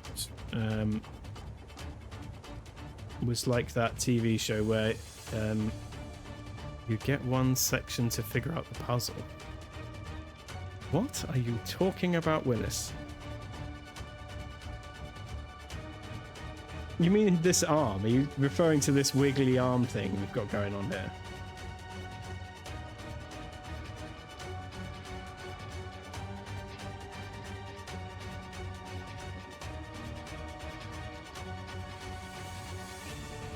Okay, right, so...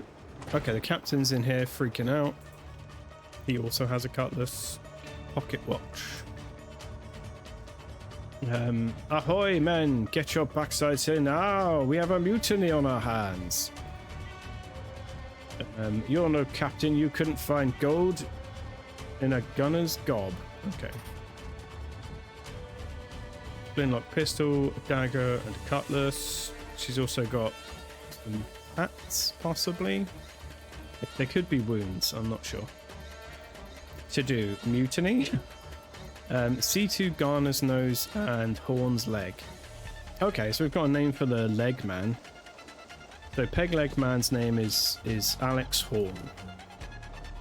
Or just Horn. Horn. You got Peg Leg. So that's something. Yeah, so when you click on it and it zooms in. Click on it and zooms in.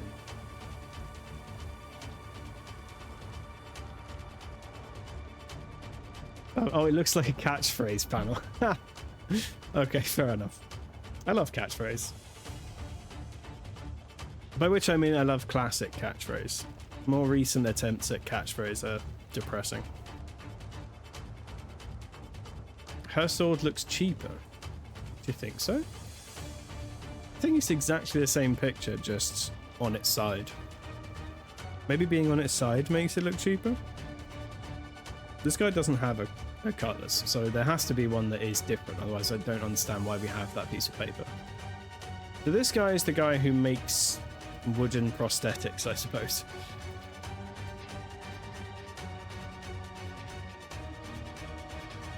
Okay. This guy's got a cutlass, he's got a kukri, he's got a dagger. Does he need 3 blades? You outnumber us, but we're twice the sailors you'll ever be. Surrender now, and I might let you keep breathing. This guy's got a cleaver, and he's crying. I ain't cut out for this. I chop meat, not men. I don't want to die here, all alone. Ma, please watch over me. Okay, so this guy's just saying surrender. Why couldn't he just switch sides? This is a mutiny, isn't it? You're mutinying the captain, not mutinying random members of the crew.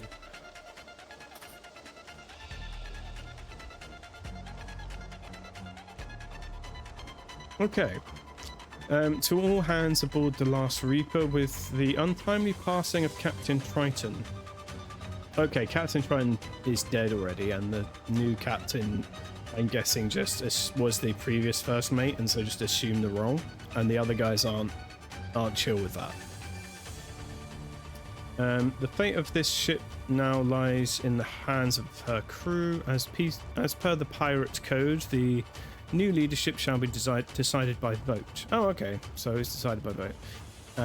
The following terms are hereby set forth. The vote shall take place on the deck at high noon. Each crew shall cast 1 vote, with the exceptions of the powder monkey, whose rank doth not grant them such a privilege. All right. And the candidates on the candidates themselves. I suppose that makes sense. The tally shall follow below once all votes are counted. Alistair Sims and William Linda. Alright, so it seems like the captain's name is Alistair Sims then.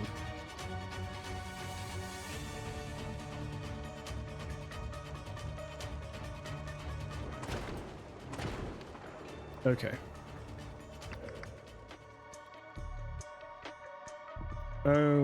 Right.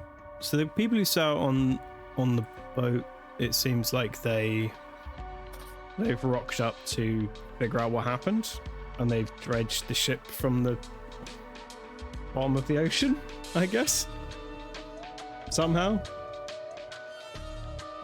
Who's messaging? Ah, I see. I see. Ooh, carbonara. Nice. Making a carbonara, are you? Oh. Could it be something to do with the amount of items they have? Like 3 items is someone with a more valuable... Someone with a more valuable item as they've had more money to buy more? Possibly. Yeah, that's a possibility for sure. Oh god, okay.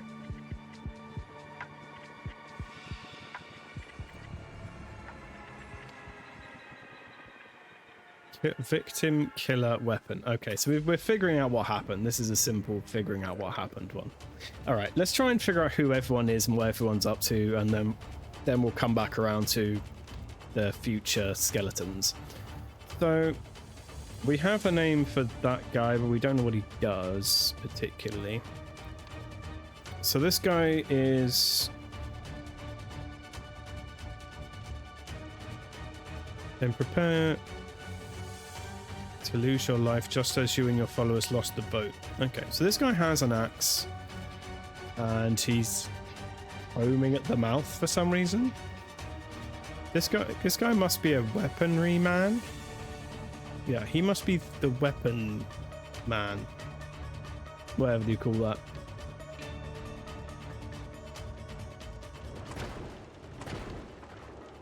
Weapon maintenance officer? I don't know what you'd call it. So we know we're looking, so in terms of on each side, we've got 9 people together, 5 of which are on the side of the current guy and 4 on the other side. These guys are running away. I've got to assume they are on one side with the captain, and the other people not so much.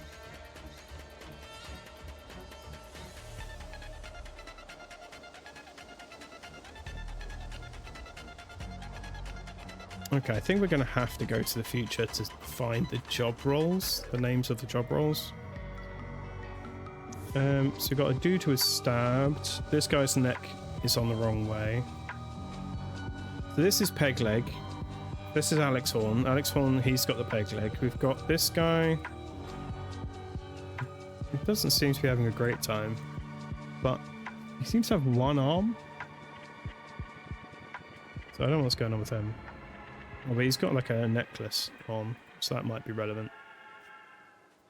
Okay, so this is downstairs. So meet Cleaver in head of man with Skellybub, with Skellybub with sword and cookery. So the cook won the fight by the looks of it. So the cook stood up, whacked him in the head, and managed to not die. Oh, he got his arm cut off. Okay, so the chef won the fight but lost an arm, and then he crawled out. He crawled out and then died on the deck. Okay, we've got a net. We've got a shiny gem. What's he saying? Are you all right down there? Who? This guy? I don't think he's all right. Oh, it looks like someone was down here that isn't a corpse. Or might be a corpse now. Okay, so someone was climbing down the ladder, fell off, whacked his head on a cannonball, and then went into the sea. So maybe not all right.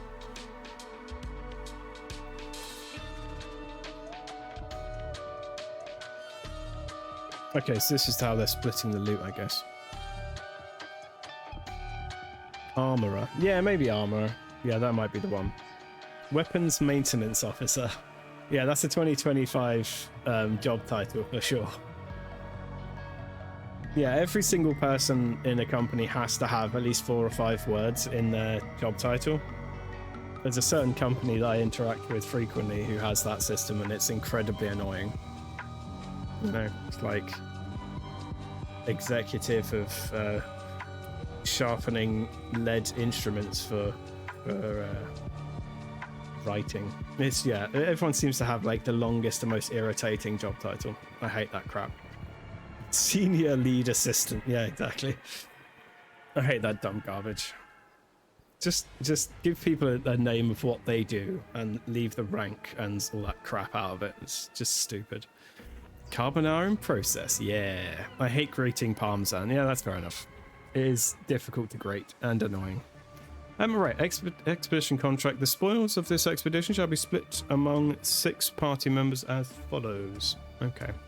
Antoine Spilsbury,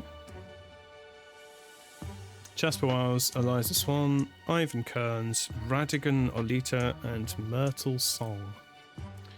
Okay. We know their names anyway. So this guy is the sponsor because he's got a monocle.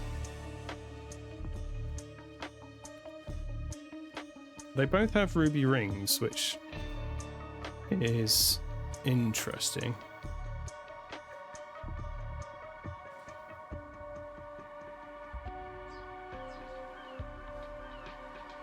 What's going on down there, Ivan? This dude's Ivan, I guess. Okay, so the guy who's flapping his arm around, he got stabbed with the harpoon, it seems like.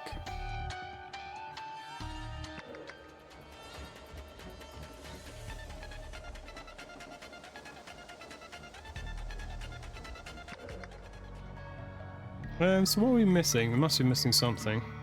Okay, back here. Look here. I found the ship's log, and it contains the name of that bosun who, we saw mentioned in the battered cod. Yeah, that makes sense. Huh.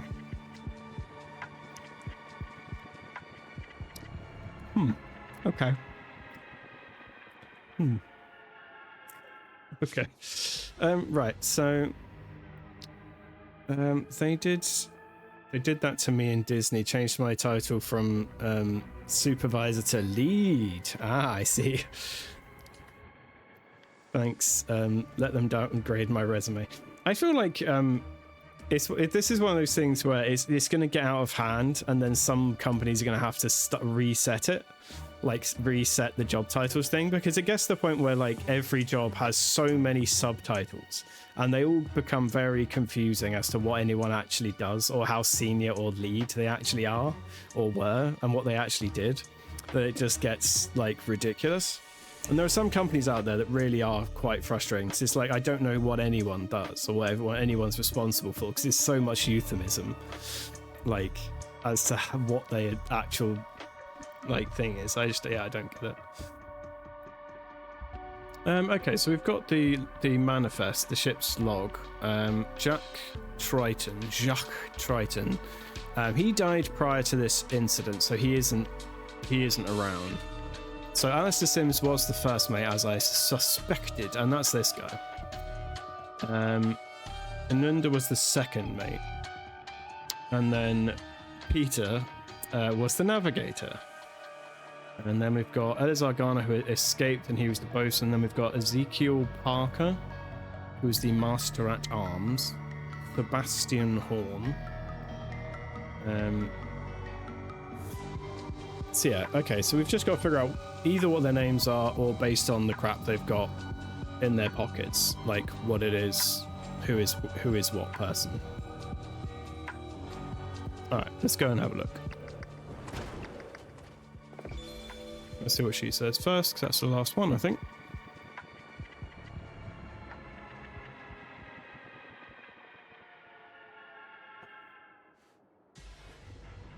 Okay.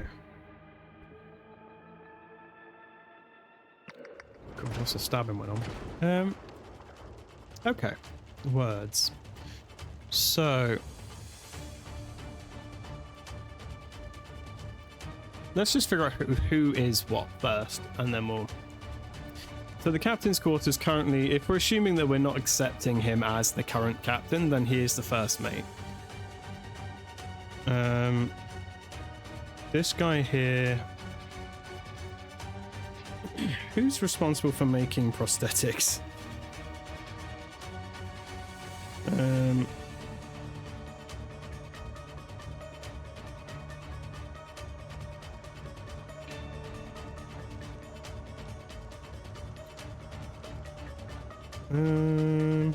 So on this list.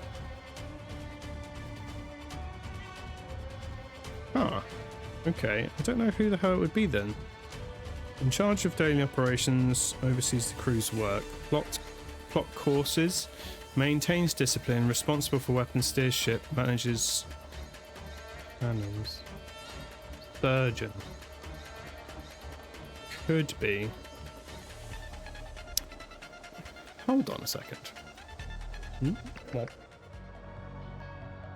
This one.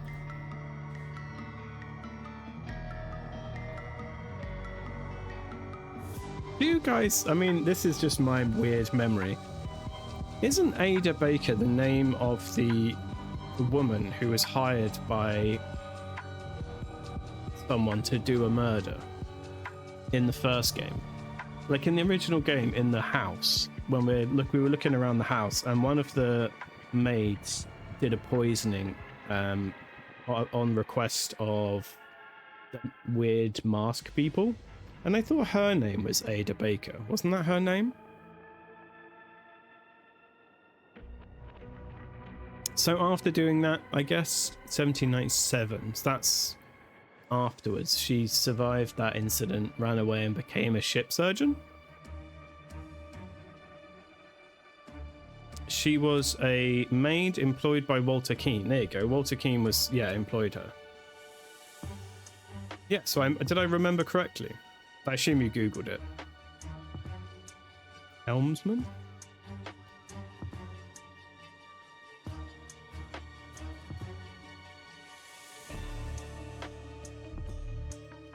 You did. Damn, I've got a good brain sometimes. Okay, so that means that Ada Baker then later on went on after being hired as a murdery maid and became a surgeon on board a ship. Interesting. Interesting little reference. Yeah, okay. There you go. My brain can occasionally make very specific connections. But she's been crossed off the list, so I assume that she wasn't on board. Oh, and Walter Keane's also here. Scrivener. He's also listed here. Scrivener, so he keeps records. So that means that these two continued working together afterwards then, I guess. So we're right in the middle of the... Are we in the middle of the timeline for the first one, or are we at the end of the timeline? I think we might be after the timeline, or... No, he must be in the middle, because Walter Keane, what happened to him at the end? He got shot, I think, at the end. So this must be somewhere in the middle of the timeline, I guess. Intriguing. Anyway, right, continue. So, but what's the guy with the legs? Who's making legs? I just want to know who's making legs. So if it's not Ada Baker, who was the surgeon, who'd be making legs? Maintains discipline? No. Responsible for weapons? No. Steers the ship? No. Repairs hull and other woodworking. Aha, a carpenter. So here's Horatio Lyon. That's this guy. His name is Horatio, and he is a carpenter. Bam. Cool.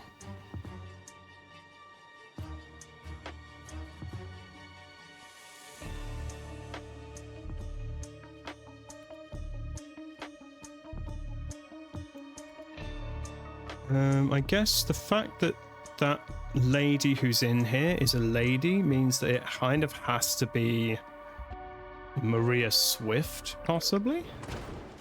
So I think this be a lady, and I think this lady be the only lady on board the ship currently. Yeah, so I think this might be old Maria, which would make her a sailmaker. possibly.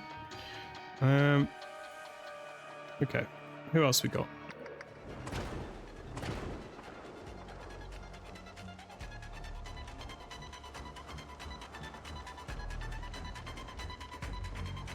Lion Man. Yes, Lion Man. This guy's been shot by somebody. Wait, who shot him? Who shot this guy? Okay, interesting.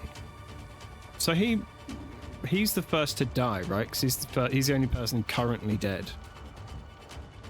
So that dude is the guy who maintains weapons. Responsible for weapons, Master at Arms. So he's Ezekiel Parker, and he is the Master at Arms. Master at Arms. Okay. Alright, who's the next person? So, guy holding rope ladder. He does have a pistol, that's true. It just doesn't say whether or not he's fired it or not. Quick now, we're wanted in the captain's quarters. No, see, does he agree with him then, I guess? Why is his head on backwards? I'm very confused by his head backwardsness.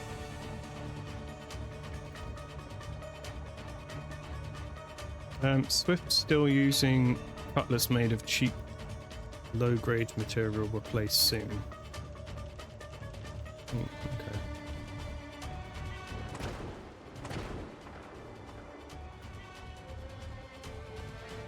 Interesting.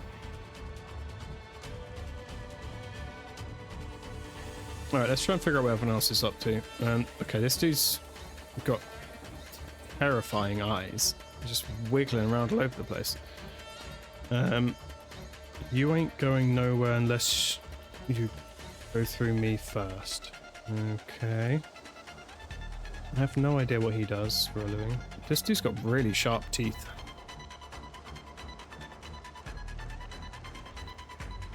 This dude's just got an axe and a peg leg. I don't know how that's supposed to help me figure out what his job is.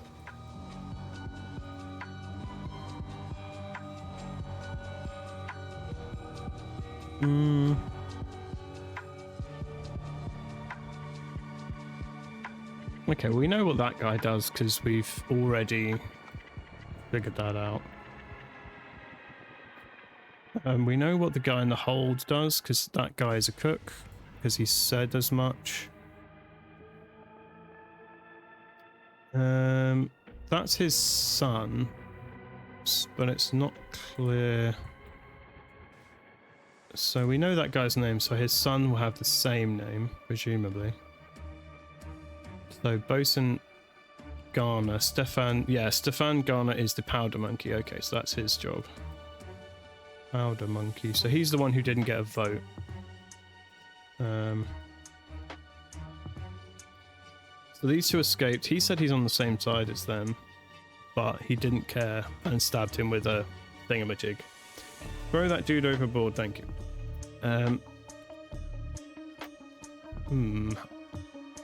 Okay, we're getting there. We're getting there.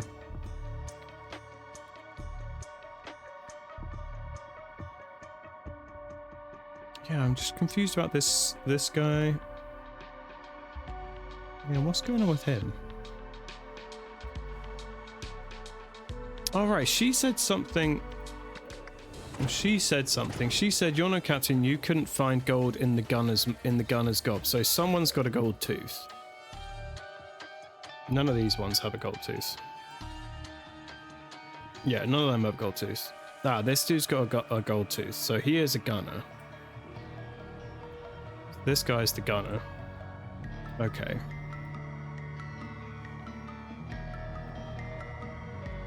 Okay, we're narrowing it down.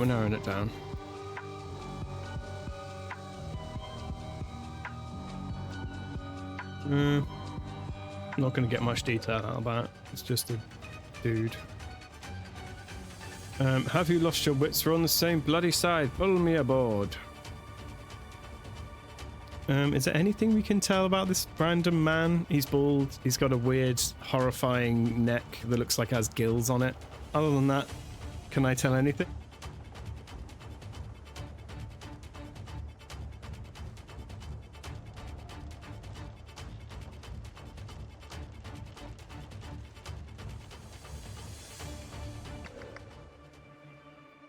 Okay.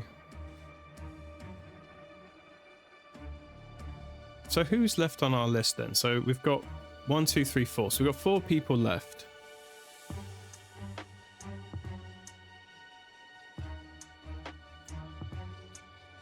So that one's done. This one's done.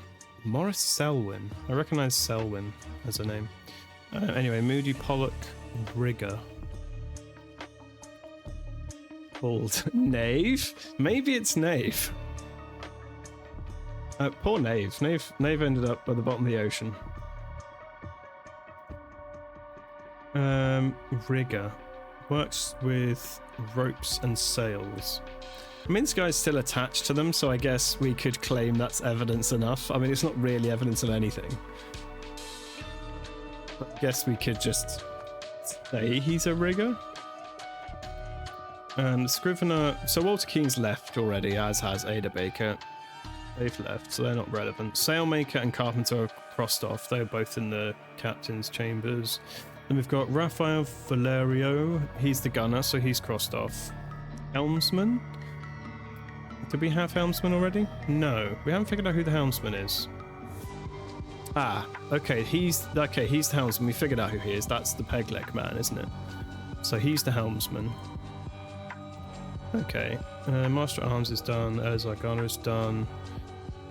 Peter Laine, the Navigator. Plot courses.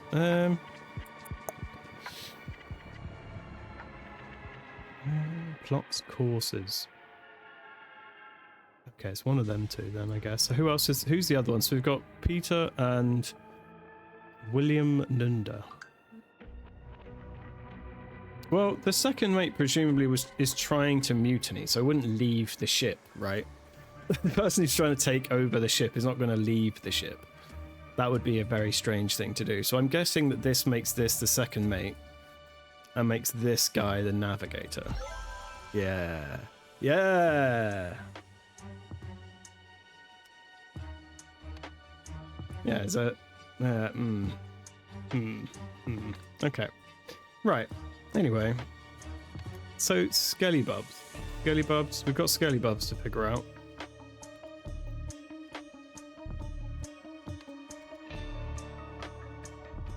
Right.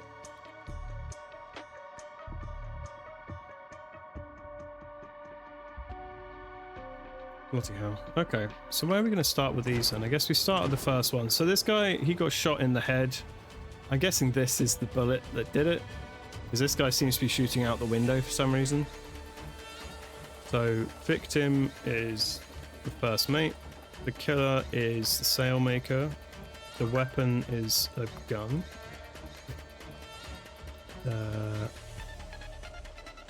Pistol. Okay, that guy is the gunner. This dude with the thing in his head, that's the gunner. And he was killed by the cook. And the weapon is a cleaver.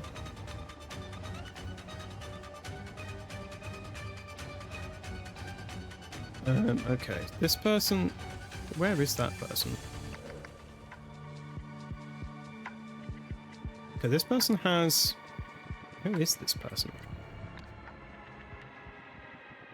Yeah, who the hell is this? So this is a shattered blade.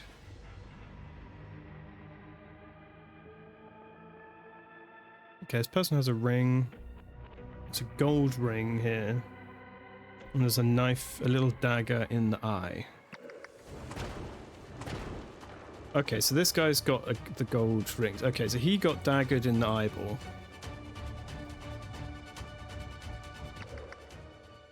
Okay, so that's him. So we know who the victim is. So the victim is this dude.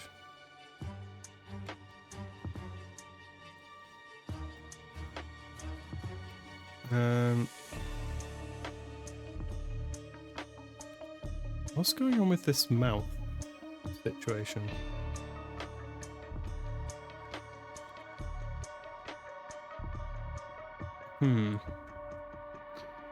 Okay, so this person got axed in the head.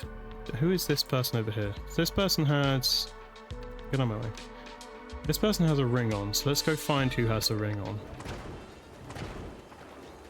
Non-visible hands.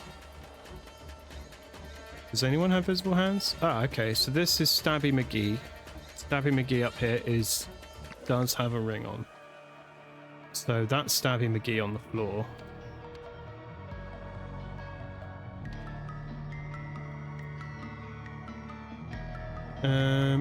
Yeah. So the rigger is this one. The only other person who was in here is the lady. So I think that might be her. I think she was killed by the helmsman because he's the one with the axe. I'm guessing Stabby McGee must have stabbed him in the eye then. Because he's got two... Yeah, he's got this stiletto sort of looking blade. Is that? Yeah, so I think that's that. Okay. So I think he did the stabbing of this dude. So I think the rigger, I think, stabbed that guy in the eye. I think that lady then stabbed the rigger. Sailmaker then, yeah, stabbed the rigger with her blade broke. And then the other guy came in and axed her in the head. Yeah. Okay. And then he went back outside. So, getting somewhere. Okay, dagger. This one was a terrible, cheap cutlass. Alright, so, dude who's out here has got his head smashed into two. That is no mouth. That is that person was a human duck. Yeah, no, I don't know what's going on with that mouth.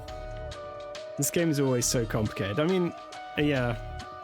Yes, correct. So this guy's head, like, is fully cleaved. That is like a fully separated head.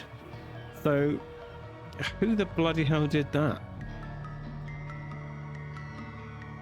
So in order to get inside, because in this sequence, these guys are trying to get past that guy. So I'm guessing he got his head cleaved into.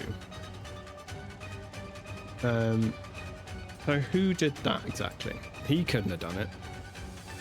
So these two are going into there. So this lady shoots him, and then those two burst in.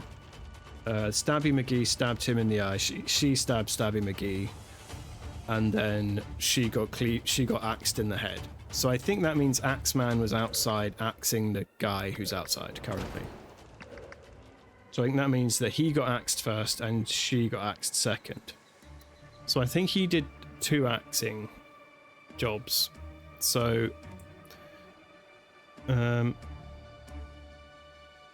I think that's the victim. So second mate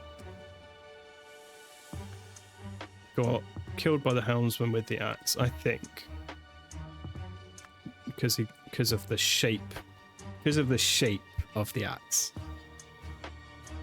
I made a mistake of playing the DLC on release. There were solution contradicting animation errors. They patched that now, thankfully. Oh, okay, that's not great. I played the previous one on release on stream a few months ago, and that one was fine as far as, well, I managed to get through it, so it must have been fine. But welcome in, Maxim the Maxim. Yeah, I think, yeah, whatever it was. Usually they've been pretty consistent, but obviously I haven't played many of them on release day. So maybe they just are good at patching things when they come up.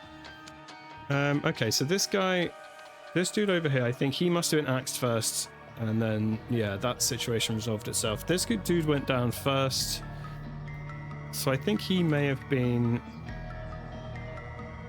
Yeah, so who has a pistol here anyway? This guy doesn't, this guy does. He himself doesn't even have a pistol. Nor does he. Okay, so he's the only person who could have done the pistoling. So I suppose these guys were also on board to it. Do they have any pistols? He doesn't. He doesn't. And he's just comatose. What else happened to him then? So his face is all messed up. So yeah, I don't know what on earth happened here. I'm not sure. Also, I kind of understand the making issues. These puzzles are multi-level, complicated nightmares. Yeah, I can definitely see how this would get, like, errors, like subtle errors would definitely sneak through, for sure, because they're so complicated. Okay, so which body are we looking at? We're looking at this one. So this is first body to hit the deck. So he was shot. We know that much. Pistol. And we're going to assume it's the rigger for the moment. This guy is the Master at Arms.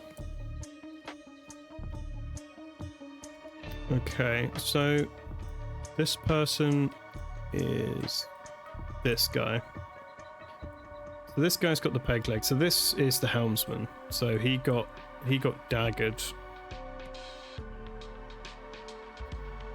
So it seems like who the hell daggered him though? Most people were dead by this point. So who is even left? He's dead already. Yeah, he's dead already. He's dead already. The other three are in there, dead already. That guy's on the bottom of the ocean, dead already. So who was even left to do the daggering? Yeah, like literally who's even left at that point? Because he's only got a cleaver. I mean, he's still there. So what's going on down here then, I guess?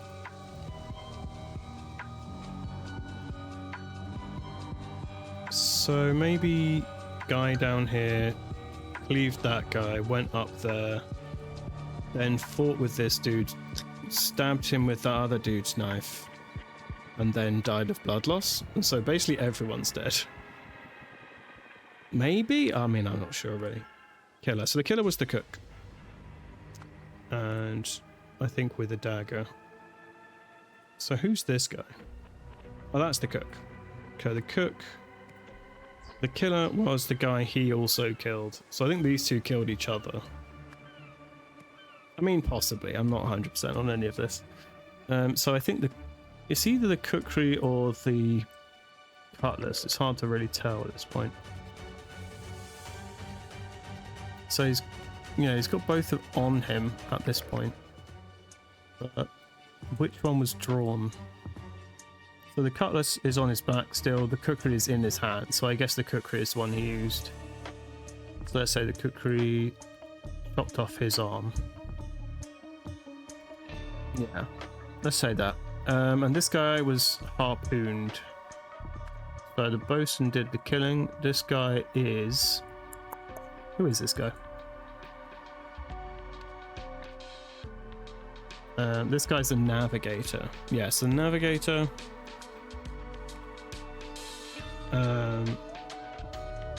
He was harpooned.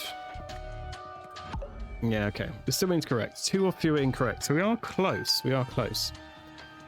So who have I got wrong? I'm most suspicious of this section at the bottom.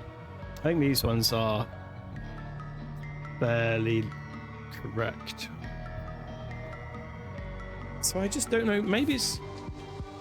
The cook may have just not killed anyone else, defended himself with the cleaver, and then just died on the deck. But then who stabbed the helmsman? 'Cause who's even left to stab the helmsman? Or the helmsman stabbed himself? Did the helmsman stab him? Did the helmsman have a dagger? Did the helmsman have a dagger on him? No, he didn't. This guy left his dagger in someone's eye. So yeah, okay, let's just track daggers. This guy left a dagger in someone's eyeball. This guy presumably still has his dagger about his person. No? Not visibly anyway, so maybe not. Who else had a dagger? This lady had a dagger. This dude.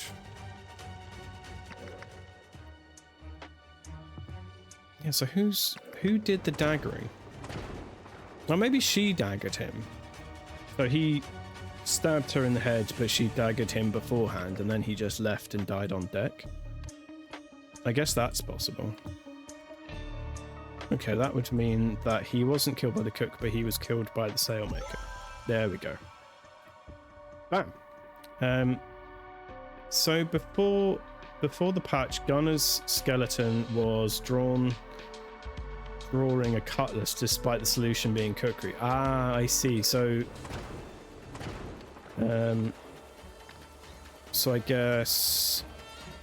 Oh, I see. So he was when he was down here, he was drawing his cutlass. That makes sense. Okay. Yeah. Yeah, because he's obviously still got the cutlass here and has the cookery in his hand. Okay. Interesting.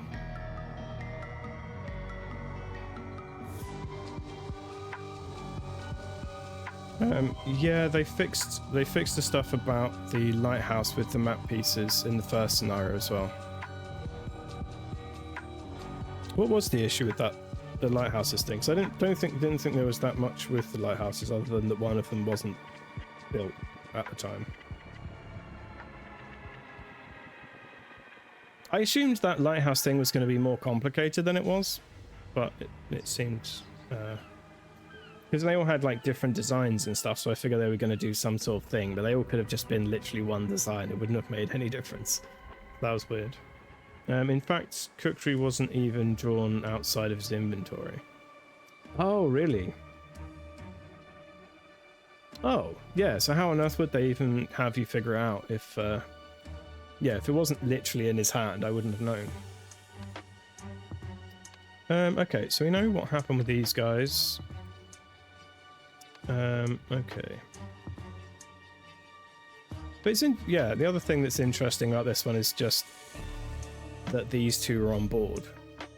So I'd like to line it up with...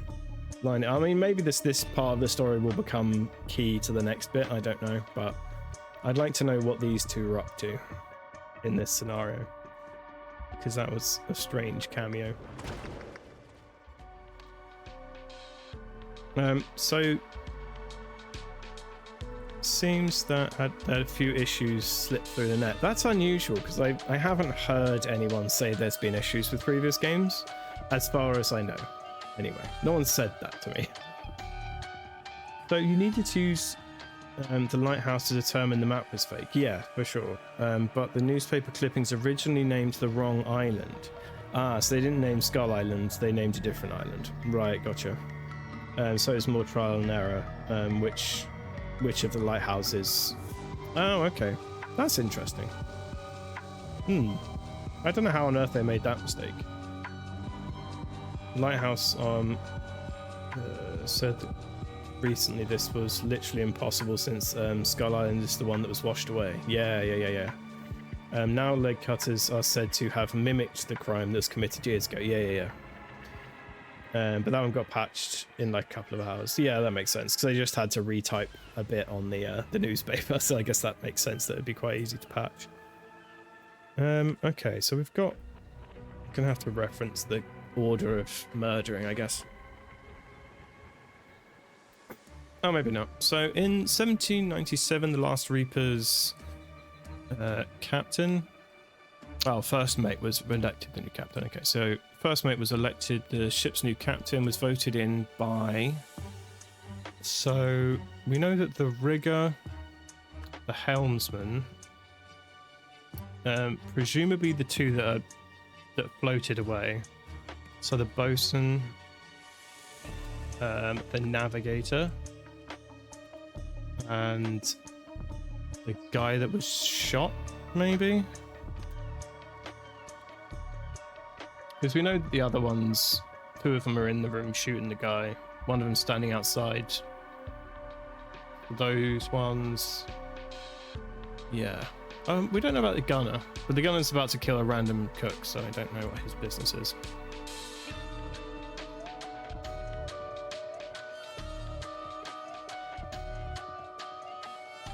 Yeah, so I'm gonna assume it's this guy. Okay, so who was it who lost? It was the second mate. this guy.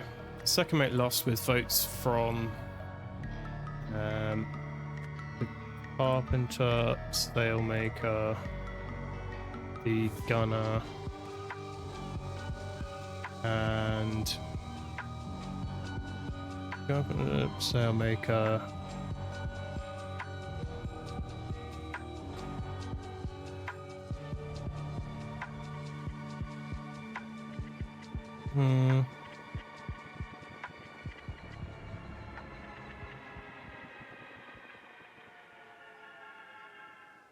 Well, I suppose we don't know who. We don't really know who actually shot. Who shot him? He's the only one with the pistol, isn't he? We discovered this earlier. Yeah, so who shot him? So he shot him. So he clearly voted the other way. So Master at Arms clearly voted that way. Right, okay. That music's more intense and I don't like it. Okay. So what's going on with the cook and the gunner? Because they're down there fighting, but I don't actually know why they're fighting. You may outnumber us, but we're twice the sailors. Oh, okay, so he got outvoted. So yeah, the gunner is on this side and the cook is on the other side. Okay, that night the second mate and his supported attack the first mate's faction. While the fight raged, the map. Okay, yeah, so this is just saying that the bosun and the powder monkey, his son, they buggered off. So they escaped with the map. Take that. Okay, cool. Oop, oop, oop. Right, so now we've got 1927. So what's going on here then? I haven't really been paying attention to what these people have been doing. Okay, so she's talking to Ivan, and he's the guy looking down here. So Ivan is here. Who else is here? So Antoine is here. Jasper's out there. Eliza is out there with him. Ivan Kearns is here. Radigan. Oh, Radigan isn't here. So it's Radigan who went down there, I guess. And he was smoking his pipe heartily. And then he got his head smashed and is now in the sea, I guess. What's this net doing here? Well, the net's caught on this, so I'm confused as to what is going on. So I guess he went below deck having spotted a gem. Okay, so he spotted a gem through a grating. It's a grating. Okay, cool. Through a grating, but someone toppled a ladder, which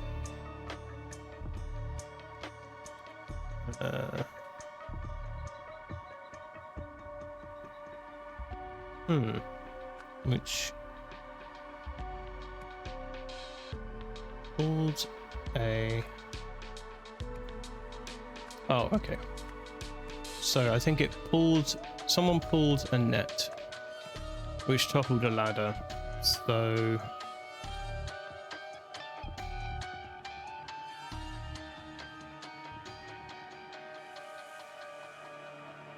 okay, so Radigan fell and hit a cannonball. Hit a cannonball before being pulled into the sea. Yeah, brain functioning. My brain still works, even if I haven't played this game for a while.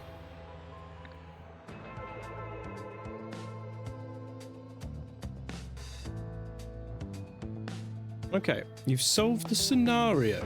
Several hours after losing the vote, William Nunda's supporters launched a coordinated attack on Alistair Sim's faction on the deck. Nunda, the Master at Arms, ambushed the helmsman, thinking they had him outnumbered. However, they didn't realise the rigger was above them, making it a fair fight, which they lost. Eventually, everyone killed one another apart from the boatswain and his son, who escaped with the map. More than a century later, the expedition team found the shipwreck. Radigan Alita was lured into a trap and dragged into the sea. Yeah, so who's dragging our sailor man away? Ah, hello, Walter Keane, you sneaky bastard. My dearest Walter Keane, it is with the deepest gratitude that I put pen to paper, for it was by your noble hand that I was delivered from certain doom during the reign of the Order Party. Okay. Oh, it's this guy.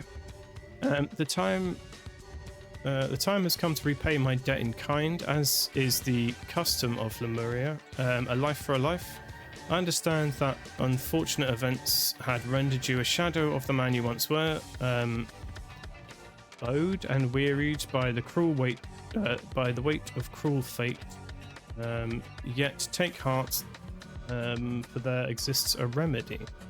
On the 27th of February, a Lemurian sentinel vessel shall depart from Azure Heaven and make its course to the volcanic isle of Craven Rock. Okay. Aboard shall be borne a number of sacred relics, destined for the annual ritual of restraint. Among these artifacts is one of singular power known as the Wish Bloom. What is happening? You shall know it by its unmistakable fragrance, both sweet and strong. Should you come into possession of this gift, you will become a new man. Upon my solemn oath as son of Lemuria, I affirm that all I have written is true. With unwavering loyalty, Ergin Patu. Okay, so Ergin Patu was the guy. He was a little envoy dude from Lemuria, and he was in, I think, if memory serves, he was going to be blamed for a murder or some such. As the Order Party were coming to power and things, and then apparently Walter Keane saved him. I don't know. I don't remember. That's like first game stuff, and that's been a while. So yeah, but I remember the name Ergin Patu, and he was in the mission. He was in the map with the mansion, and you had to figure out who was where, and all that stuff. So I remember that guy. Okay, so he was going to send him some sort of object to fix him up. Because I was under the impression that Walter was dead, but maybe he actually wasn't dead. Alright, well, I guess we'll figure out how that relates to everything as we go.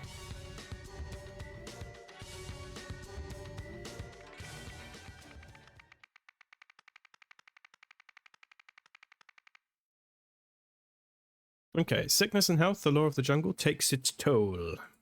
Alright, cool. So my punishment is the only reason I'm alive. Okay. I swear I didn't know. I won't... You won't shoot a sick woman, will you? Okay. What is happening? Okay, this guy is not breathing and he's green. This guy is not breathing and he's also green. This man is also not breathing and he has a cool sword. Okay, we've got some medical doodads in this tent. We've got it is a sorrowful thing, what befell Walter Keane. I liked him. He never hit me, not even once. Drowsiness doth overtake me, and the witch proclaims herself stricken with illness. Okay. Sure. Oh mighty Dagon, I saw the dreaded Spitfires. The dreaded Spitfires again. Avert marks of the deadly disease from my body. Take others. The witch claims she has a preventative cure for the fever in her kit. If this is true, give poor Tom a sign. Okay. Guessing this guy is Tom. Captain's Journal. March 6th. Continuing our journey to destination. March 7th. Did what was supposed to be done. Bastard got what he wanted and what he deserved. What a jest. Alright. Heading back. Ada reports a slight fever. Okay, so Ada is back in play. So Ada reports slight fever. Ada has read Mark's twerp slept on duty, couldn't keep his eyes open for 4 measly hours.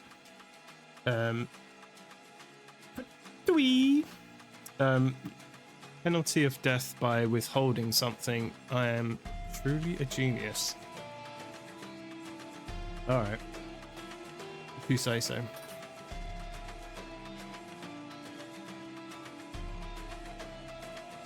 Oh, okay. So this is before.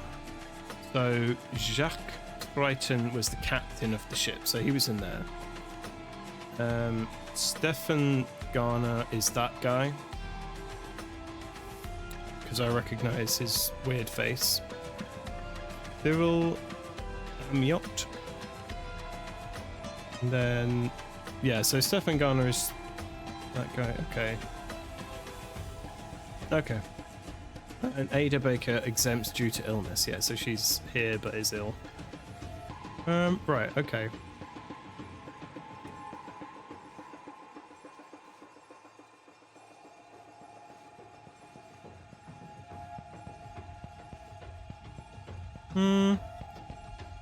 She was down as the surgeon, so I assume this is her stuff. It's the sort of thing what befell Walter Keane. So that's on March 7th. March 7th. Did what was supposed to be done. Bastard got what he wanted and what he deserved. What a jest. So Captain killed Walter Keane? I mean, you never know with that guy. He seems to not die. Okay, so I guess... What the hell is this thing? Okay, yeah. We've got another theme to look at. Okay, so from these tents, I think this one belonged to this late to Ada. And then we've got these 4 to deal with.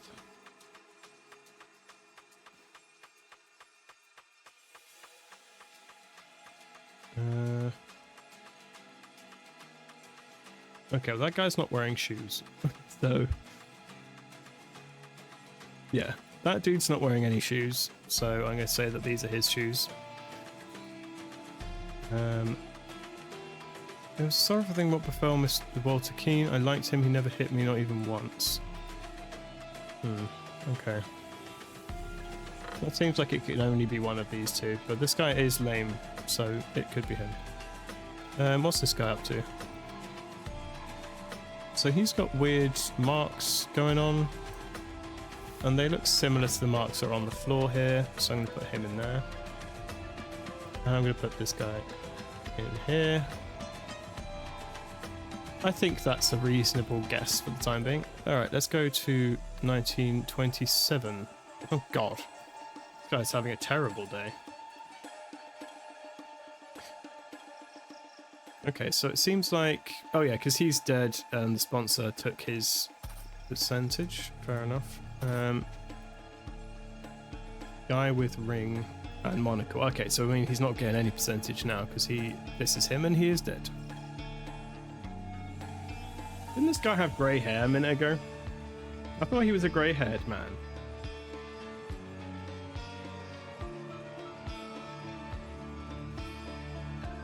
Okay, Spirit Journey with Don Hernan. Okay, Yellow Amanita, low levels of Neurosin. Calming effect is suitable for loving kindness meditation. Alright. Not to be confused with the Wizard's Hat. Okay, they do look pretty similar. Wizard's Hat has high levels of Neurosynth, but where you can meet your shadow. What are you talking about, man? For experienced practitioners only. Okay, well, I'm guessing he met his shadow. Murky Connor Cup.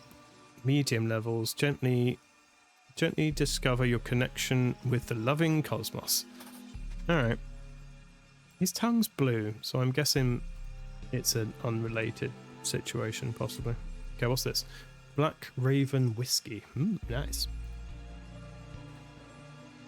Come quick, Myrtle. Maybe we can still save him. She does not seem interested. Let's see. So she's got the same ring as him, and I don't know why at the moment. Blue tongue, suffocation. Damaged intestines, hallucinogen overdose. Yeah, so the blue tongue says to me that he did not die from the mushroom he's eating. Presence of nerve agent or head trauma. Manifests as dilated pupils, mixed up or heightened sensory inputs. Symptoms. Low oxygen in blood, typically caused by blocked airways, lung malfunction. Red skin tone can be caused by high body temperature or oxygen oversaturation in blood. Yeah, so he's definitely red. Definitely a very red man. Oxygen saturation in blood. Okay. It could mean a blueberry candy. Yeah, that's true. Okay, so it seems like... Yeah, so he's suffocated. He has oxygen saturation in his blood, I guess.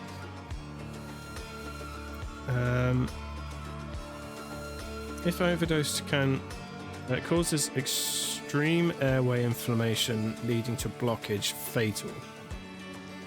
Okay. That sounds similar.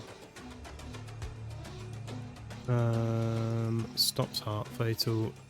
Blocks organs' ability to retrieve oxygen from blood, causing suffocation. Oh, maybe it's that one. Causing suffocation. So we've said he's suffocated. Yeah, so he's suffocated. Oxygen oversaturation in blood. Blocks organs' ability to retrieve oxygen from the blood, and therefore would stay in the blood. Okay. So Faraxine. There we go. I can say words sometimes. That's why you don't lick mushrooms. I don't think the mushroom is the problem. Nerve agent. Causes this hallucinogen, damages all digestive system, nausea. No, I think it's the Faraxine. Vomiting, high temperature, fever. No, I think he's had an overdose of Faraxine, but Faraxine.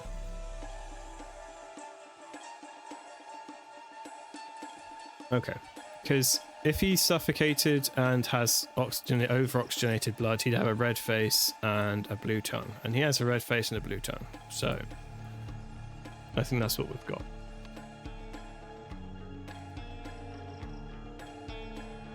Okay, let's look in these tents then, I guess. So, this is her tent, I think. Oh no, this is what's-his-face's tent. That guy. That's his tent.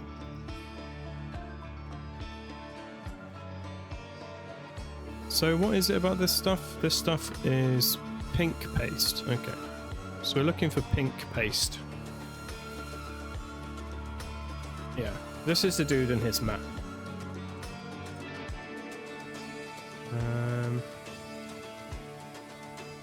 Okay, this is that lady's tent. Possibly.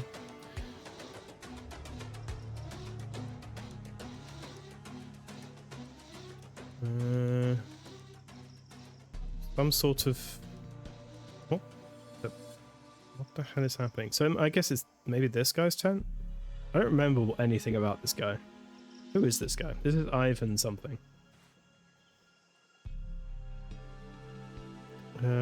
Okay, this is Fancy Man's tent, the dead guy. This is dead guy's tent. What is... Okay.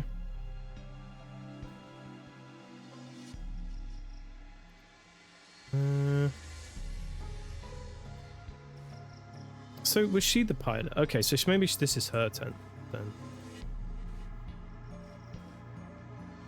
Right, we can probably put in some of the tents at this point. So fancy boy tent. I think that's mustache tent. This guy is in this tent. This.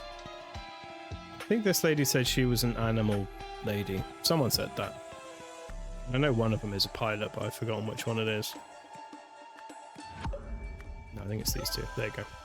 Okay, yeah, so it means that this guy is probably Murder Man. Possibly.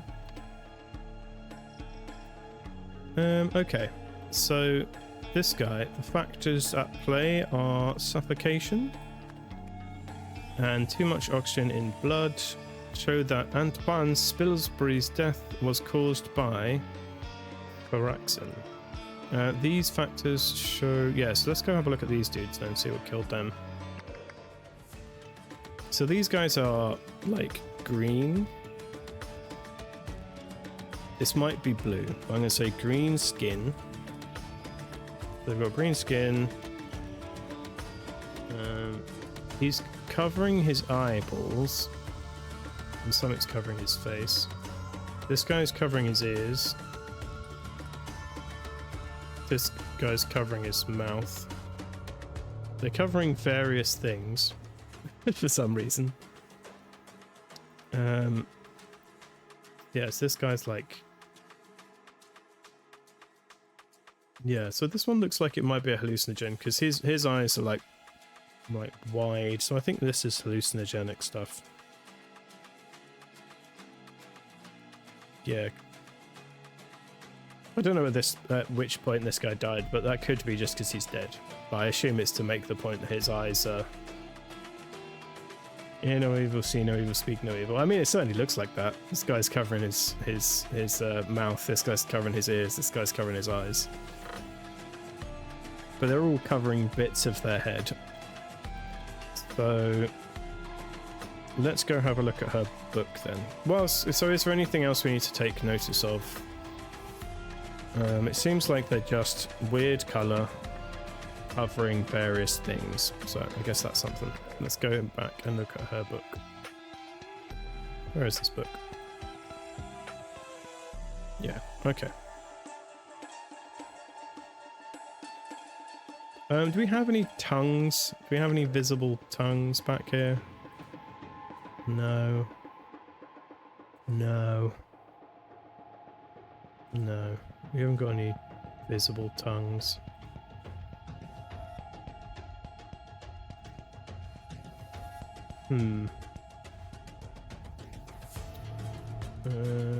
Drowsiness does overtake me, the which proclaims herself stricken with illness.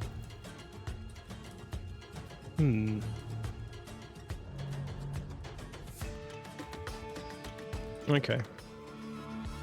Let's look at the back then. We've got no tongues to look at. We've got blue skin. Okay, I mean, I'm going to still stick with that being green, but okay. Can be caused by low body temperature or oxygen deficient in blood. Okay. So causes extreme airway inflammation leading to blockage fatal. Stops heart fatal. Overdose. If overdosed, cools body damages liver, fatal. Nerve agents. Blood agents, nerve agents. So this one's hallucinogenic, damages all digestive system, fatal, overheats the body, causes brain death. Well, that's not nice. Neurozinth, yellow powder, hallucinogenic, can lead to extreme nausea, non-fatal. If overdosed, paralyzes lungs, fatal. That doesn't mean much.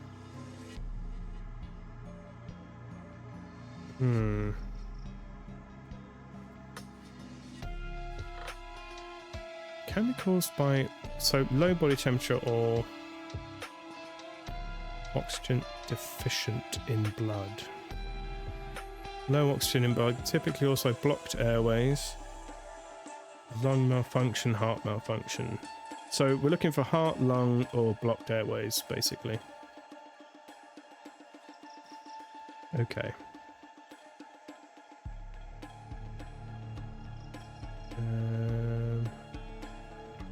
Okay, this one causes extreme airway inflammation leading to blockage, fatal.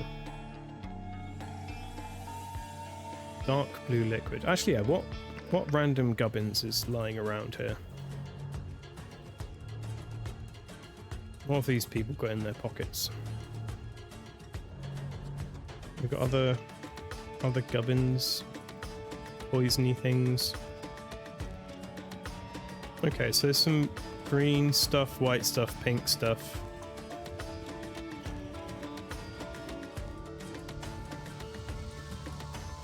Yeah, there's not that much gubbins lying around. Okay.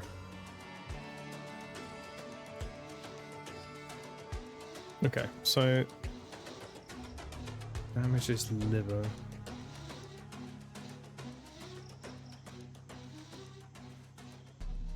Hallucinogen overheats body, so it's not that. Paralyzes lungs.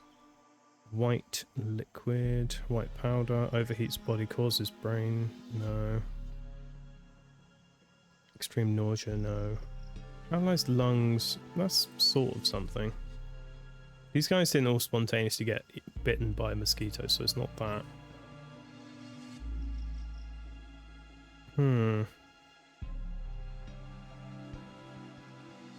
Renachrome. Heart stimulant, stops heart, fatal. I'm not sure what happens to these ones, to be honest. I'm a bit stumped. Size covering size, that guy's covering zero. So it does seem to be hallucinogenic, because they are all like dealing with brain issues.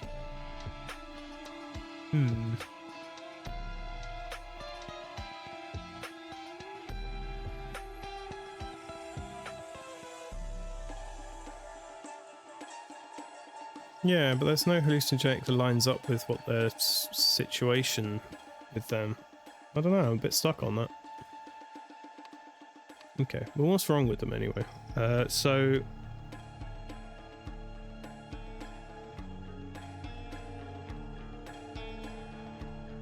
Maybe it's a mix of things. Yeah, it totally could be a mix of things. That's true. So are their bodies cool?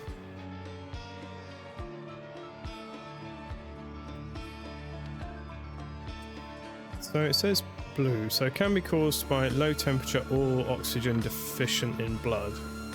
I can't know which one it is until I figure out what thing did it. But it does seem like there's a hallucinogenic involvement just due to the positions they're in. They're not overheated, they could be cool, it could be a lack of oxygen in blood.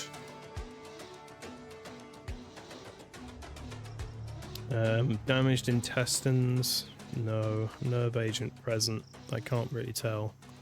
So it's one of these two.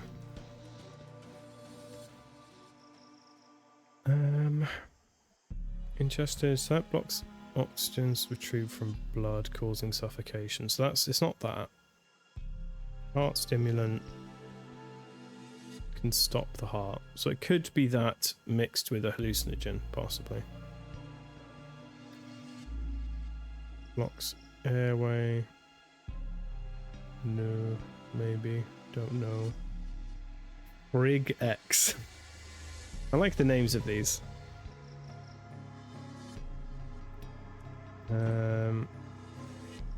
Nerve agents. Right. This guy, let's check what this guy had. So this guy had these thingamajigs. So this one, these are all about Neurozinth. So if they took one, the only one that's been mentioned in more than one place is Neurozinth. Let's have a look at that. So what's Neurozinth do? So that's a hallucinogen. It leads to nausea, but it doesn't kill you. So if they were all hanging out eating magic mushrooms and then someone tried to murder them with something else, that could be a thing, I suppose. But how would I know?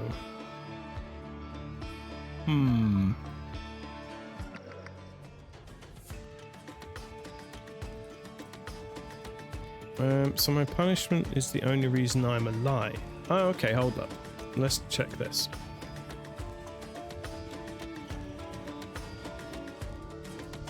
Penalty of death by withholding something. Penalty of death what? By withholding something. Oh, penalty of death by starvation. So it didn't let him eat. That could be a reason for what he's saying. And so he was punished due to not by falling asleep on duty.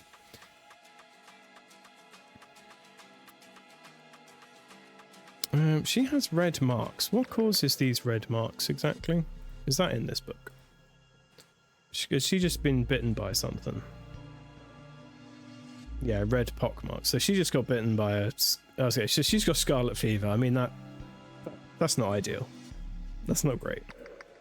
So she got bitten by that, but I don't think that's related to these other guys. These guys were eating something. So he got penalty of death by withholding something. So I'm guessing that is... yeah, food or drink or something.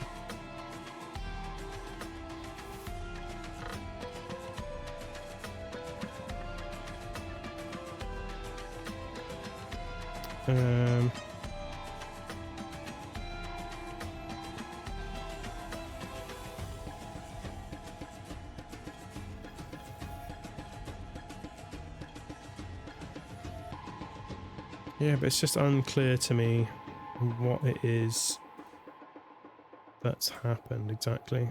I saw the dreaded spitflies again. Avert marks of the deadly disease from my body, take others. The witch claims she has a preventative cure for the fever in her kit. If this is true, give poor Tom a sign. I am so confused. Anyone got anything? I have nothing.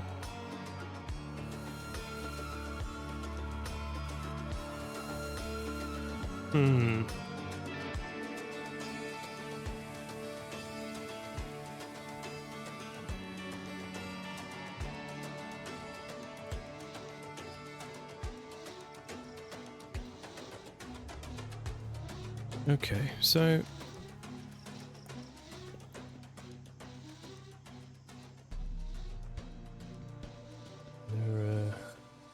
since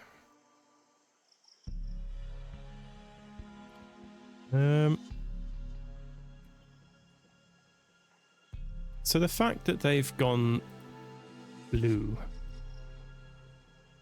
so yeah, low body temperature or oxygen deficient in blood. So oxygen deficient in blood.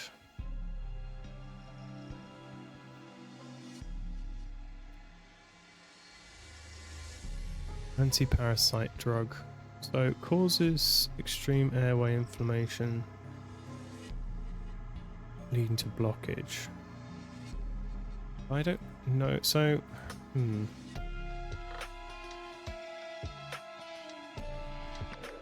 Okay, what has she actually got? We're going to assume that she did it. So she's got like a white powder, a pink powder of some sort, and a green tincture.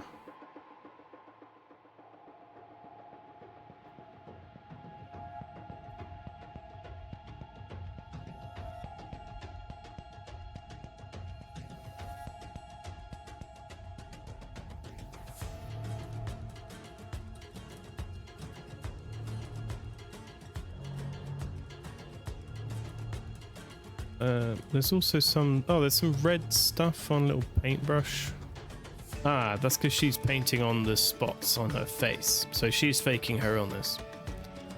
Yeah, so she's the one behind all this business.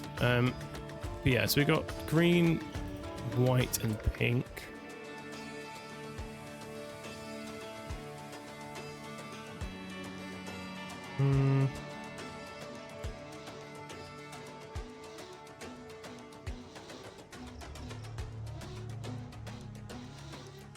Green, white, pink. Green, white, pink.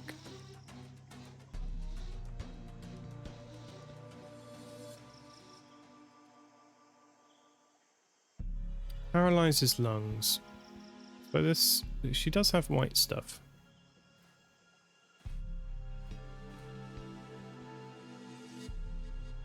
Okay. Lack of oxygen in blood. 2 or fewer are incorrect. Alright, well.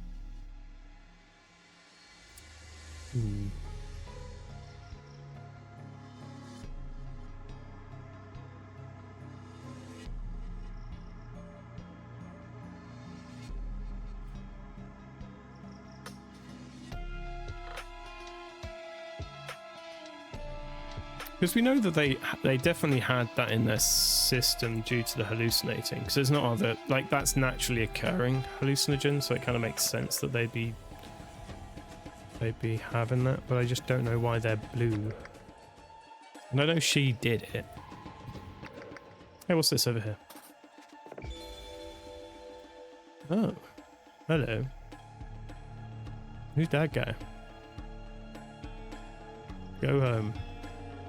Oh, so he's another leggy criminal. Leg cutter criminal.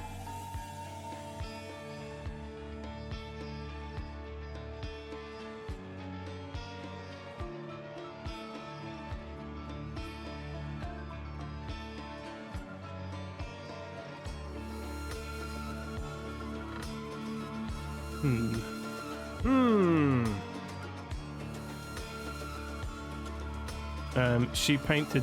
Did she paint on anyone else? I don't think so. I don't believe so.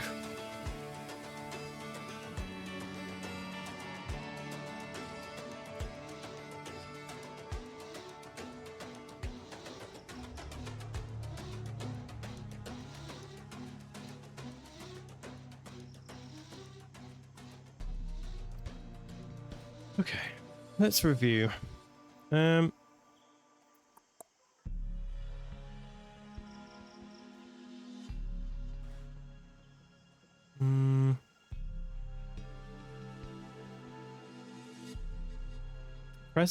Presence of nerve agent or head trauma.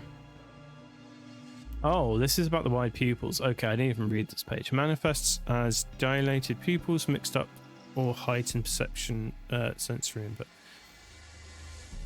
Head trauma or nerve agent. Okay, let's get rid of these then.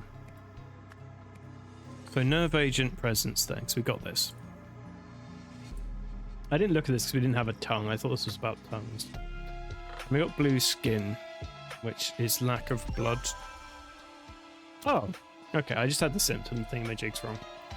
So yeah, is promodal salt. All right. So what we got then? In 1797,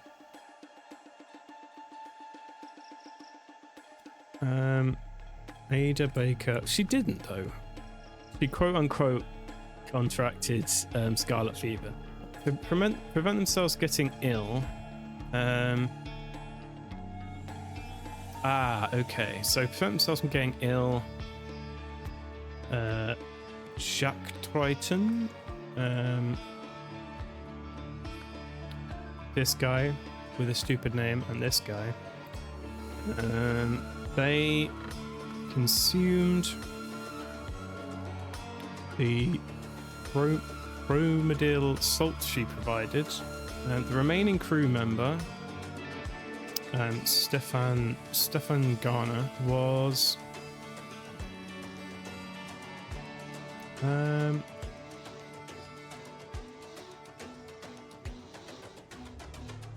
was refused the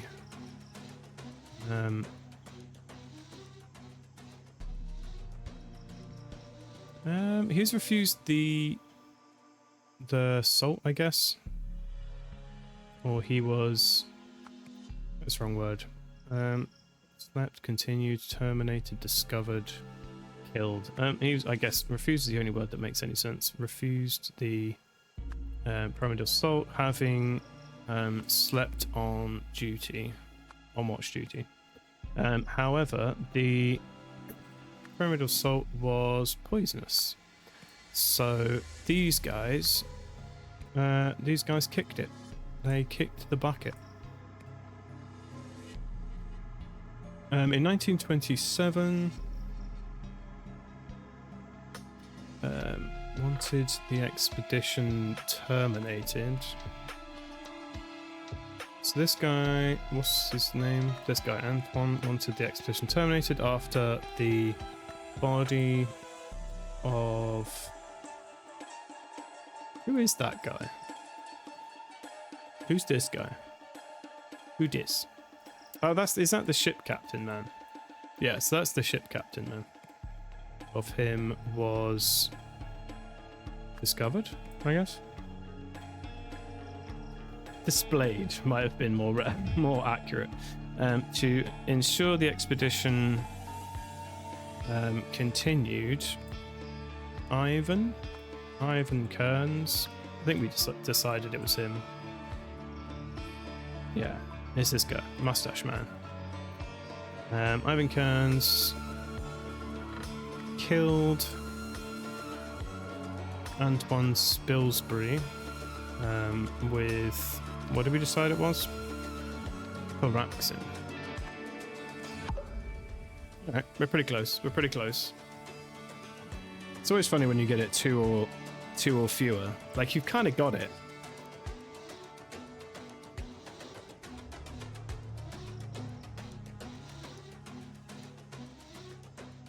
Okay, let's read it again. So, Ada Baker contracted scarlet fever. Well, she actually didn't, though. We know that much.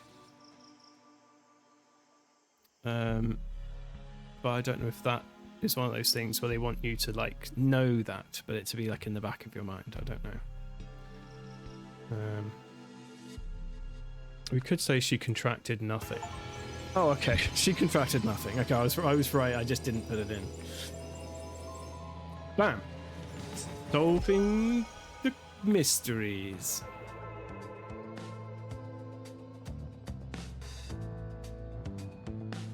Okay, so Ada Baker painted red spots on her face to convince the crew that she had scarlet fever. As the ship's surgeon, she prescribed them all prophylactic antidote, which was actually poisonous. Only Stefan survived, as Captain Triton had denied him the dose. When Antoine Spilsbury saw that guy, the boatman's bloated body, strung up like a scarecrow, he panicked and wanted to end the expedition. As the financier and ship owner, his decision would have been final. To prevent this from happening, Ivan Kearns laced Antoine's whiskey with the deadly pink paste, which he had kept in his tent as mustache wax. Nice. All right, I'm going to leave it there, and we'll do the last bit next time, as it is that time again. Hello. Welcome in, Conglomo. Yet another first. How are you doing? I hope you're having a fine day. Take that, scum! That is makes me in every game. I just like saying it. It makes me happy. How you doing? So we are. I was going to do an art stream, but I realised I'm only going to be doing art for like an hour and a half or less. So I thought we'd come back in and finish the DLC we started yesterday instead. I'm going to get my pad. So I do find it helps with this game. This is the last DLC. I don't know if they're working on a sequel or if they're going to go do something else, but this might be the last time we do some Golden Idol content around here. So, yeah. Doing okay, a bit tired, need to get some stretches in. Fair enough. Hey, yeah. At least a bit tired isn't hugely catastrophically tired or unconscious, so that's something. How am I? How honest do you want me to be? Right. Pencil is working. Downloadable content. So, Curse of the last thingamajig. So, I think we got to this, I think. Brutally honest. I'll be on-stream equivalent of brutally honest. Yeah, pretty rough. I've had a good couple of months since, you know, last doctor time, but I don't know. I think the stress of trying to find another job and stuff is just getting a bit depressing. But I'm doing okay. At least I can take some time out of worrying about that for a bit, and we can piss about. Right, so we just did... Yes, we just did this one here, and solved a weird bunch of deaths on the island. And now we have a weird letter. So, dear Quick Eye Steward. Quick Eye. Quick Eye isn't one of the standard beast houses, so that's interesting. Yeah, Quick Eye isn't one of the masked beast thingamajig houses. That's interesting. Hey Sarai, how you doing? Welcome in. On my way into work, but wanted to stop in and say hello. Well, thank you very much for stopping in. I hope you have a good day at work. I hope it's not too horrible. Yeah, we are here to escape the hell of working.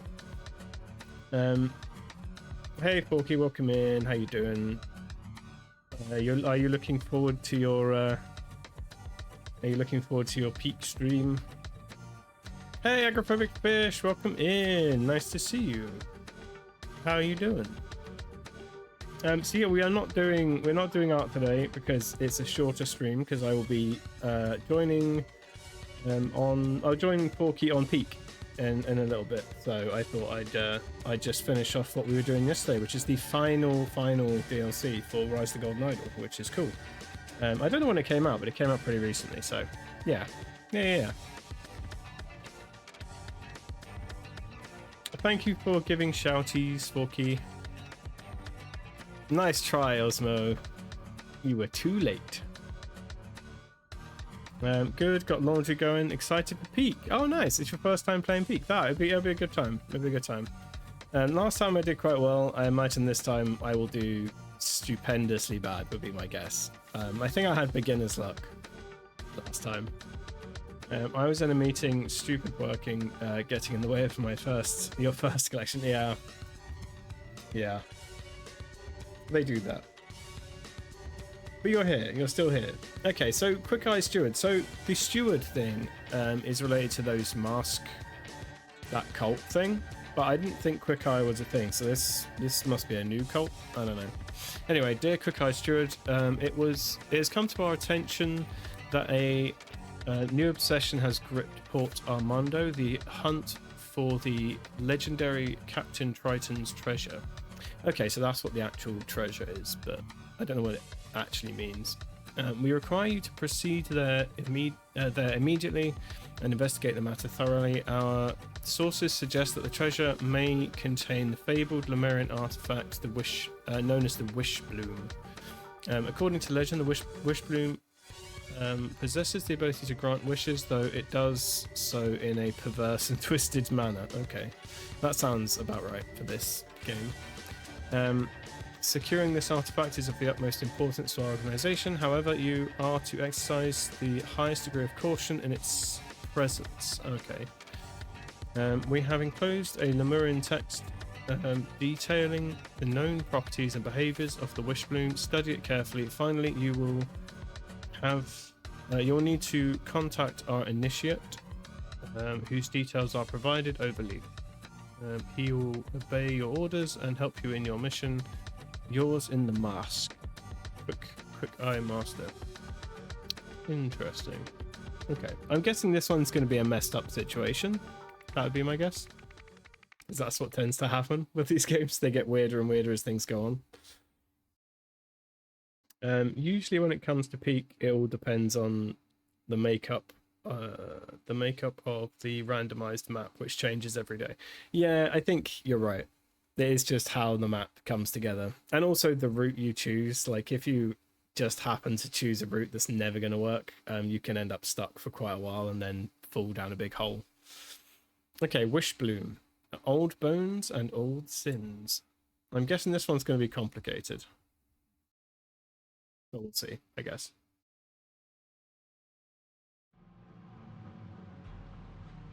Okay, so this is in 1797. So this is before everyone died, I'm guessing. Because they all seem to still be here. I've seen a lot of references to Monkey Island within this, by the way. This is, I think, the 4th Monkey Island reference I've noticed. Starting off a mission where you're, like, hanging from a rope in a big hole looking for a treasure. I'm just saying that's Monkey Island-ish, you know? Halfway through, I'm still going to be working, so I will be watching. Okay, you lurk and work. Halfway through our first ascent, the map will update, so the second set runners will have a different map. Oh, okay, that's good timing. That is very MIJ. Yeah, exactly. So, I mean, we've had a couple, because last time we had a few. Because I remember we mentioned them. Okay, so there's some sort of beastie down here. Alligators. A broken jar. Some sort of goo. Who's this dude? This man is not breathing. Okay. Okay, got a weird key, we've got a chest, we got a dead guy. It's got a slash wound of some sort. There's weird plants in here that may have poisoned him. So he's got goo on his shoes. Okay, so who's this dude? Okay, so this is the initiate guy that the letter was talking about. Okay, Captain, as this shall be our final meeting, I must say that you are sorely deficient in both elegance and intellect, and bear more resemblance to a brute than a man. Oh, well, that's nice. This guy's got all kinds of weird stuff going on. He's got a fork. He's got purple ink. He's got X on a piece of paper, same as the other guy. We've got weirdly shaped paper with, are they slits in it? What is happening? Okay, I'm sure this will make sense later. He's also got gooey shoes with some, what are these little white and red bits? Do they have anything in their pockets that resembles that? Because he had that as well. Yeah, interesting. Okay, so this is some sort of red, what is this? A red crystal and then like a golden base. So this is the Wish Bloom, I'm guessing. This looks artifact, Lemurian artifacty, and it's wrapped in the weird plants currently. So Walter Keane Esquire. Wait, is this Walter Keane? Doesn't look like Walter Keane. I guess it could be. Studs, broken bloody glass. Yes, it could be broken glass with blood on it. I don't know. It looks like flat. Is that like sort of behind the study bit? Yeah, I don't know. Okay, so we've got some sort of Lemurian artifact. We've got weird poisony plants. We've got the captain dude.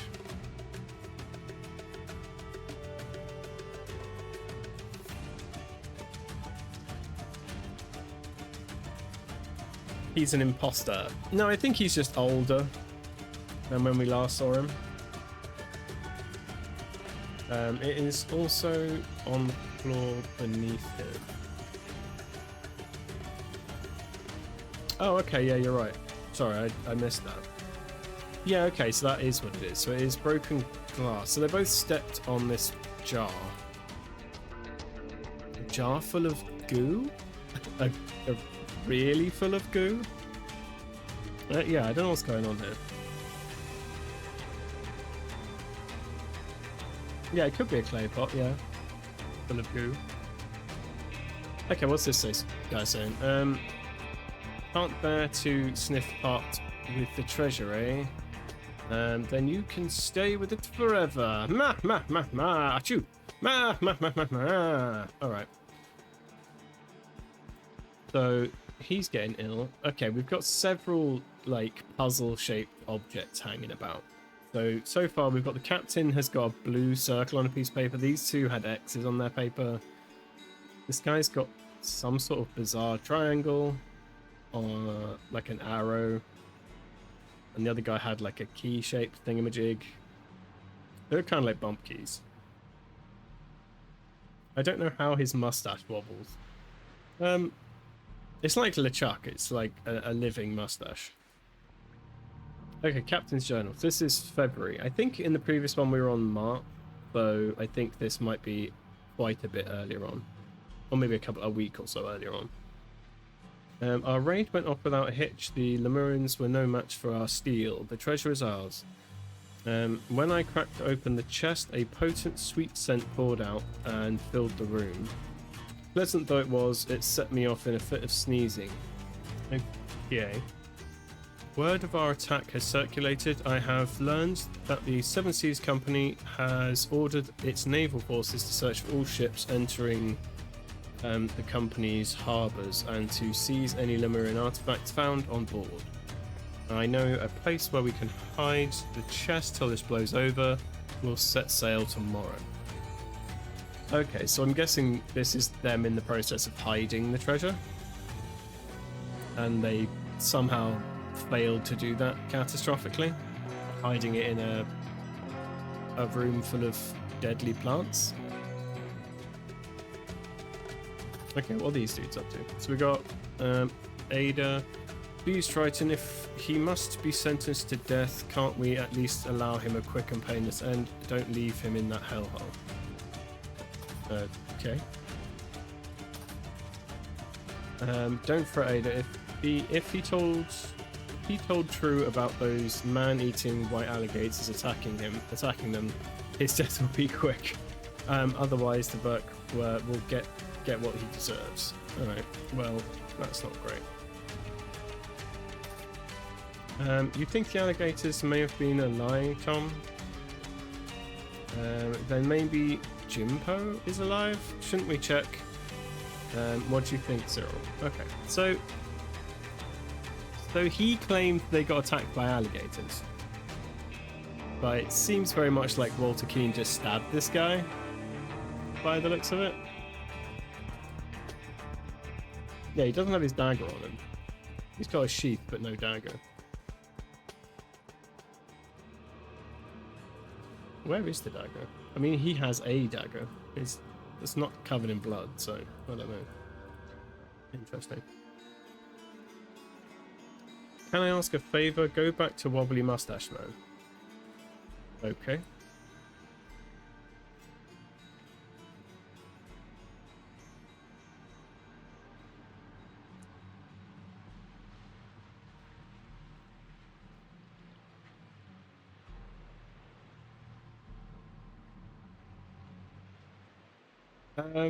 Read the rest of it.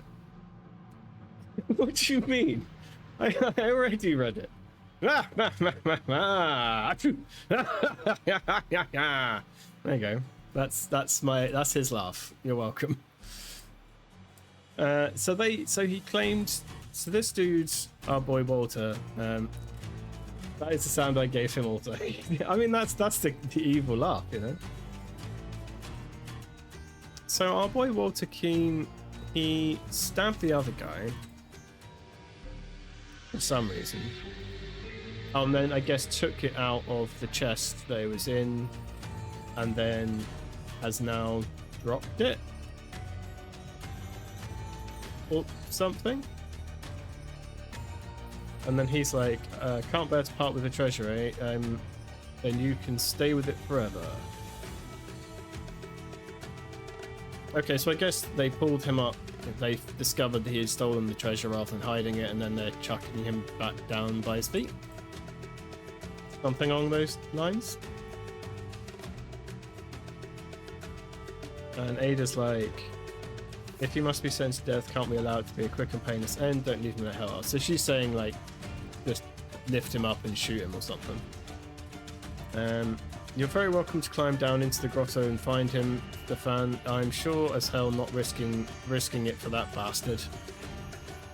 He drew his lot and sealed his fate.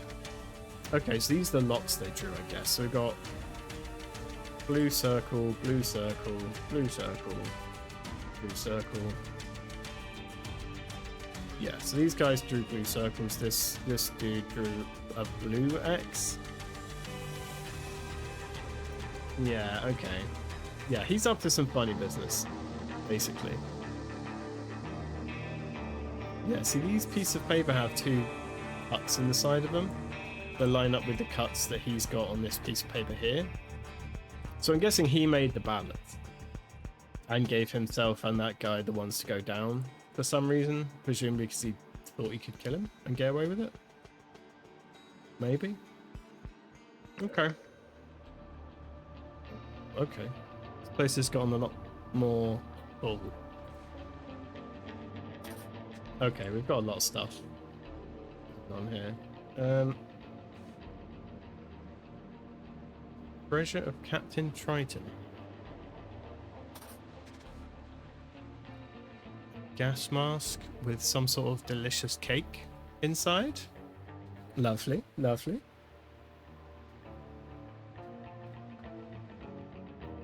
Alright, so...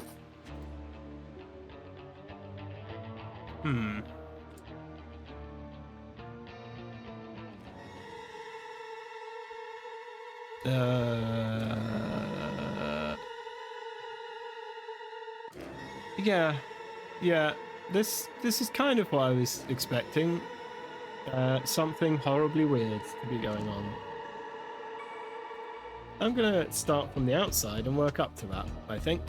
I'm gonna start outside, where it's not quite as bizarre, and work my way in. Is that a turtle man? Yep, looks like it. Looks like that's a turtle man. The man is not breathing. Okay, he's got 5 or 6 bullets remain inside the pistol. Oh, is this our mustache man? This is Ivan, isn't it? Ivan the mustache man.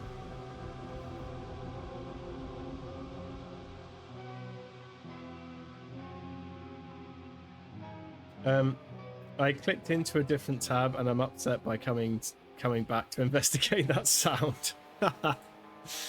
Yeah. We'll be seeing quite a bit of the turtle man. So this dude's been... Okay, his gas mask was exposed to less red than the other one that's down there. Pressure in envelope. Engine 1, left propeller up. Up, increased power, reduced power is down. Altitude, very low. Inflate or deflate balloon. So we've got trying to increase power, trying to inflate balloon. Engine 2, right propeller, increase power.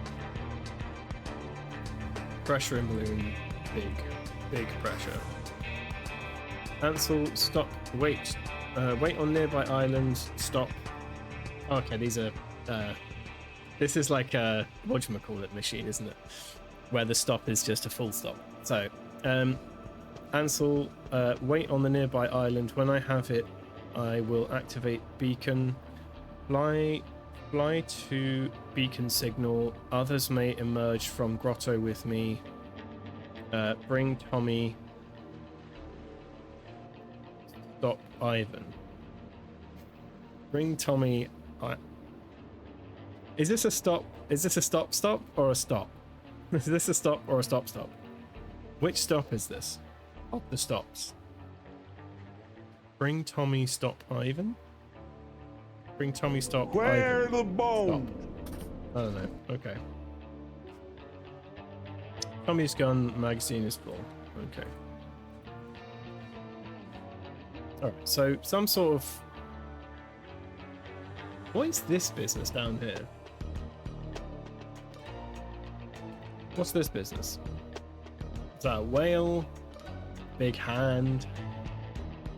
What's this? Does anyone know what this is?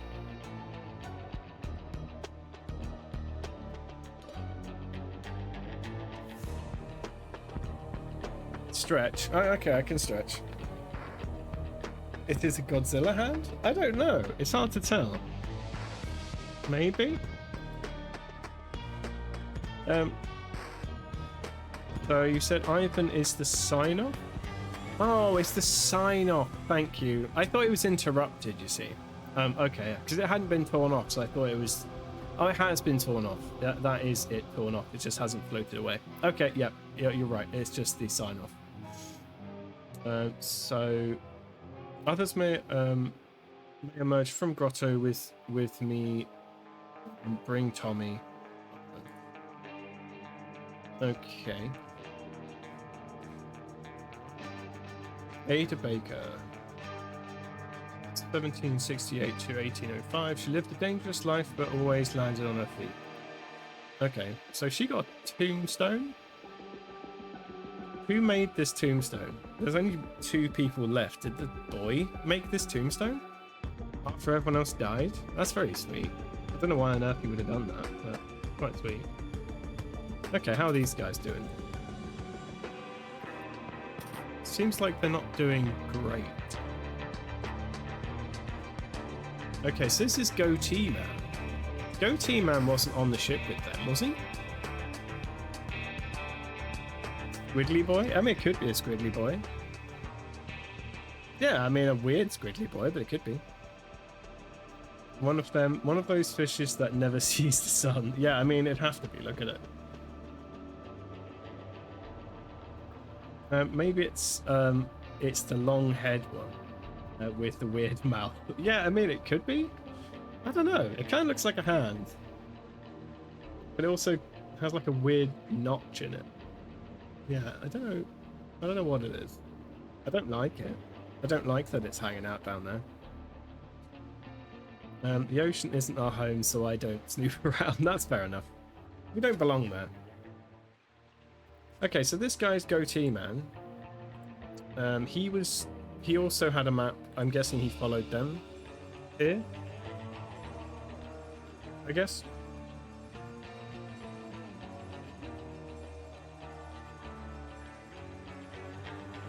Okay, so it says use left right engine outputs to steer. Hydrogen provides lift as it is less dense than air. Use air balloon to regulate altitude. Max carry weight is 3 quoffs. Okay. 300 QFs. I don't know what that means. 1.5 QFs equals 1 kilo.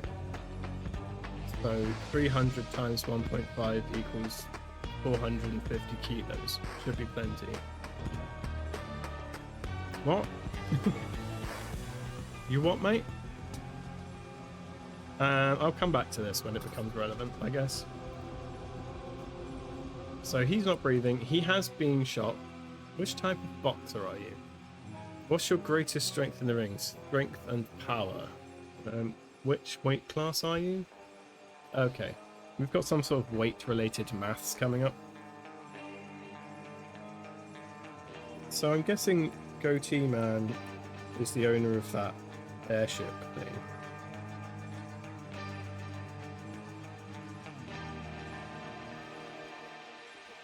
We know Goatee Man's name, don't we? Goatee Man was in this one. I think we know his name. Yeah. Okay, so he's Ansel. He wasn't in any of the other scenes, so I forgot who he was. So this is Ansel.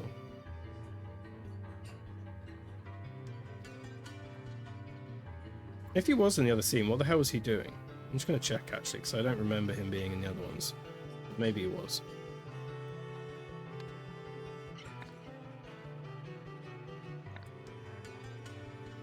Hey, was he in this one?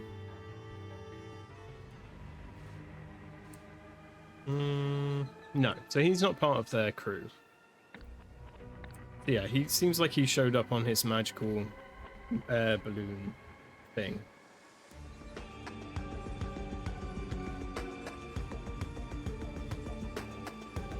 Ansel, wait on nearby island. When I have it, I will activate the beacon. Stop. Fly to beacon signal. Others may emerge from the grotto with me. Stop. Bring Tommy. Oh, as in bring the gun. I see. Bring a gun. Ivan. So Ivan. So okay. So Ivan and Ansel planned a double cross. So these two guys were double crossing the rest of them. And it didn't go well. Okay, yeah. So these two are going to double cross the rest of the crew. It looks like the gun in his pocket's only fired once. So did he double cross and shoot his own guy? Or did someone else shoot him? Tire out. Mush generally wins. Tire out my opponent, then strike. Total your score. The ogre. Okay. Grasselin. Graculin. Okay, gentlemen, are you tired of being a disgusting slob? Do you have a mountain of weight that you can't shift? Your prayers have been answered. Take one pill with each meal and transform your figure. Dr. Darren's miracle fat burning pills. Okay, sure. Not for men under 70 kilos. Common side effects in lighter individuals include excessive hair loss and breaking out in purple spots. Okay. I don't see any purple spotted people, but I guess I'm gonna note it down just because the fact that they've written it here means it's probably relevant to something.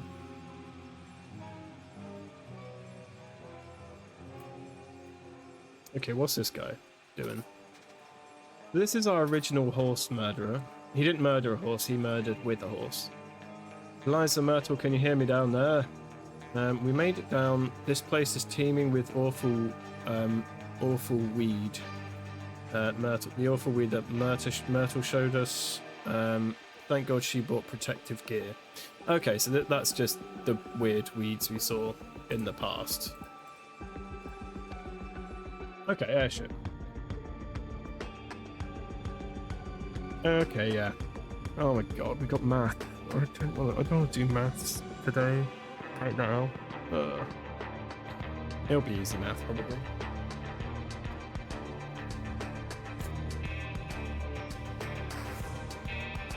You might have heard the familiar sound of me opening my scientific calculator.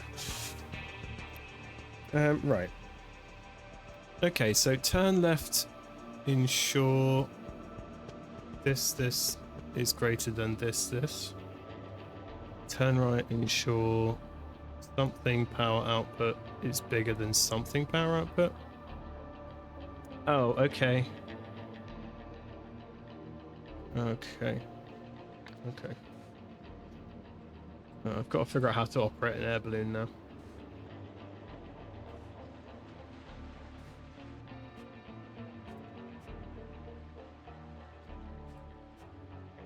All of these are like quite up. Well, these two are in the middle, I guess, but they're... So it looks like he's trying to turn left? Yeah, he's trying to turn left.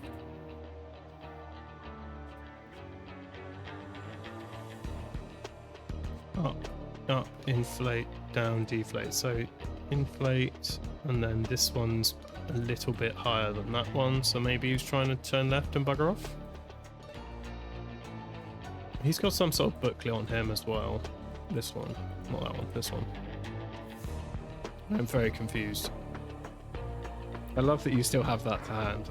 I always have my Casio to hand, just in case I have to do maths. It's a rare occurrence, but it's good to have it nearby, just in case. Use left and right engine outputs to steer. Okay. Hydrogen provides lift as it's less dense than air. Okay. Use the balloon to regulate altitude. Sure. That's cool. That's cool. Cool. Maximum carry rate's 300.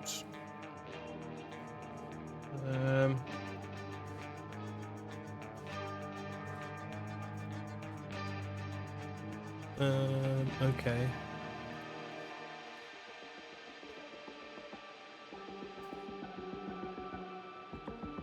Right, turn left, ensure that the left engine power is bigger than the right engine power. Turn right, make sure that the right engine power is less than the left engine power. To ascend, you inflate the balloon. I think that makes sense, maybe. Okay, so weight limit in QFs. So the weight limit in QFs is written in the book. So I might not have to do too much maths. So the weight limit, it says, is 300. The weight limit in kgs, he's put it here as 450.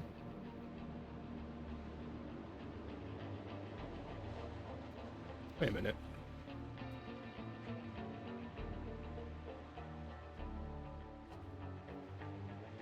Yeah, he's done the maths wrong.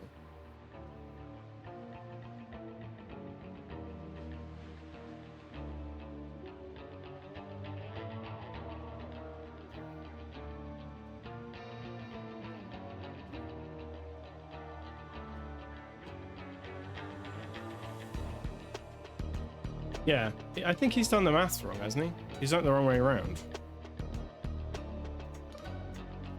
Because 300, yeah, so it should be a third less than the number of QFs is the kg. Whereas he's multiplied it by 1.5, getting 450 kg, whereas it should be 200 kg. So he should have, yeah, he should have divided by 1.5.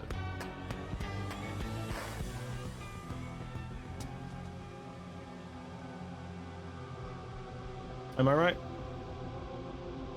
Others who understand math or conversion?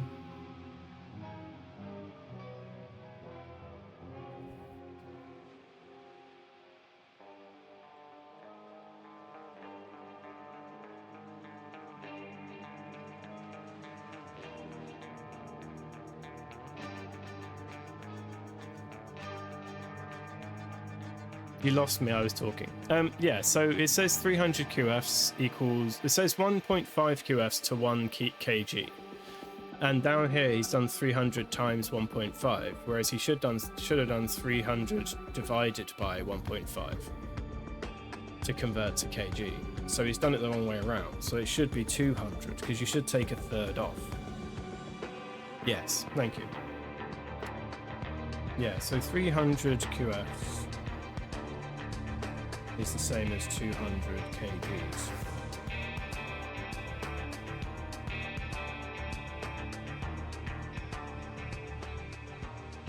Yeah, okay, cool. Right, so that means that the weight limit is 200 kgs. Ivan's weight in kgs. We don't know Ivan's weight. It's at least 70 because he's taking those pills. Ansel's marked his down. This is Ansel, yeah. So he's marked his down as over 90. So he's at least 90.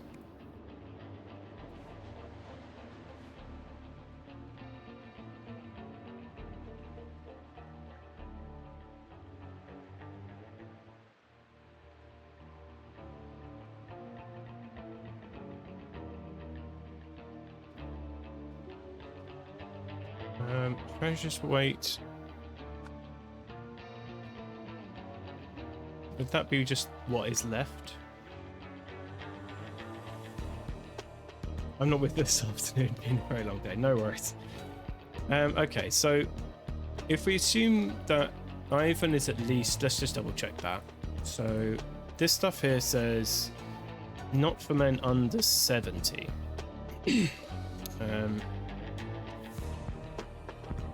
So it says hair loss and breaking out in purple spots. So let's go check him for hair loss and spots. He seems to have plenty of hair and no spots. So I'm going to say, yeah, 70 for him, 90 for him. If we're going with a 200 limit, then 200 take away 70 and 90 will give you 40. So total weight, but yeah, I mean, we've got to figure out how much the treasure weighed, I guess. Yeah, is there any way to know that?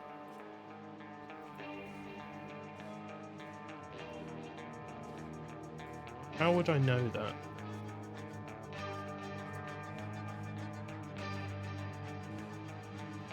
Yes, this is the treasure chest that they've nicked. So they whipped it, but where did they... So if they've whipped it and that is it, how am I supposed to know how much it weighs? I guess, I don't know. Yeah, this is the unknown. Okay, let's check this.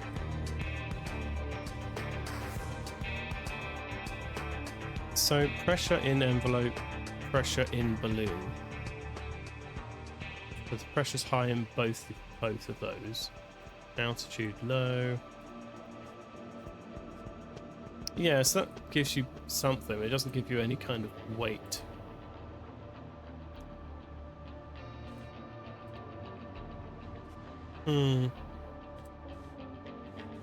Hold on. Hold on. We might have a clue back here. Yeah, I guess we'll check. Let's check and see if we can figure out how much it weighs based on these guys dropping it down there. So, when it cracked open the chest, a potent sweet smell filled the room. Pleasant though it was, it set me off sneezing. Word bar attack is circulated. I have learned to Summersea's company, blah blah blah blah blah blah. I know a place we can hide the chest till it blows over. Okay. I guess we have to go into the nightmare. Let's go into the nightmare and see if we can figure out what is... Maybe we need this information in here to figure that out. Oh god. He's a turtle man? So this is Walter Keane who's turned into a turtle man? Is that true? Have we got a turtle man? He's got a turtle man hat and a turtle man arm. I've lived a long time, milady. Much longer than most, and I can honestly say my best years have been spent living this way. Oh, okay. With the wish bloom by my side, I feel wonderful. Cool. That's cool. Cool. I love that. Gross. So he's got a weird green ink thing, but he's a very duplicitous man, so I don't know what he's up to. To whomever may find my cherished wish bloom, I have tried to keep you away, but clearly my efforts have been in vain. So concludes my explanation of the wish bloom's effect and the medium through which it acts upon its subjects. But if you doubt what I have written here, brace yourself, then cast your gaze above the entrance. Do not be alarmed by my appearance. I mean no harm. I mean, I'm alarmed. I'm quite alarmed by your appearance, I think. You're a terrifying turtle, man.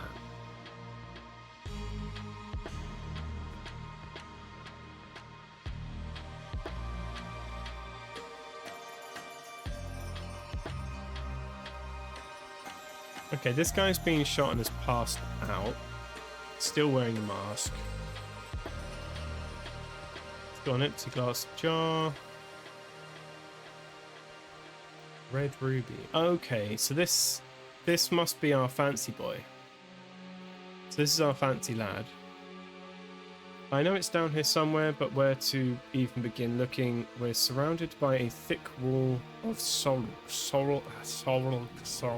That's hard to say. Sorrel grass. Sorrel grass? Yeah, sorrel grass. Any part of which could be covering it. It would take a lifetime to hack through all this. We need to be sure of our direction. Okay, cool. This weed grows thick and tall in dark caverns, hates sunlight. It is entirely harmless, but does get an inert slime all over everything it touches. Okay. So this is the wish bloom. It does this. It does this. So it's this plus this equals this.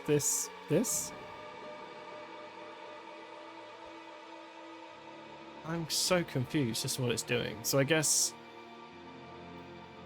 it makes the creatures more toothy? Or is this like this to this to this? So it turns a guy into like a long-faced guy? I don't know what this means. Okay, maybe it turns a dude into a turtle man. That much seems clear. Okay, so that's really it, huh? No wonder she wanted me to do it. Tell me, do you enjoy your life? Okay. Expedition contract spoils go to. Okay, yeah, so Antoine died in the previous one. It's not our fancy lad, it's our fancy lady, Eliza. What's her face? Or Myrtle.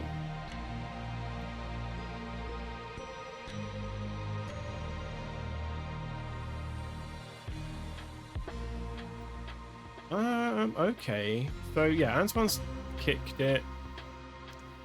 Jasper and the other people have split some of the loot in various ways. I, Myrtle Song, hereby promise to give my share of the treasure to Eliza Swan if she is able to find the wish bloom.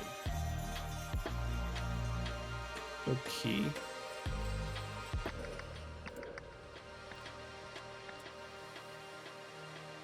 So, Myrtle is this lady, yeah? Yeah, that's Myrtle. Okay, Myrtle is dead. Yeah, I think Myrtle is the one who is dead. Thickness one. Is she the one with the magic book?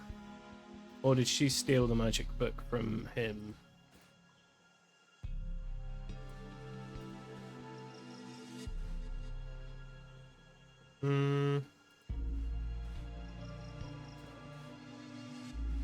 No, she always had the book. Okay, that's fine.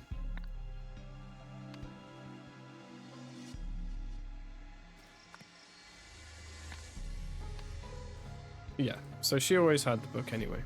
Alright, that's cool. Okay, let's go back to Turtle Man.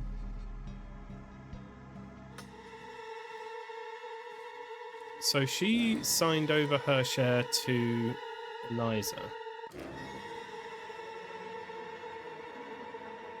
And now he's dead. So is he. So it seems like Jasper, Eliza are alive, Ivan's dead, Myrtle's dead, Antoine's dead, and Radigan's dead. So there's only 2 people alive at the moment. So that's it. How? No wonder she wanted me to do it.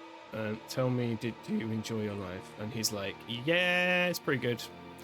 Lived a long time, milady, much longer than most, and I can honestly say the best years I've spent this way with the Wishbone by my side. I feel wonderful. Why would you want to be in the presence of this weird thing? Why would you want that? You want to turn into a toothy lad? Is that cool? Is that a good time?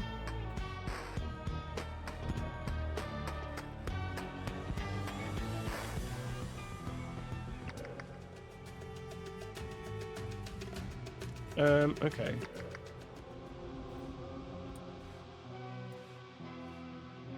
Back to the task at hand then. So what we need to do is figure out the weight of the treasure, I guess, because it can't be just that it's whatever's left. It has to be something else. Does anyone have any ideas on that? I don't at the moment.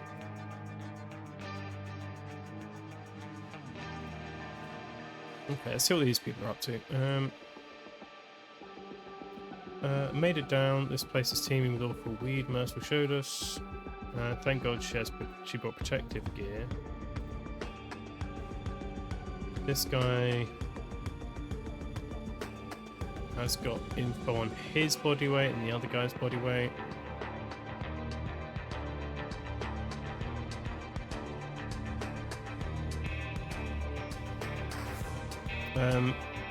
What's with the tank? Oh, this tank. Ah, thank you. I completely overlooked it. You're absolutely right. There we go. So this will probably tell us the lifting capacity.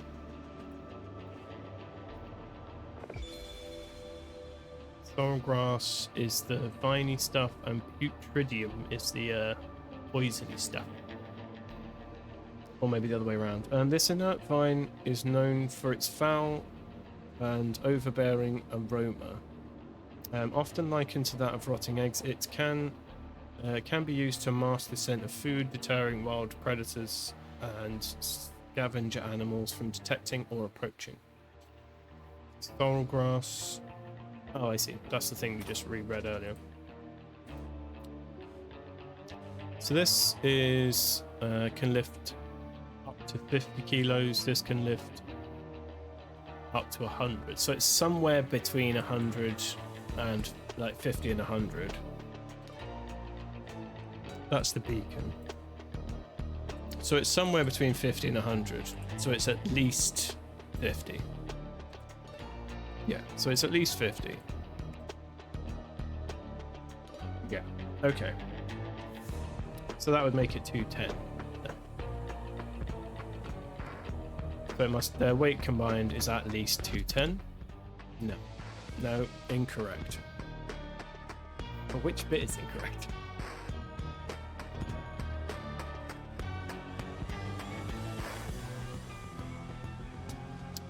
Let's have a look. Left power. Engine power is better than right. Left. That makes sense.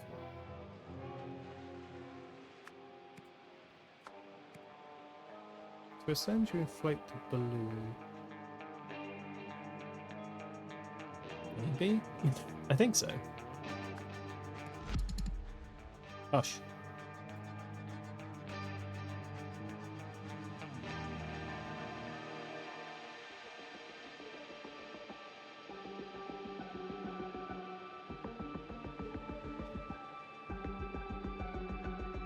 Okay, so I guess we'll just double check our numbers. So the weight limit is written in here. So we'll just check our numbers. We got our numbers right.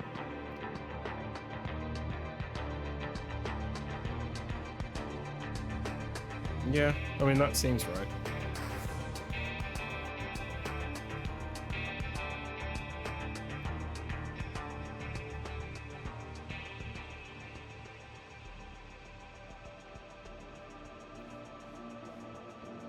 Ah, try to close that. Right. Let's read this little book again.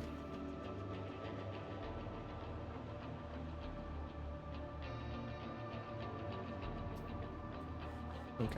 And let's check the little labels again. Maybe I misunderstood these.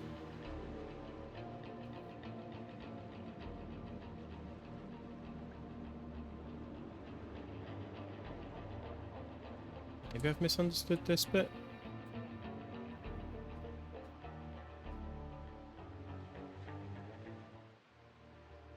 Oh yeah, I've just misunderstood that.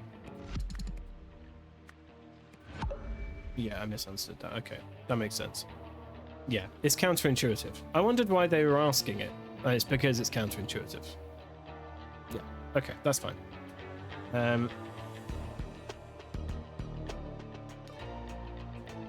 Okay, let's check his booklet again. Hydrogen provides lift as it's less dense than air.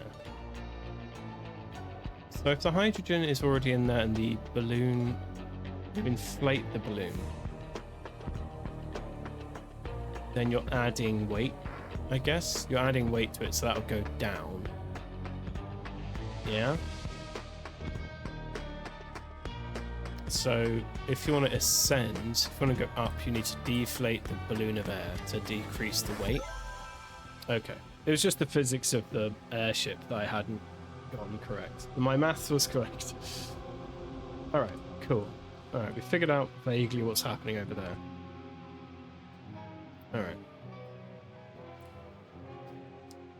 Woohoo, maths!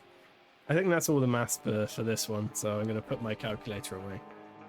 I don't know if you'll be able to hear the noise. I can clap the calculator together if it makes you feel better. Yeah, my microphone blocks the lovely noise. Alright, so in 1797... Okay, so let's go back here then, I guess. I hear it. It's a classic sound.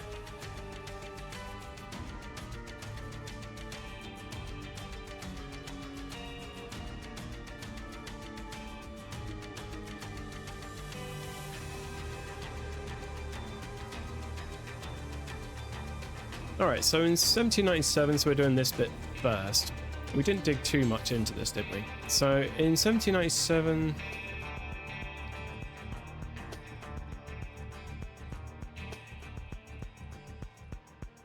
Okay, so Walter Keane lost the... he lost the lots... what would you call it? Lots?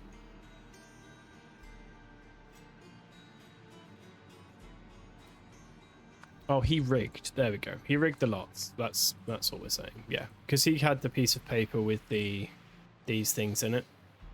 So he made the lots and had the ink and stuff. So we can fairly assume that he rigged them.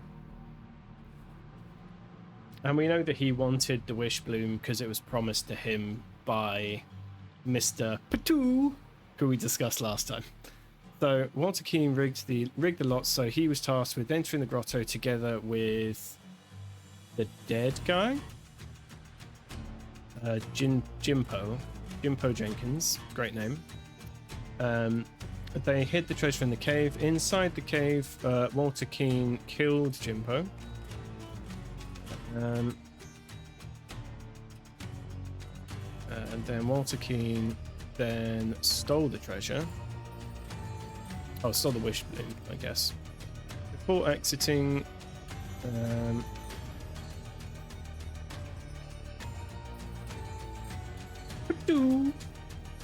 So it says here, before exiting someone, something, the something in a something, because this something, the something.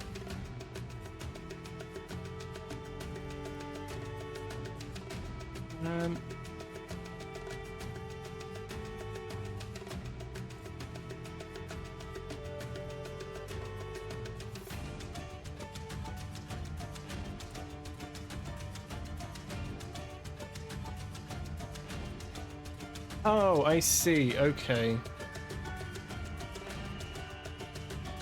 Right.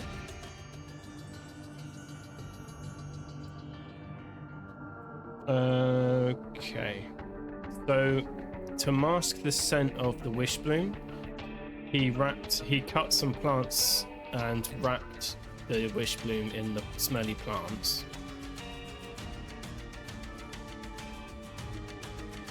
I think that's what happened. Okay, before exiting... Yeah, alright, so before exiting, Walter Keane wrapped wish bloom in a putridum vine? Yeah, putridum vine, because this masked the scent. That makes sense. Masked the smell. But because...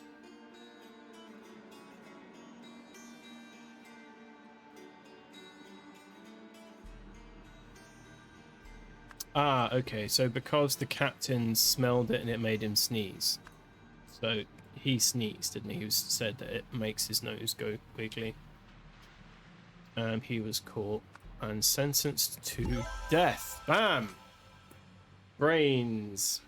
Brains functioning. Okay, cool. Events 1 sorted. Alright, events 2. In 1927, we're over here now. So who entered the grotto then? Walt did. So we know that it's not Walter, is it? What's his name? Jasper. Jasper, Ivan, Myrtle, and Eliza entered the grotto and found the sorrel grass weed. Oh, found the treasure. They found the treasure. The treasure was on the floor. While winching it up,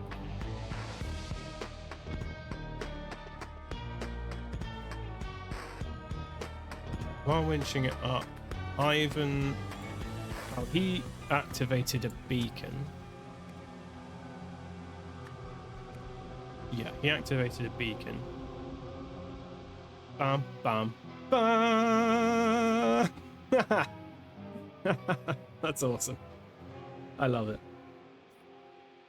I see you. That's awesome. I love that. While winching up, he activated the beacon 'cause it's still on the thing. So when Jasper climbed out,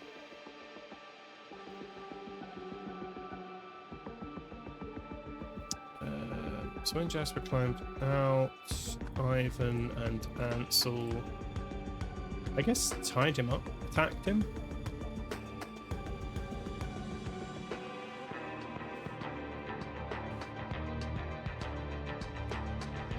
What's the word they're using over here?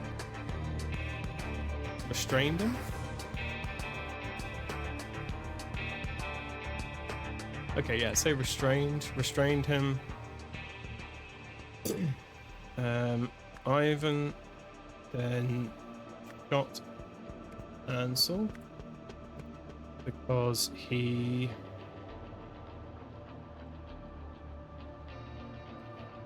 exceeded the weight limit, but because Ansel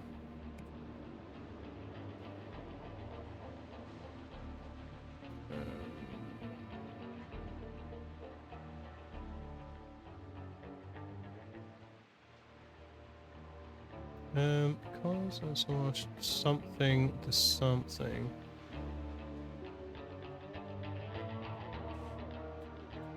Oh, I see. Oh, he inflated the balloon. He went the wrong way. So that makes sense. So because Ivan inflated the balloon, the airship plummeted, and so Ivan drowned because he's an idiot. There we go. All right, we're making sense of things. Our brains working, brains functioning. Okay, meanwhile, in the grotto,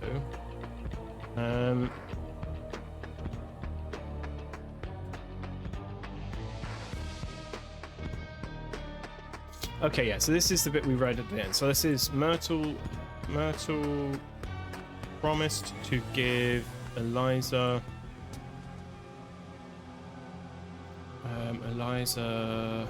what do you call it? Treasure?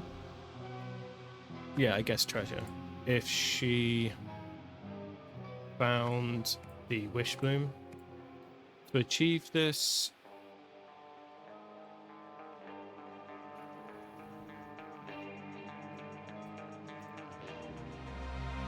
how did they find it? Yeah, how did they find their way to it through all the grass?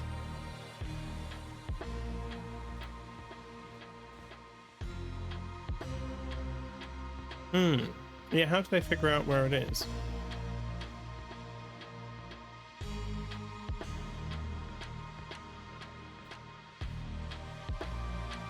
So it says, this weed grows thick and tall in dark caverns, hates sunlight. It is entirely harmless, but does give an inert slime all over everything it touches.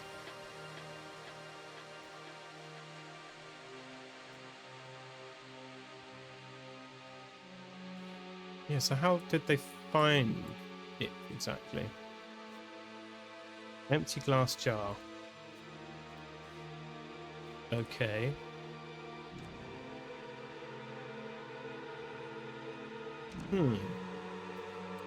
Yeah, how'd they find their way through? I'm confused by this.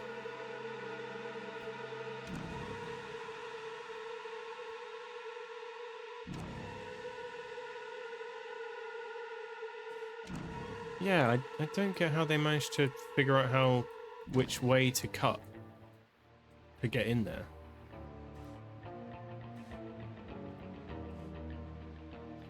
Oh, I see. Oh, do I see? Yes, I do see. Right, okay. Gotcha. So she made a deal which meant that Eliza would take off her gas mask. Because if she took off her gas mask, she could smell the sweet scent of the wish bloom and follow her nose. And so by following her nose, they'd cut through the whole thing. Because the other plant is the one that has a smell. This one doesn't smell of anything. Whereas the wish bloom smells sweet. Because the other guy said that when he opened the chest, it smelled really sweet. So I think she followed her nose. So Eliza removed her gas mask and followed the wish bloom's smell. After reading Walter Keane's letter, actually this one, Eliza Swan realized that Myrtle's song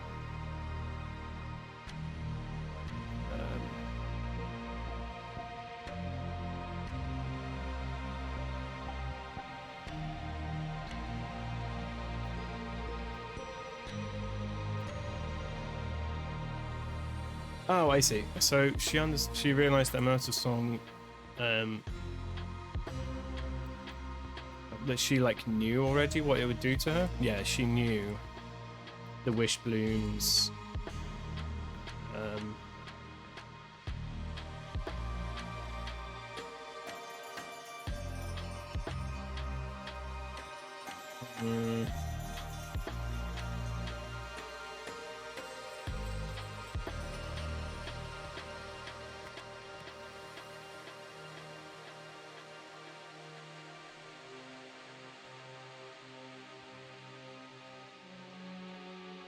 I'm nearly there. Yeah, she already knew. So what is this bit? So in here, a lot of this is making sense, except this empty glass jar. I don't know what this empty glass jar is for.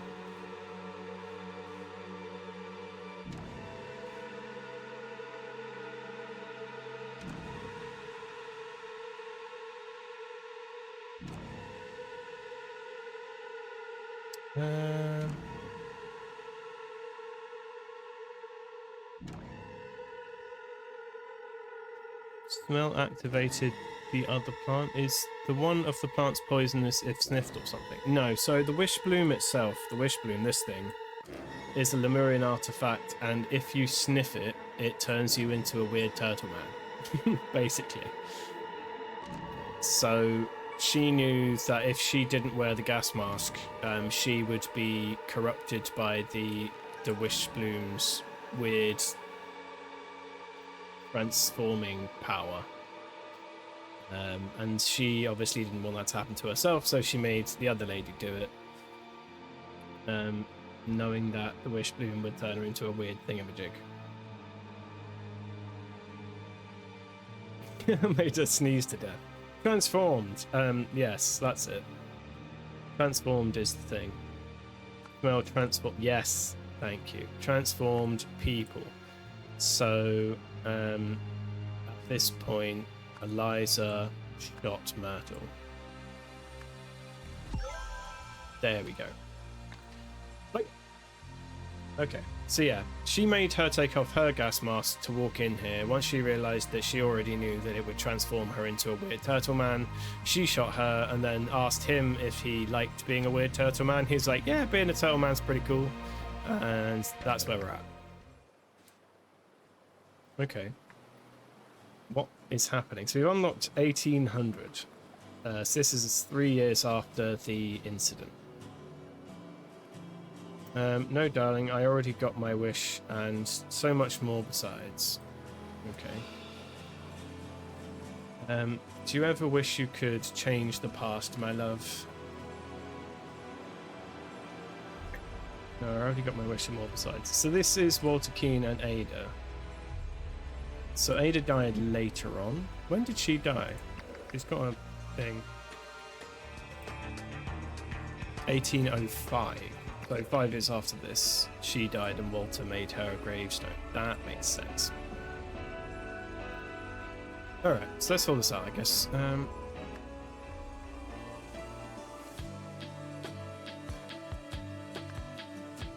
So in February 27th, 1797, Jack Triton and his crew pillaged a Lemurian ship after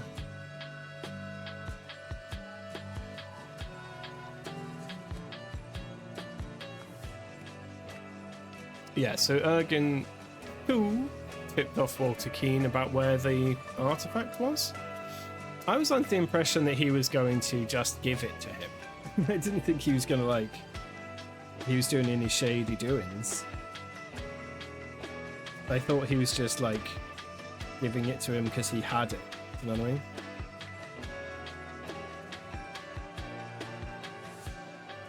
Yeah, I thought he was just giving it to him. I didn't think they had to, do any shenanigans. But I guess that's what actually set this whole thing off. So that makes sense. With the treasure in their possession, the crew got... Yeah, what happened to the crew again? Were they just murdered? I thought they were just murdered.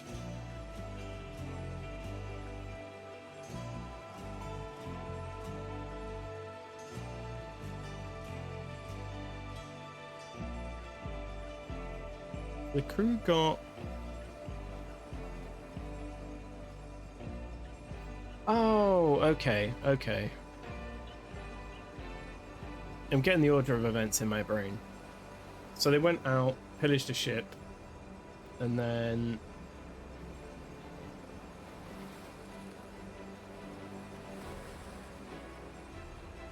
Yeah.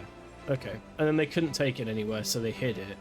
And then most of the people who were on the trip to the island died. Everyone on board. Oh, I see. That's why they all had weird skeletons. Oh, I see. Okay, right. I think I'm understanding now. So they all got infected by the Wishbloom's wishbloominess. Except for what's his bananas. Yeah. Oh, okay. It's all come together now.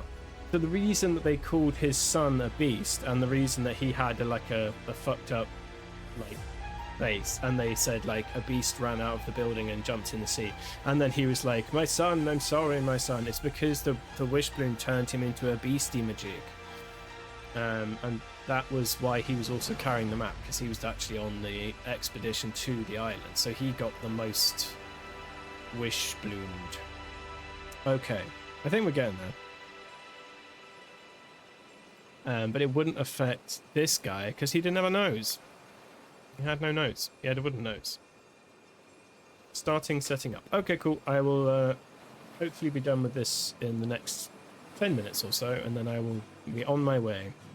Meanwhile, the Seven Seas Company... Something for the... Oh, okay, so they were searching... Yeah. They searched for the... they were searching for the Wishbone, but I suppose they didn't know that. So maybe treasure? Oh yeah, so the crew hid it, yeah. So they were searching for what they stole and then hid it. So while doing so... Okay, yes, this is just the Walter Keane bit. So while doing so, Walter Keane stole the treasure, but he was caught and sentenced to death in the grotto. Okay, cool. Final epilogue.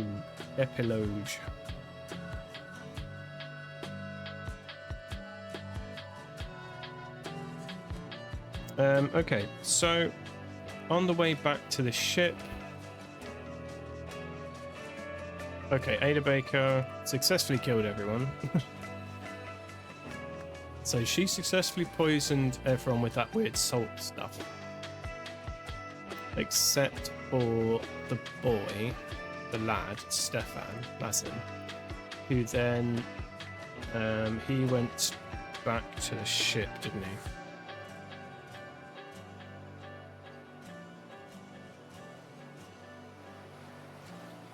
Returned, pillaged. He returned. No. Fought, infected, poisoned. Searched, pillaged, returned. Spared? Spared her. Oh yeah, because he couldn't kill a sick woman. I remember now. She was like, "You can't kill me. I'm ill. Look at all this paint on my face. I've clearly gone a bit loopy." On the journey back home, the remaining crew members killed one another except for the lad and his dad, who escaped with the map after making it back to the Port Armando.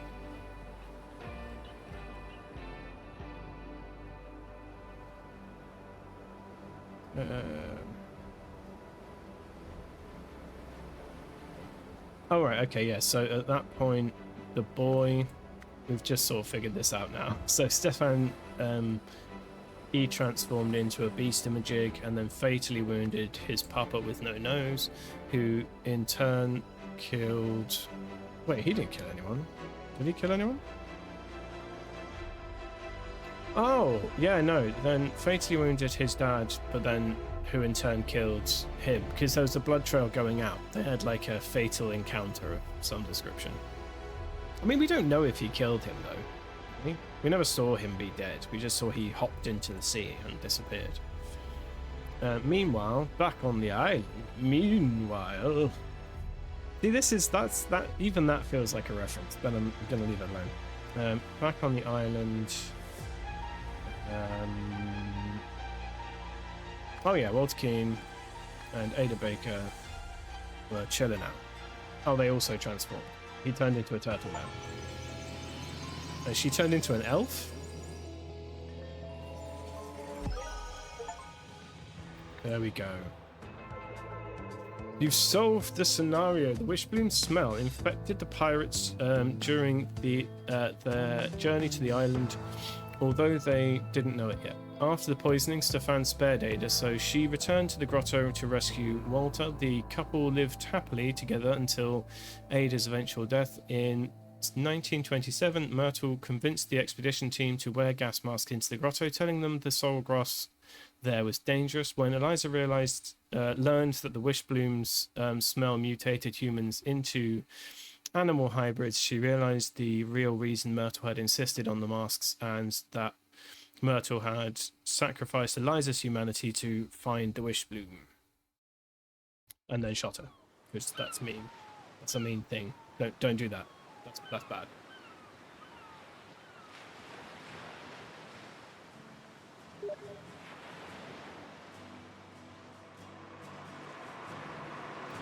I'm just going to say that font right there is looking awful, Monkey Island. 5 years later. So 5 years later, a boat arrived. Okay. Oh, it's Jasper.